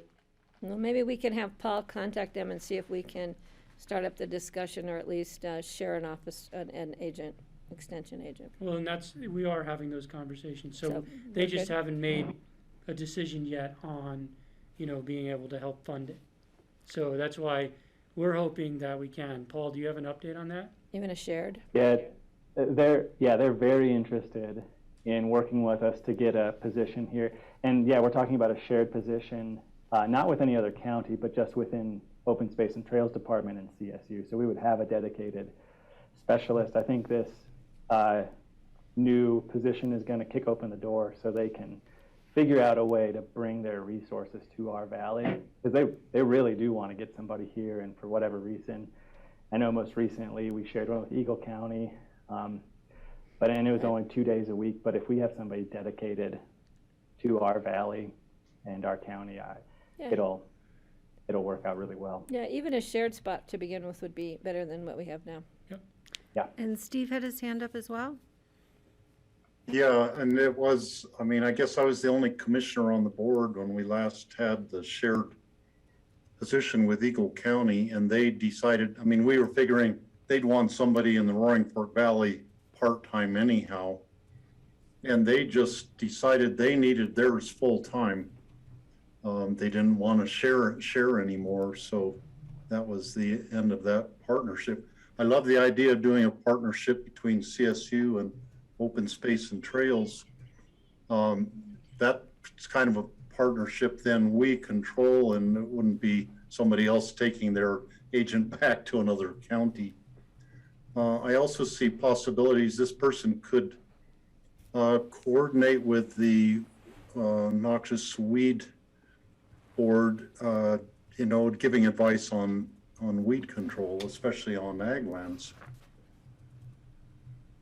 Yeah, we totally, yes, Steve, I think, like with every new position, there's always so much that it can do, and I do agree that's an actual really pretty cool idea that it actually, because we've been working, as Romney said, we've been working with the weed board, but we could have a better relationship with them with this, because some of our ag properties are our biggest weed problems, and it would be great to be able to share that resource. I also see this position as assisting in conservation easement management, planning, development, and working with those landowners specifically, such as Steve for coming up with plans, since we'll be out there every year. So I think it'll be a big asset. Okay, if everyone's good, I can move on to the next one. Yeah, it's just so you know, we have decided to carve out time on new position requests and look Okay. at them holistically Sure. next week. So when we do a budget approval, it is with knowing that conversation's coming back. Connie warned us. Okay. We're not gonna hire her tomorrow. So the next one is another partnership position. So the next one is a diversity coordinator with AVLT. And so this position, it didn't just come out of our discussions with the ag piece and how to get more diversity on the ag. We've been trying for years to figure out how to engage, the Latinx community and younger people and others into the recreational piece of the puzzle to get more input and to be able to understand what people's needs are, what they want. And so Aspen Valley Land Trust, we had this, we met them out at Kaufman once, and we were talking, and we just all of a sudden realized we could potentially share this position because they want to do this too. And it would be better to share this position and base it out of AVLT, because having a government diversity coordinator doesn't always work well. The community doesn't, even though, of course, I am totally trustworthy, but government is not always something where, they walk into places and stuff that, they feel comfortable with. But with a nonprofit, this could potentially work. And so, we haven't finalized this with AVLT, but we're requesting in the budget $50,000 to share with AVLT. AVLT will pay for half of it. They will also house the position and manage the position. We will have oversight into the management of the position too, but they'll deal with, benefits and everything else. So, right now, this is an awesome opportunity to get more diversity, to our program and being able to outreach, the different communities that we haven't been able to hit yet. And so it would be really cool to potentially do this with Aspen Valley Land Trust. And since it's not a position with us, we can see where it goes, because it could be, we don't know how well this will work. And, because we could potentially, I know AVLT has been talking to Valley Settlement and others on how we can all coordinate together to start putting in the conservation outdoor recreation piece into it. So that is something that we're very excited to do, and we're hoping you guys are excited too about that. And if you guys have any questions on that, I'd be happy to answer. Questions for Gary on this? Where would the budget for this? Would this be like professionals, or how does this show up in the budget? That's a great question for Connie, probably. I don't know where, It would be under contributions, because we're simply contributing to another organization. like we do the Forest Protection Officer, with the Right. Forest Service and stuff. Okay. So, yeah. But it would come off the top of the pie. You know how the pie's broken up into the different pieces, it'll come off the top. Okay. Cool. I can continue on. Okay, keep going. Sure. And so one of the other pieces that we're looking at is an additional Forest Protection Officer. We're going to share this one with the City of Aspen and Independence Pass Foundation. So this is a unique, it was funny because I met Karen Teague, the director of Independence Pass Foundation, up at the pass the day it was opening. And we just got into this conversation and she was dreading, you know, like what they're going to do this year. And how are we going to be able to handle the amount of people that are up there? And, you know, what we've also have dealt with is that we already fund a forest protection officer, and that really helps us with Smuggler, Hunter Creek, and Wildwood especially. And so, but the thing is, the pass got so overrun last year that our forest protection officer was called away to the highest priority. And that's just the deal is, you know, the pass was a crazy mess. And so, and then Karen also saw that, you know, one is not enough. And, you know, and if it's, you know, and then if it gets called to Wildwood, then there's nothing. And so, you know, we talked to the Forest Service and they were like, that would be awesome. If we could have one seasonal dedicated to the pass, it would give us more time at Wildwood and Hunter Creek and Smuggler. The city would love to see that too. And so we would fund it a third. It's an extra $8,330. And so we just wanted to, since these are, I call this one out even though it's not a lot of money, but it's a partnership thing, it's a community thing. So I wanted to make sure you guys are aware of it and are cool with it. Oh, I'm thrilled to see the city contribute. I think that's fantastic. So, okay, cool. Are And there so- questions on this? No. Sounds like a great idea to me. All I right. love it. So the next piece is, you know, we can go to the next page because we're going to go through the work plan, which is our main piece of the puzzle. And so here are the trends that we're dealing with. And you guys all know about the large increase in visitation. I don't need to explain that one.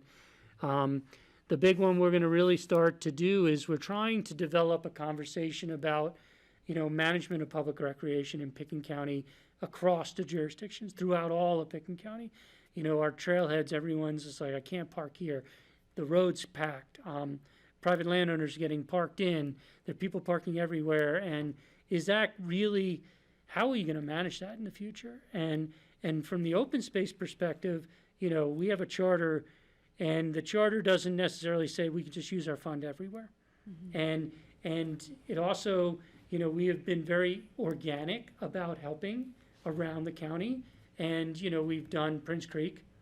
We worked with the BLM, and we have created parking areas to try to manage the use that is happening there. Glacier, open space, we've really worked with the community and bought open space and built a trailhead to manage use on that side. And so, you know, what else? Where else?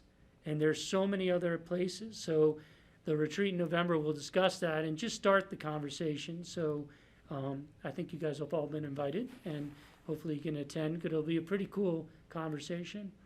And then, you know, you're going to see in the work plan that we're continuing the protection and enhancement of biodiversity. That has been a huge focus to this program. It'll always be a focus, and we'll be able to highlight that in the work plan. Staff capacity, it's not just in the positions, but it's also making sure that our work plan, we do a ton of management plans and create a ton of action items, and then we got to implement them, and then you want to do more planning. So we got to control that and go, okay, if we do work like a North Star management plan, we need the capacity to actually implement it. So you'll see how we have done that in the management plan, in the work plan coming up. And then, you know, the reality of what we're dealing with right now, the cost and availability of contractors. I mean, everyone's dealing with that. And it's just crazy. And our acquisition department, it might look like we have a lot of money, but like it could be one or two properties and that surplus is gone. So it's great that we did the bond in 2020 because that was a huge boost that we can actually make some acquisitions happen. And so that really is why we have such a large number in the reserve, is to have capacity to deal with that. And then the last piece is we are incorporating and addressing the impacts of climate change throughout the whole system. And our board has asked us to kind of create a policy based on the county's climate action plan to ensure that we integrate this into everything we do. And because we already do a ton now, and the board, our open space board, definitely realized that. But the reality is they just want it codified, and they want to make sure that everybody from the rangers to the maintenance staff to everybody is incorporating everything about climate change, because we're seeing it on our system, and we're seeing it in the vegetation and the impacts to less water and warmer temperatures. So we want to make sure that we're addressing all those impacts through our system, and it's not just putting solar on a barn. It's about how much we drive. It's about what we do every single day. And so with that, we can go into the work plan. And so I'm not going to go through every single piece because I know it's late and you don't want to see every single piece. But Jessie is here, and she could just go over the main pieces that will definitely, potentially the public would be most interested in, and you'll potentially hear about. So, Jessie, I don't see you. I'm here. Thanks, Gary. I'm planning on coming there in person, but with you guys running ahead of schedule, I just called in from home. So thanks for the introduction, Gary, and I'm the Planning and Outreach Manager. And we've kind of divided our work plan into 3 different tiers: the planning elements, the natural resources, and then the outreach. So that's kind of how our work plan is organized. And some of the highlights, as Gary mentioned, we're going to kind of focus a lot on implementation items that have been approved in previous management plans, but we are going to take on one significant management plan update for the Smuggler Mountain open space, which was last adopted in 2008. So we'll be doing that in partnership with the city of Aspen coming up this year. And then the other kind of management plan type of project that we'll be doing is the forest management plan. And this is kind of a higher level forest inventory and health assessment that we'll be looking across our open space system at our different kind of larger properties to identify and prioritize forest treatments or other habitat improvements where we can kind of get the biggest bang for our buck. So that's a really exciting one that I think we'll be pursuing in 2022. And then a few things carry over, like the Deer Creek Management Plan, which we're starting up this fall, will carry into 2022. Then when you look at the implementation planning kind of steps, a lot of them are also things that are larger projects that have been on our work plan for a number of years and keep chipping away at the Brush Creek Park and Ride and to the ABC Trail is one thing that we'll be continuing on in 2022, as well as the NEPA for the Redstone to the top of McClure. The end is in sight for that, but it's pushing forward, so that one will keep going. One thing we didn't necessarily get to this year is the Penny Hot Springs pullout organization and the, kind of improving the river access and stabilizing the bank with some ecological enhancement there. And that one is a bigger one that will be carried forward from 2021. So if you want to move to the next slide, Connie, thank you. There's some pictures for you. You can keep going. And then kind of getting into more of the shovel-ready construction projects. The big ticket item here is the Aspen Village Bridge connection, and that was the one we brought to you guys earlier this year to make sure that you were comfortable putting it on this list, and we got your endorsement to kind of advance that project. So that one will be moving through to the next steps. And then Redstone Park is another one that's a big project, and that's been in the planning and design phase over the last year or so, with working with the steering committee and the Redstone community to develop a plan. And that will be bringing back to our open space board later this year, but that's a more significant project, one Jesse. that's really exciting, the Crystal Valley. Jesse, it's actually being brought back to both boards in December. Okay. Both boards will see it in December to make the final Oh, that's thumbs right. up or Thank not. you. So you'll get many more details on that, probably more than you'll want. And then, yeah, those are kind of the big ticket highlight ones. I'm happy to answer any questions now on anything I didn't talk about that you'd like me to go over, or details. And then I'll turn it over to Liza to do the natural resource management ones.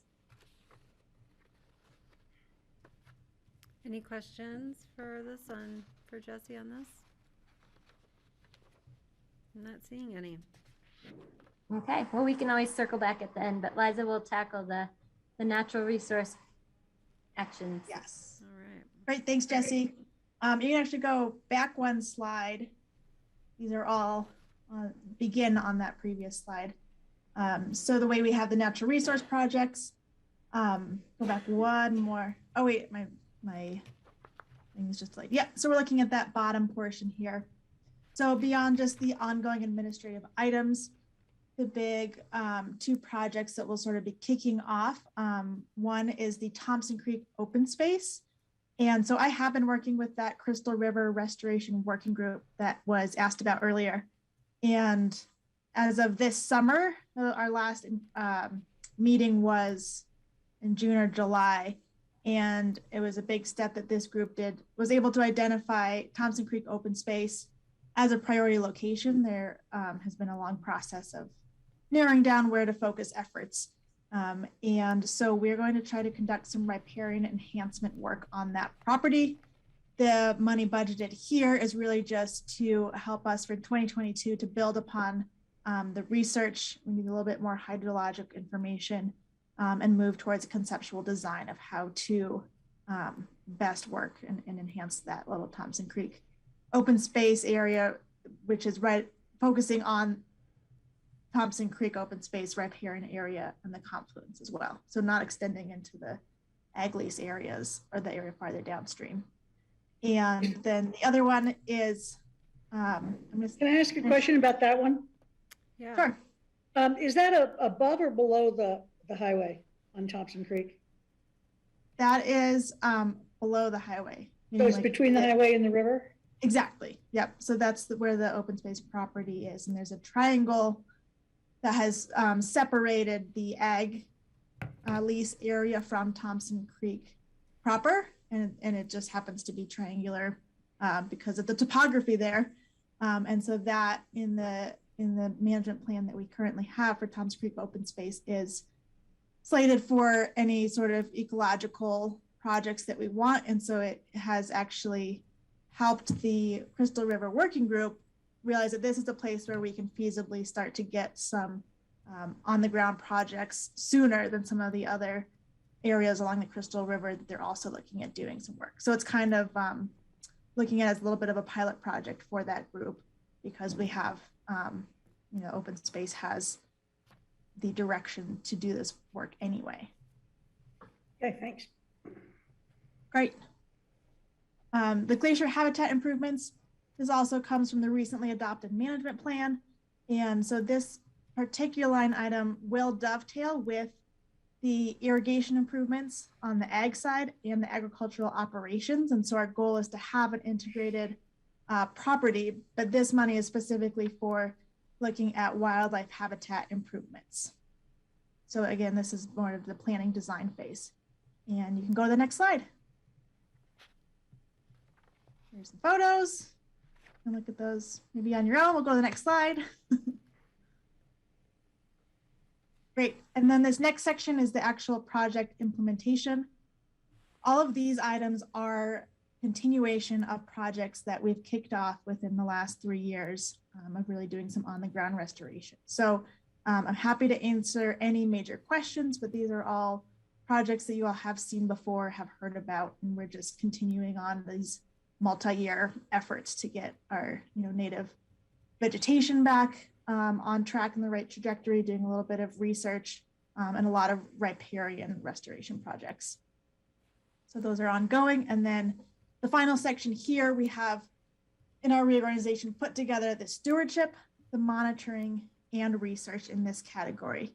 And so this way we have items that include the Roaring Fork Outdoor Volunteers to engage them in stewardship projects and get our community out building that stewardship ethic, as well as the interval wildlife studies, avian surveys, hydrologic studies. All of those are dictated per management plan. The intervals are laid out in those plans. And so every year there's a different property or a different targeted natural resource that we need to study. And this is the category there for that. And then a little bit of support, as always, for Aspen Global Change Institute and the research that they are doing. So I think that's about it. Any questions on any of these projects? Let me know. I don't see any, Liza. Great. We appreciate your support in all these. Yeah, thank you. And you will get in the December meeting, Aspen Global Change Institute is gonna come in and kind of give us an update on where they're at with the soil moisture monitoring, because it's been, how many years now? It's been amazing to watch how many years it's been going on. And it's very interesting to see the data that they've collected. So that'll be there. Yeah, I think their first station went in at Sky Mountain Park. Yeah, in 2012. So it's starting to look a little bit more like a long-term data set. Yeah. Great. Oh, it's exciting. Steve. Greg? Steve, then Greg. So you have on your work plan looking at the Brush Creek Park and Ride to the Airport Business Center. There's another project that EOTC is looking at, which is from Buttermilk to Truscott, which would be a trail, a bike and walking path on the other side of the highway from that ABC into Aspen path. But it's kind of a, more of a transit-oriented kind of a path, but I was just curious if Open Space and Trails would be interested in working on that project. It's one that is very active in the EOTC looking at it. It's on the work plan for this coming year. Yeah, Dave Pesnicek talked to me about that, and it's more difficult when we don't have any properties connecting to it, and so I think if the feasibility comes out, it could potentially be brought to the open space program as a potential funding partner, because every trail project in Pickens County could potentially do that. So, I think for now the feasibility and the planning part for now was going to be with the EOTC, and then we could be potential partner in the construction if you guys do move forward with it. Yeah, and I was thinking that it isn't associated with any open space or conserved land, but you are such experts at doing trails that having you as a partner in it, to me, is a logical thing to do. Yeah, we'll stay. Dave will keep me informed of where they're at with that. Okay, great. And I should mention, Steve, too, that the EOTC and the City of Aspen we're all partnering on that ABC to intercept lot connection. So. Great. Okay. Greg, you had questions? No? Oh, actually, I did want to ask just about the sage restoration and transplanting project. Any reports on how well that's doing? I'm eager to hear if the sage is going to take root. You are eager. We just put them in the ground about 3 weeks ago. Okay. yeah, so that's the quick update, is that the seedlings were just planted in the plots receiving that treatment, and the seed was spread. Also, this is a good time to get those on the ground before the dormant season. So it'll take us a while to know, but it's underway in earnest now. Very exciting. Thanks. All right, great. All right, well, the last tier of the planning and outreach leg is the outreach and education actions that we have for 2022. And a lot of these are actions that you guys have, or things that you've seen before and that continue year to year. Our general outreach and education are things like our calendar and visitor management outreach, which continues to be a big push, coordinating with other land managers and everything from e-bike etiquette to leave no trace and how to manage wildlife, all of those kind of things that we need to continue to communicate to the public and teach new users and that kind of thing. So that those continue to be big pushes. One thing that I'm excited about on here is we've over the last year or more looked at revamping our Pickin' Outside website and transitioning our app to a new platform. So we have funds in here to kind of take that to the next step. And that's a great way for people to understand our seasonal closures and the rules and regulations on all of our trails. And so making that more user-friendly will, I think, help with our compliance and that sort of thing. We also have North Star user outreach on here, which is a larger item to make sure that we're communicating how to use that resource and what we expect from the public when they come to visit our open space. The educational partnerships that we have at the bottom here are kind of continuation of things that we have going on with ACES, the Roaring Fork Conservancy, and CPW. Those are really great ways that we help get people out on our open space in different ways and communicate the importance of the biodiversity and natural resources on those properties. So those are really exciting things to continue year after year to continue to build on. So that's kind of it for planning and outreach tabs, and happy to answer any more questions. Greg. Yeah, I was just thinking about the watershed biodiversity report, which I think is just coming out in its second phase, and I'm wondering how does that dovetail, if at all, with open space, analysis and plans and research. It seems like that would be a really useful tool, and I think there's already a partnership of sorts. I just don't understand it. Well, I mean, and so, the reality of the Watershed Biodiversity Initiative is, we've been part of it the whole time. And so we know a lot of the data that's already there. So that it's not going to be something new. We're already incorporating a lot of that data into our existing planning. So, the real goal of what that's going to bring out is, the conservation kind of, needs of the community overall. I don't think you're not going to see any major surprises in, the lands that we manage, because a lot of the data that they got is from us. So we already know that data. So I think in the end, for us, we've been a really good partner with them. Obviously, we funded them at about $200,000. So Pickens County has been a huge piece of this puzzle. I think this is going to be a huge community resource to be able to be used. But for us, we already know a lot of that data, and we're already using it. Liza, did you want to add anything?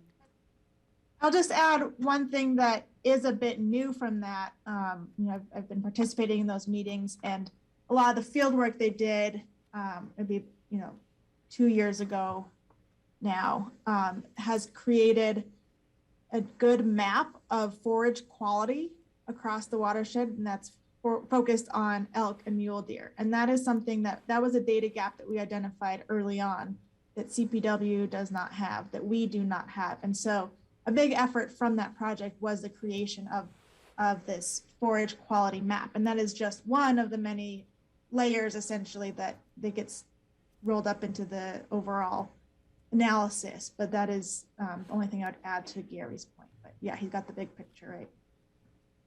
Great, thank you. Yeah, it's good to know. I know it's great that it's happening. I do appreciate that. The other question I had just is on recent following the beaver through North Star and monitoring the beaver activity. And I know we had a possible issue with people interfering with the beaver dams. I'm just wondering, are you putting more cameras in, or how is that all going up in North Star, just to monitor wildlife and human interaction up there? Yeah, that's basically what we're trying to do. We've got cameras up on the dams where it's possible. You know, the dams do appear and disappear fairly dynamically.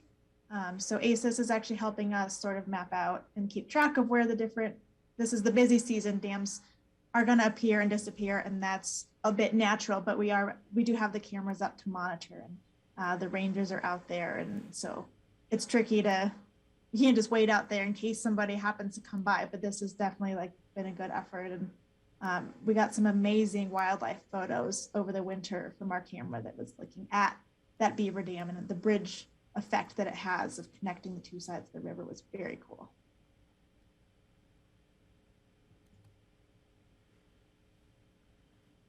Okay, other questions? Okay, I think Ted's somewhere out there in the ether, and he's just going to hit, the main pieces for our, more resource management projects for this year. So Ted is here. Once he starts talking, he'll jump up. Here we go. Yeah, Hi, thanks, Ted. Gary. And hello, BOCC. Thanks for having me. So the first one I wanted to hit on is one of our larger projects this coming year. You've seen it before. It was on our work plan last year. It's repairing 4 deteriorated concrete bridge piers on that historic railroad bridge in Wingo on the Rio Grande Trail. We wanted to implement that last year. We were partnering on that project with RAFTA, but our construction bids came back extremely high. So we decided to hold off on that and rebid it out next year. But nothing's really changed with the plan for that project. Our next really large project next year is what we're calling the Rio Grande Trail Capital Improvement Project. It's basically about a 2,000-foot stretch of trail from our Deer Creek property to Gervais Way. It's not the entire section, but through that section, the railroad bed, which is also the trail platform, is very elevated and very narrow, and it's starting to erode in places, and the trail platform is beginning to undermine. So we're going to repair that next year before it becomes a larger issue. The plan for that is just to kind of dig down a little deeper into that railroad bed so we have a larger platform, and then repave the trail. We'll also be replacing some of those fences that align the trail in that stretch that have seen better days and don't look too well anymore. The other bridge project we have next year is on our Stein Bridge, which is just downriver from town in the Stein Park. That is also a historic bridge, and we did some work on it a few years ago, but we need to return the center spans of the bridge, or need to have their stringers replaced. It's just starting to suffer for some rot issues. So we'll pull the decking off that and replace those stringers and put that back. We're also doing one trail project next year. We've already started kind of analyzing some concepts for that, but it's the directional route on the airline side of Sky Mountain Park. We're working with some consultants on trying to come up with a good alignment to separate directional use into the park from the Aspen side, and kind of try to create some routes where we can decrease the potential for conflict on the trail and accidents. And then also on Thompson Creek open space, which Liza has a project on next year, this is a separate one. We have a little bit of river embankment maintenance to do down there. It's a short stretch. It's right below the Crystal Trail. And we just want to, again, do some preventative maintenance on that stretch of the river. We budgeted a little bit more than I hope we'll need for that one. Our neighbor on that project has verbally given us access through their property to get to that stretch of the river. So that's best case scenario, but we're planning for a worst case scenario. And in case we have to create our own access, which would be a little bit more construction. So the Rio Grande Node plan is also another big one we're doing next year. Jesse and our planning team have been working on this for a number of years, but we're going to be cleaning up some of the Rio's nodes, like we like to call them, but that'll be implementing some trailhead actions and also some more amenities such as rest areas to maximize the economies of scale and create some better consistency along the trail system for the Rio. We're also going to do the Redstone Park update construction project, which Jesse also alluded to. They've created a beautiful plan for the park, and I'll be helping to implement that next year. And the rest of my work plan is kind of the normal maintenance side of things, crack sealing paved trails, repairing soft surface sections of the Rio Grande Trail and whatnot. So, yeah, that's pretty much it in a nutshell. I'm trying to leave a little bit of space in case we do obtain another property and have some other action items we need to take care of immediately. But if you got any questions, feel free to. Well, and I just wanted to update you too. This morning, the Open Space Board approved the Sky Martin Park Management Plan update. So we're going to be going to the town of Snowmass Village because their council has to approve it too, because their properties, you know, they have a decent amount of their properties there, and they got to approve that. But if that goes through, the airline trail will be looking at a climbing trail next year. There's some beautiful pictures of it. Any questions on that?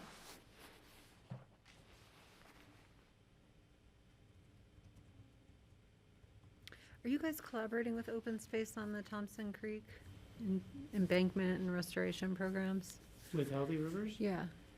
They're part of the Crystal River Restoration Group overall, so yes. Okay. We will definitely be, you know, looking to them to help us fund the project. The one on the trail is just, it's a short section of the trail that will potentially erode away. So that one, we're just looking on how to keep that. So that we're not, but the restoration projects, yes. Okay, great. I mean, you guys definitely have more money than they do, but.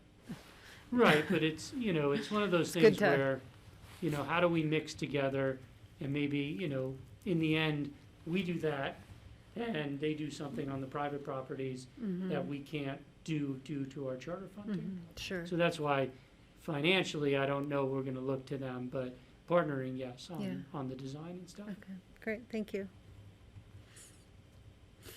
So the last piece is the ag piece, and there's just one big project that Paul was going to talk about. Yeah, thanks, Gary. Yeah, the one big project I have slated for next year comes from the glacier management plan that was approved and is associated with the glacier habitat improvements that Liza touched on. But essentially, it's coming up with a plan to install some sprinkler irrigation, actually a center pivot irrigation, on a large section of irrigated pasture at Glacier Open Space. In the photo below, you can kind of see there's some drier areas that you can see the topography kind of doesn't allow that flood irrigation to hit. But that center pivot's going to actually hit that area and is actually going to cover 74 acres. And it's going to do it with essentially half the water that is decreed for the property. So we'll be able to irrigate about 20 or 30 more acres more efficiently and also use that balance of the water to spread to other parts of the property that also don't get hit by irrigation. And there you go. Here you can see it.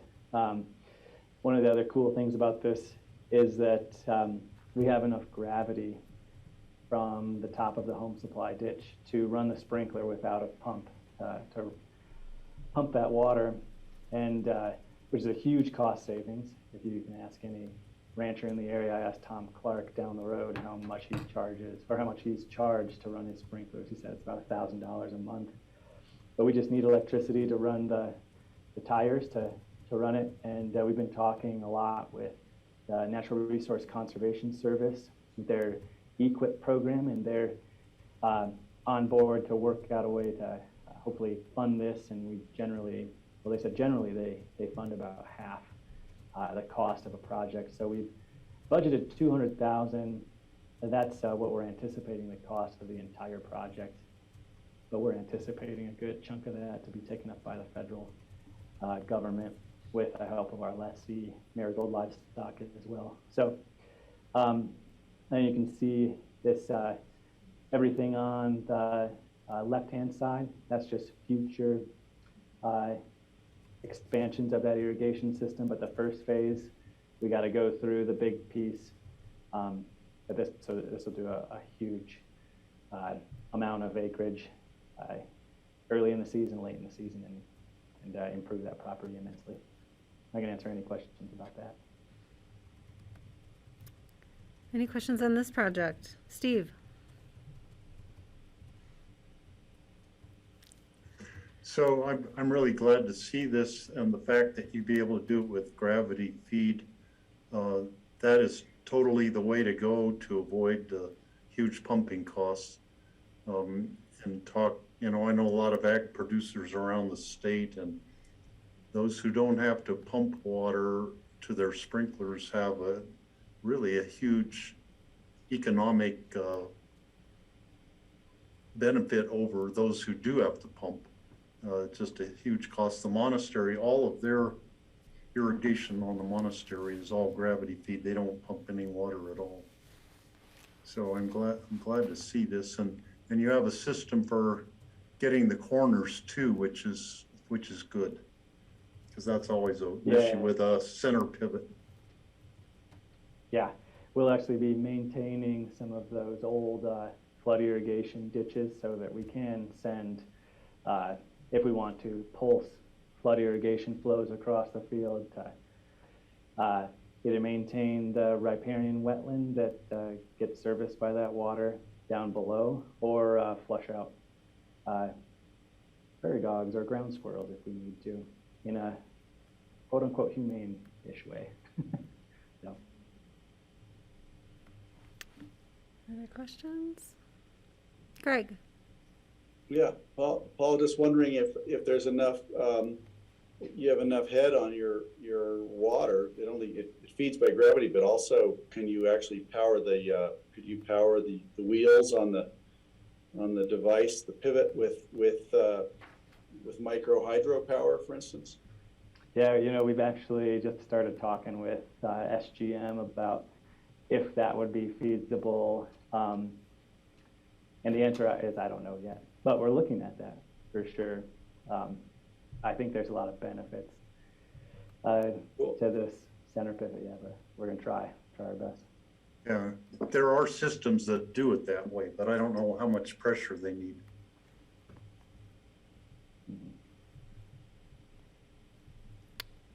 Okay, other questions on this? No? All right. Okay, so, yeah, so here's our fund balance projection overall. And so, you know, obviously the big chunk of the money goes to acquisitions and improvements. And trail construction, we have kept it about 13%.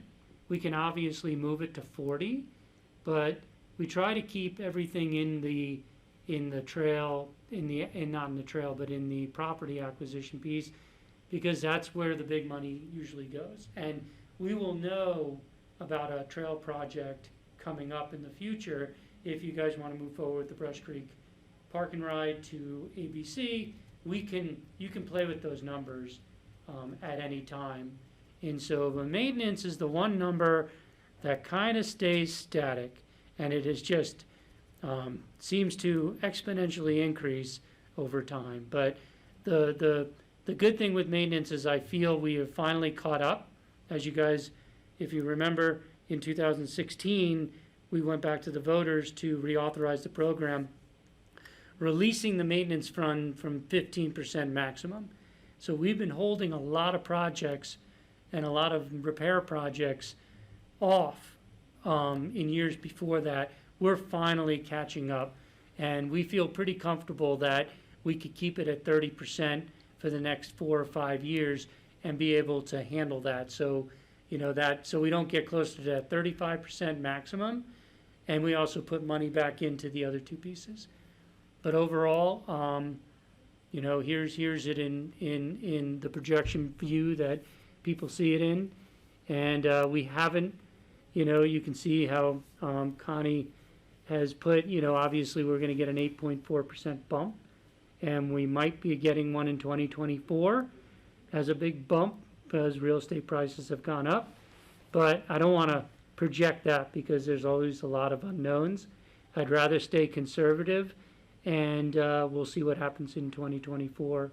And I don't think it's going down. So I think we're pretty good on a conservative budget like this to be able to fund everything we need. I feel really comfortable with this budget. I feel really comfortable with the program being able to meet the needs of the community.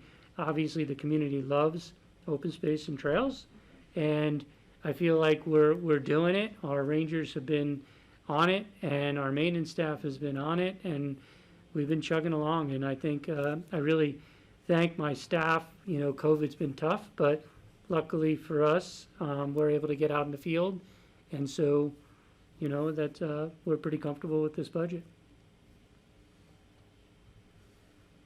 Thanks, Gary. All You right. get to see it in Connie's view. Yeah. So obviously, the main source of revenue for the Open Space and Trails Fund is their property tax. Total revenue about 14.6 million. Everything that was presented today is included in this budget. You can see most of the work plan projects are pulled out into a separate line, just shy of $2 million. But then we also have a couple of them in the capital section, the Redstone Park, the Aspen Village to Rio Grande Bridge, and also the Rio Grande Trail improvements are pulled out into the capital section. There is a surplus budgeted as usual in open space and trails, as that money will be appropriated if opportunities come up during the year. And then, of course, the fund balance, which is fairly sizable at this point due to the bonds that were issued. So, any questions? Steve. So you end up with a massive budget surplus or fund balance by the year 2026, but we all know that there are several big projects which are, potentially could eat up a bunch of that money. But then you haven't put them into the budget at all at this point. And it seems to me to be accurate that you should put in some amount for property acquisition kind of expenses, which are the big budget items.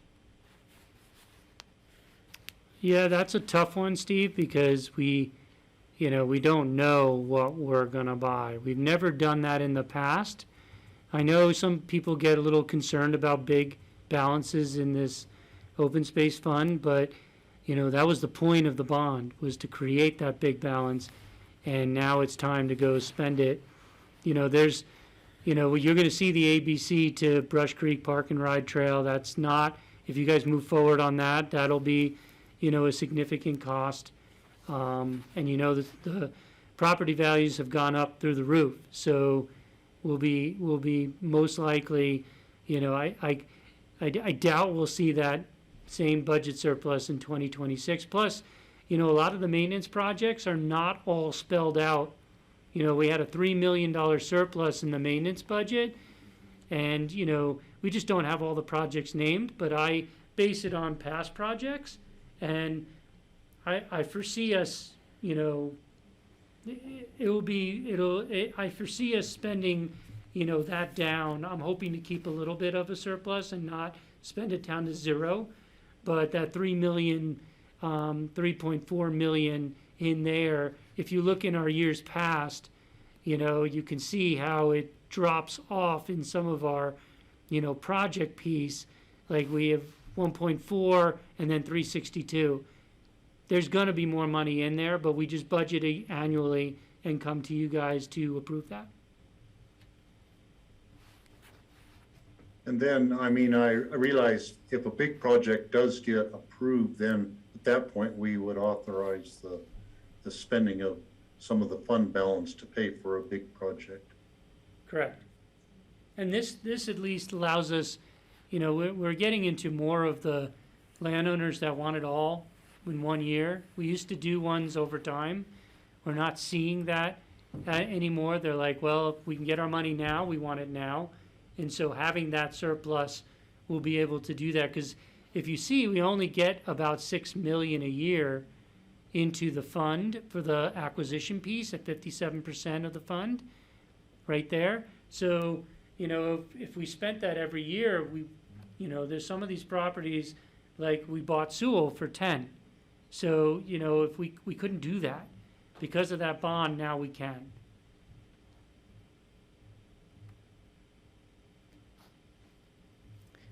Other questions?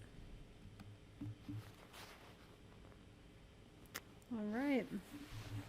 I told you, Patty, it would take 55 minutes. So we will review the position request next week, but otherwise, are folks supportive of this budget? Patty? Yeah, not only do I want to support it, will I support it, I want to thank Gary, you and your team. This is an amazing amount of work, and you guys do an amazing job getting it done. And I know the community appreciates it. I know the board appreciates it.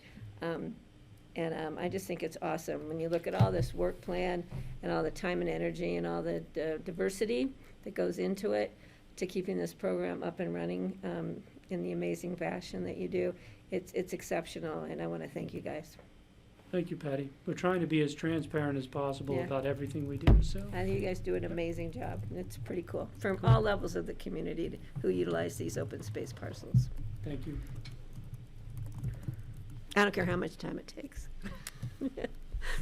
Okay. All right, thanks. Let me just, great. folks on Zoom. Greg? Yep. Yeah, great, thanks. Just looking at the, just the percentage that goes to each of the fund that goes to the various facets here. I'm wondering are we being optimistic to say that maintenance will just stay at 30%? It just seems like the more you're acquiring and the more, it just seems like the maintenance budget's going to keep going up. Are you pretty confident in a 30% being the accurate measure? Or do we anticipate with new acquisitions and more trails that maintenance just is going to keep rising? And how has it gone up in the last few years? And that's Greg, it's a great question. And because when in 2016, I did a projection forecast of maintenance, and I expected us to be in 2022 about 22% of the fund. And I was wrong. We're at 30% of the fund. I didn't realize the scale of the stuff we deferred maintenance. The beauty is we're catching up on a lot of that stuff. So I feel like, right now, we're pretty good at 30%. I think yes, we're going to buy more property and there's going to be more trails, but I really feel, working with staff on it, that we got to 30% much faster than we thought, but I don't think we're going to just magically jump to 35 anytime soon. The reality is, too, is you don't see the past numbers on here, but we had some years, that we only had 20%, 22%. In the end, we got to show the voters and everyone, we got to show the taxpayers that we spent at least 15% and we didn't spend any more than 35% of the total fund from 2020 to 2040 on maintenance. I'm pretty confident right now we can continue that through to 2026. Thank you. I appreciate that. All right. All right, we support this budget for open space. Great. Thank you very much. Thank all your colleagues who went fast to give you guys extra time today. Yes, no So problem. we could go Thank into you. detail. Yeah. Okay, and we'll be back again next week with Healthy Community Fund grant recommendations, the ambulance district budget, district attorney budget, and then a preliminary look at all of the position requests, although we will ask you to hold off on final decisions until you've heard the departments and funds that we'll present on November 16th. Seems fair. And so, Yeah. so the board knows there is a 3-ring binder upstairs with all of the Healthy Community Fund grant information in it for those who want to look at that in a hard copy. Great. Thanks, Patty. Thanks, Connie. All right, we're on to future agendas. Thanks, Connie. Let me make sure that's accurate. Yes, future agendas. All right, just a couple items for the board. Holy Cross is working to reschedule the ribbon cutting for the solar farm from November 16th to December 8th. They are still confirming that December 8th date, but they will be sending out invitation for the entire board.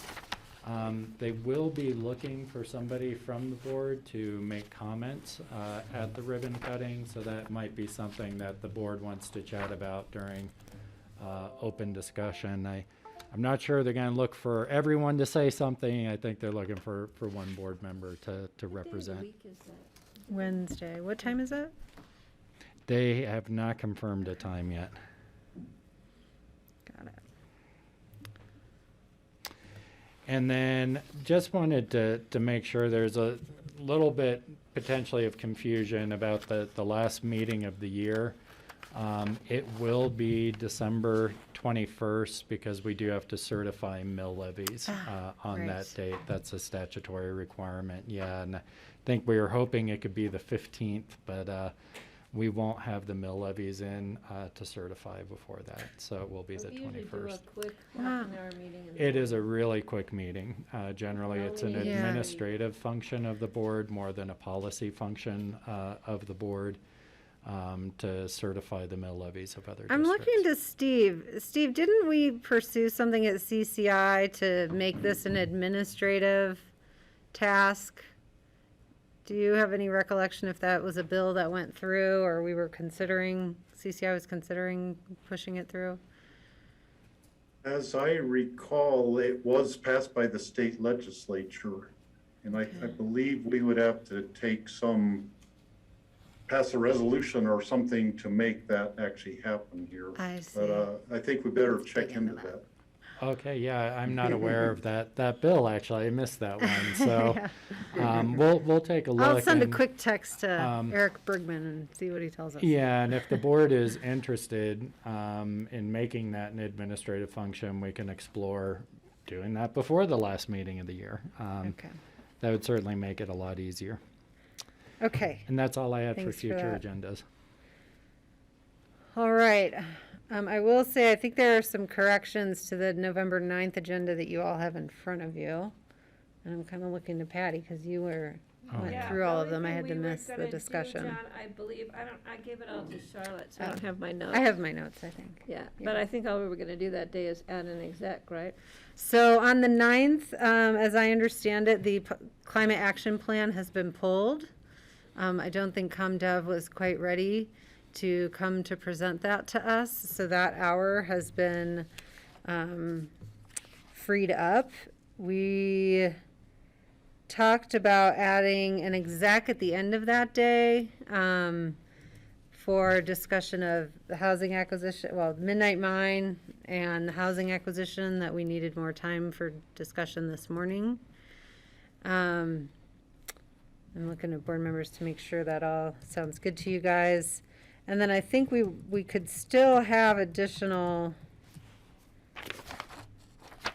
well, we probably won't have additional time actually, because the agenda I have in front of me after removing the climate action has us ending at 3:45, and then if we add an exec, that would probably be 45 minutes to an hour. Yeah, Charlotte was gonna rework all the times. Yeah. Give us a new agenda. Okay. And then we also added on the, Well, just before we move on from that one, what time are we Sure. starting that day? 10. 10 o'clock, special meeting. Where are you seeing that? The future agendas. Oh, I'm sorry. That's okay. For some reason, I don't have that open. I don't know where I put that. Okay, thanks. Yep. 10, okay. And then again, we added a half an hour to our meeting on Friday, the 12th. We added a half an hour to our discussion time.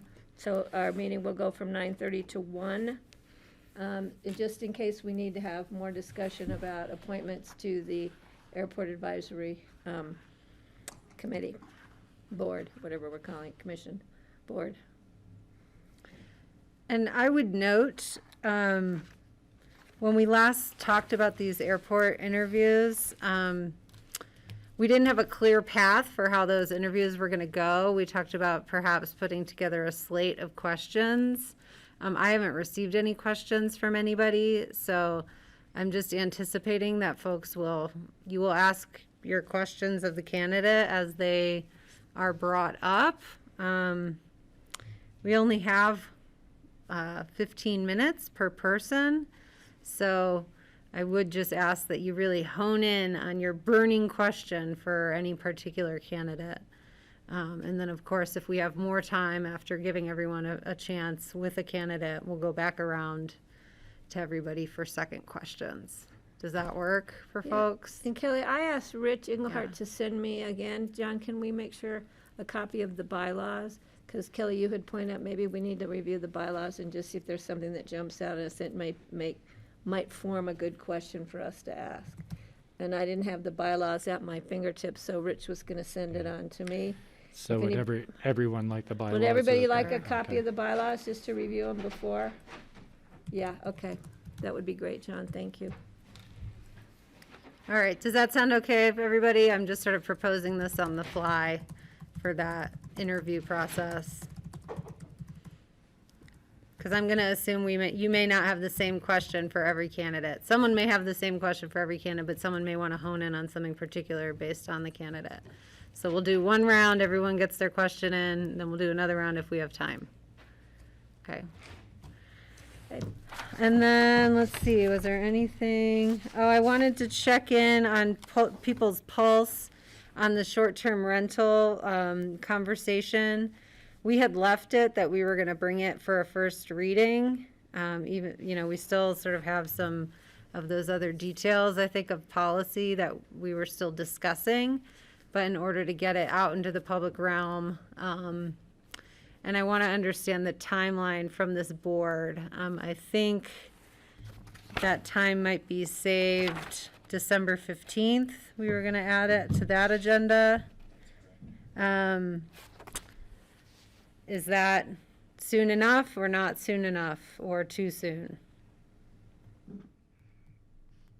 It's gonna just be the first reading, get the discussion out there, so the public can hear what we're thinking about doing, and then bring it back at a time after the first of the year when we can have public comment. Take the public comment, is my understanding, and then probably continue the meeting, taking into consideration public comment if necessary, or whatever comes up during public comment. Is that plan? December sound okay? 15th, does that strike a good balance? Do we want it I sooner? won't be there. What'd she say? She won't be here. I won't be She's there. marked out On the on 15th? the agendas. Greg and Steve, are you guys cool with the 15th? 15th works for me. Greg? I'll be here. It'll work. I just want to make sure it's probably a perfect time of year to have a meeting where the public isn't paying attention And so we're going to have after a first reading, enough time to put second reading when people really can have an opportunity to engage. I'm just concerned that, it's like having a meeting on a Friday afternoon, or a press release. I'm worried we're getting close to the holidays, but I'm thinking it's fine for the first reading. It's just we need to make sure that everybody's on board and aware of what we're doing well advanced of the second reading. Yeah, I mean, I think we can drum up press for it. We've had 5 meetings over a year. So there's been a spread out opportunity to weigh in on this conversation, and there's been some direct outreach. So I'm feeling a little bit of like, gosh, this has taken us a really long time. And so maybe we're striking a right balance here on it. Francie. Yeah, I haven't heard as much from the community as I thought we would have.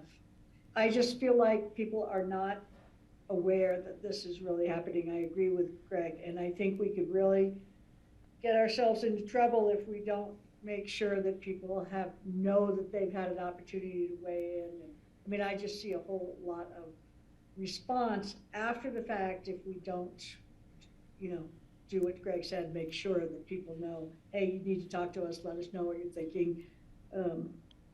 So should we dig in on that a little bit? Because yeah, Patty has a comment. I think, Francie, one of the things is we heard from everybody and their brother prior to us having our first discussion.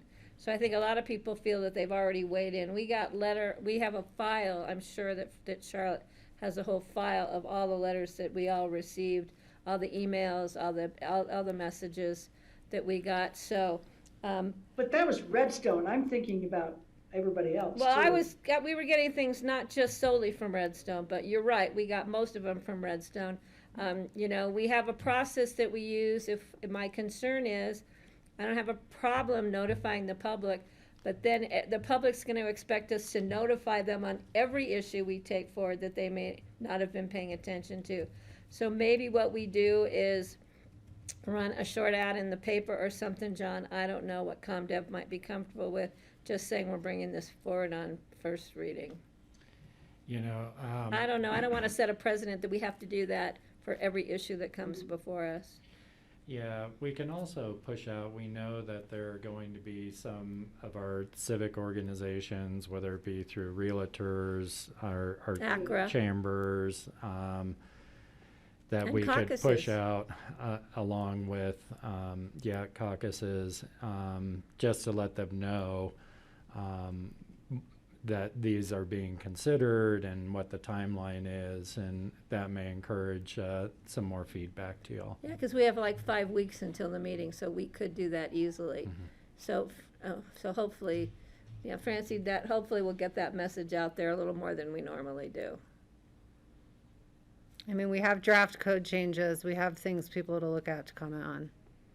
Yeah. All right. So, John, is it possible? I'm looking to you. I guess ComDev would be the one to push that out. Well, I'd actually probably we draft a letter that goes with. Yeah, I'd actually probably work with Laura Armstrong on this, and just start getting word out. And so where we'll they can access the draft information ahead of time. Yep. Rather than right the week before the meeting, so they have time to submit. Even though the first reading is not public comment, we're just getting the information out so the public can comment sometime, I believe, after the first of the year, Greg, when the holidays have wound down and we're bombarded with snow. So we'll have a first reading on the 15th, and then second reading would be in the upcoming year. So we'll map that out so that people are aware. So we give people time. Okay, and Steve, I saw your hand. So I remember last year in December when we were working on the whole thing about the TDR and the house size limits and things, and I stuck my foot in my mouth with a statement, kind of feeling rushed, like wouldn't it be great to finish this up this year, finish it up quickly and have something, an accomplishment under our belts, kind of.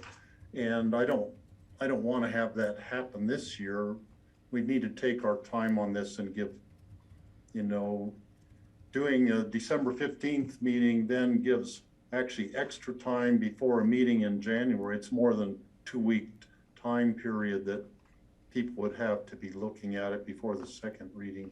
So it wouldn't be, I don't think it'd be a rushed process, and we'd have adequate time to, you know, let people know about it and prepare their comments and study up on the issue. I think that's really important on this one. So Francie, does that help with the time frame for you? Sounds great. Okay, thank you. Thank you. All right, thanks, John. Let's see. Thanks for bringing that up, Kelly. Yes. I have a note here to add an exec on the December 14th, but I don't remember why.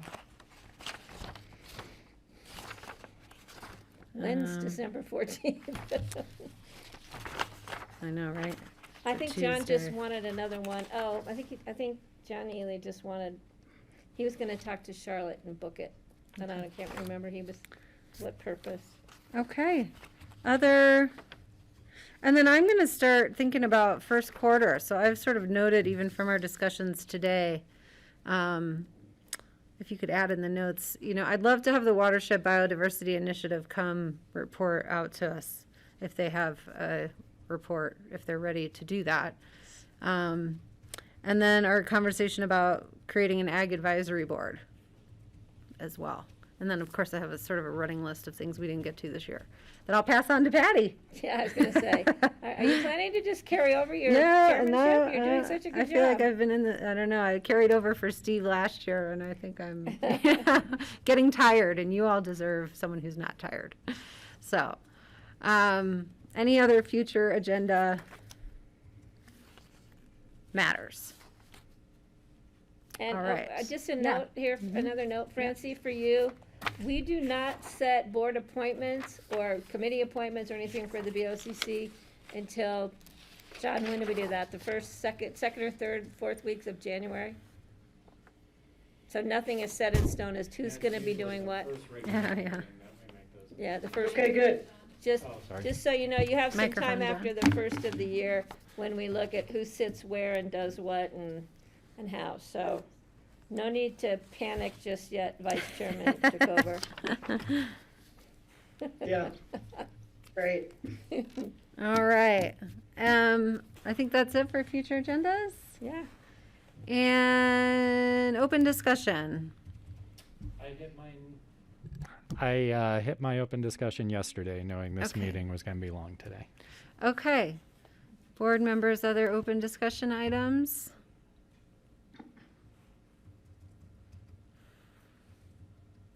I'll just do it quick, just for your interest. I don't know if you guys, I mean, if you guys are reading all the articles in the Sun or the Post, you might have already seen this, but there's some pretty hearty conversation around STRs happening at the State House currently. So a legislator on the tax oversight, on the Committee on Oversight of Tax Policy proposed a piece of legislation that would look at assessing short-term rental properties as commercial based on their allocation of use. So essentially the number of days if in a year that they rent for less than 30 days, exempting primary residences. And so that has generated great debate related to short-term rental taxation. And I'm heavily engaged in that conversation through the tax policy task force that I sit on, which is sort of gets to review and give input on legislation of these matters. And so we had a 4-hour meeting and took a lot of public comment on the topic, which was really interesting. And CCAT is also really engaged on it. And so I'm doing that and just want you to know that that conversation is happening. It's opening up other conversations related to data transparency from the platforms, you know, and any legislation that might be required to really access the data to make things like our licensing program, any tax assessment changes feasible to do. So I wanted to just let you all know that. There was an article, was it in the Daily News or the Times today about Summit County and their short-term rental. And the quotes were pretty Didn't much read it. solely from a guy who was representing, can't remember the name of the company, but they do Airbnb. And it was very interesting. He was commending Summit County for their slow process, blah, blah, blah. He wouldn't really comment. He was working with them to make sure that all parties were represented, including the industry. I'd like to know, if for those of you who read it, what your take was at the end of the day. But the guy who was being quoted was pretty much keeping himself in good favor with Summit County. There's another way to put it, but I wouldn't say that on camera. But it was pretty interesting to see the comments that he offered as far as what local jurisdictions should be doing to make sure that that short-term rentals work for everyone. It's a quick article worth taking the time. Okay. All right. Any other open discussion from folks? Greg.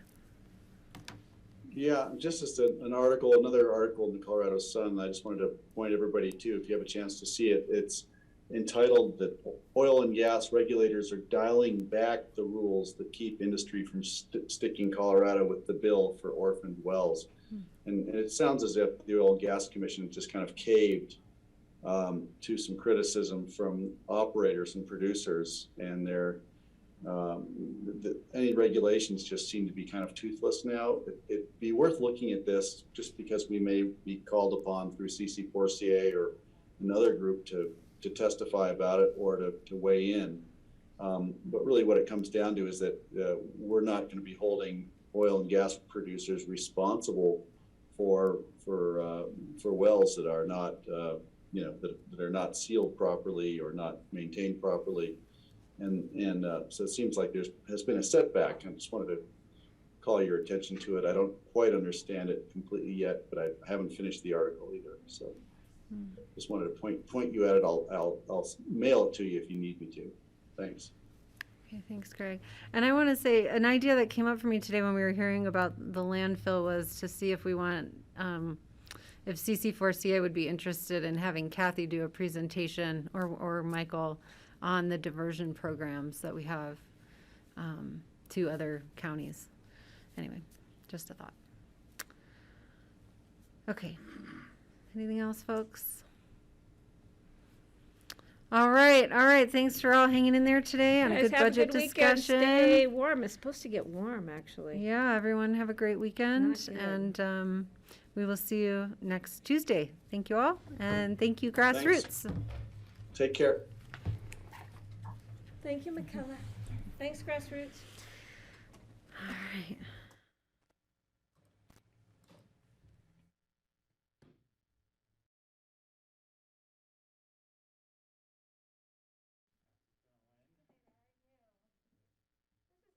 This cup is a coffee cup.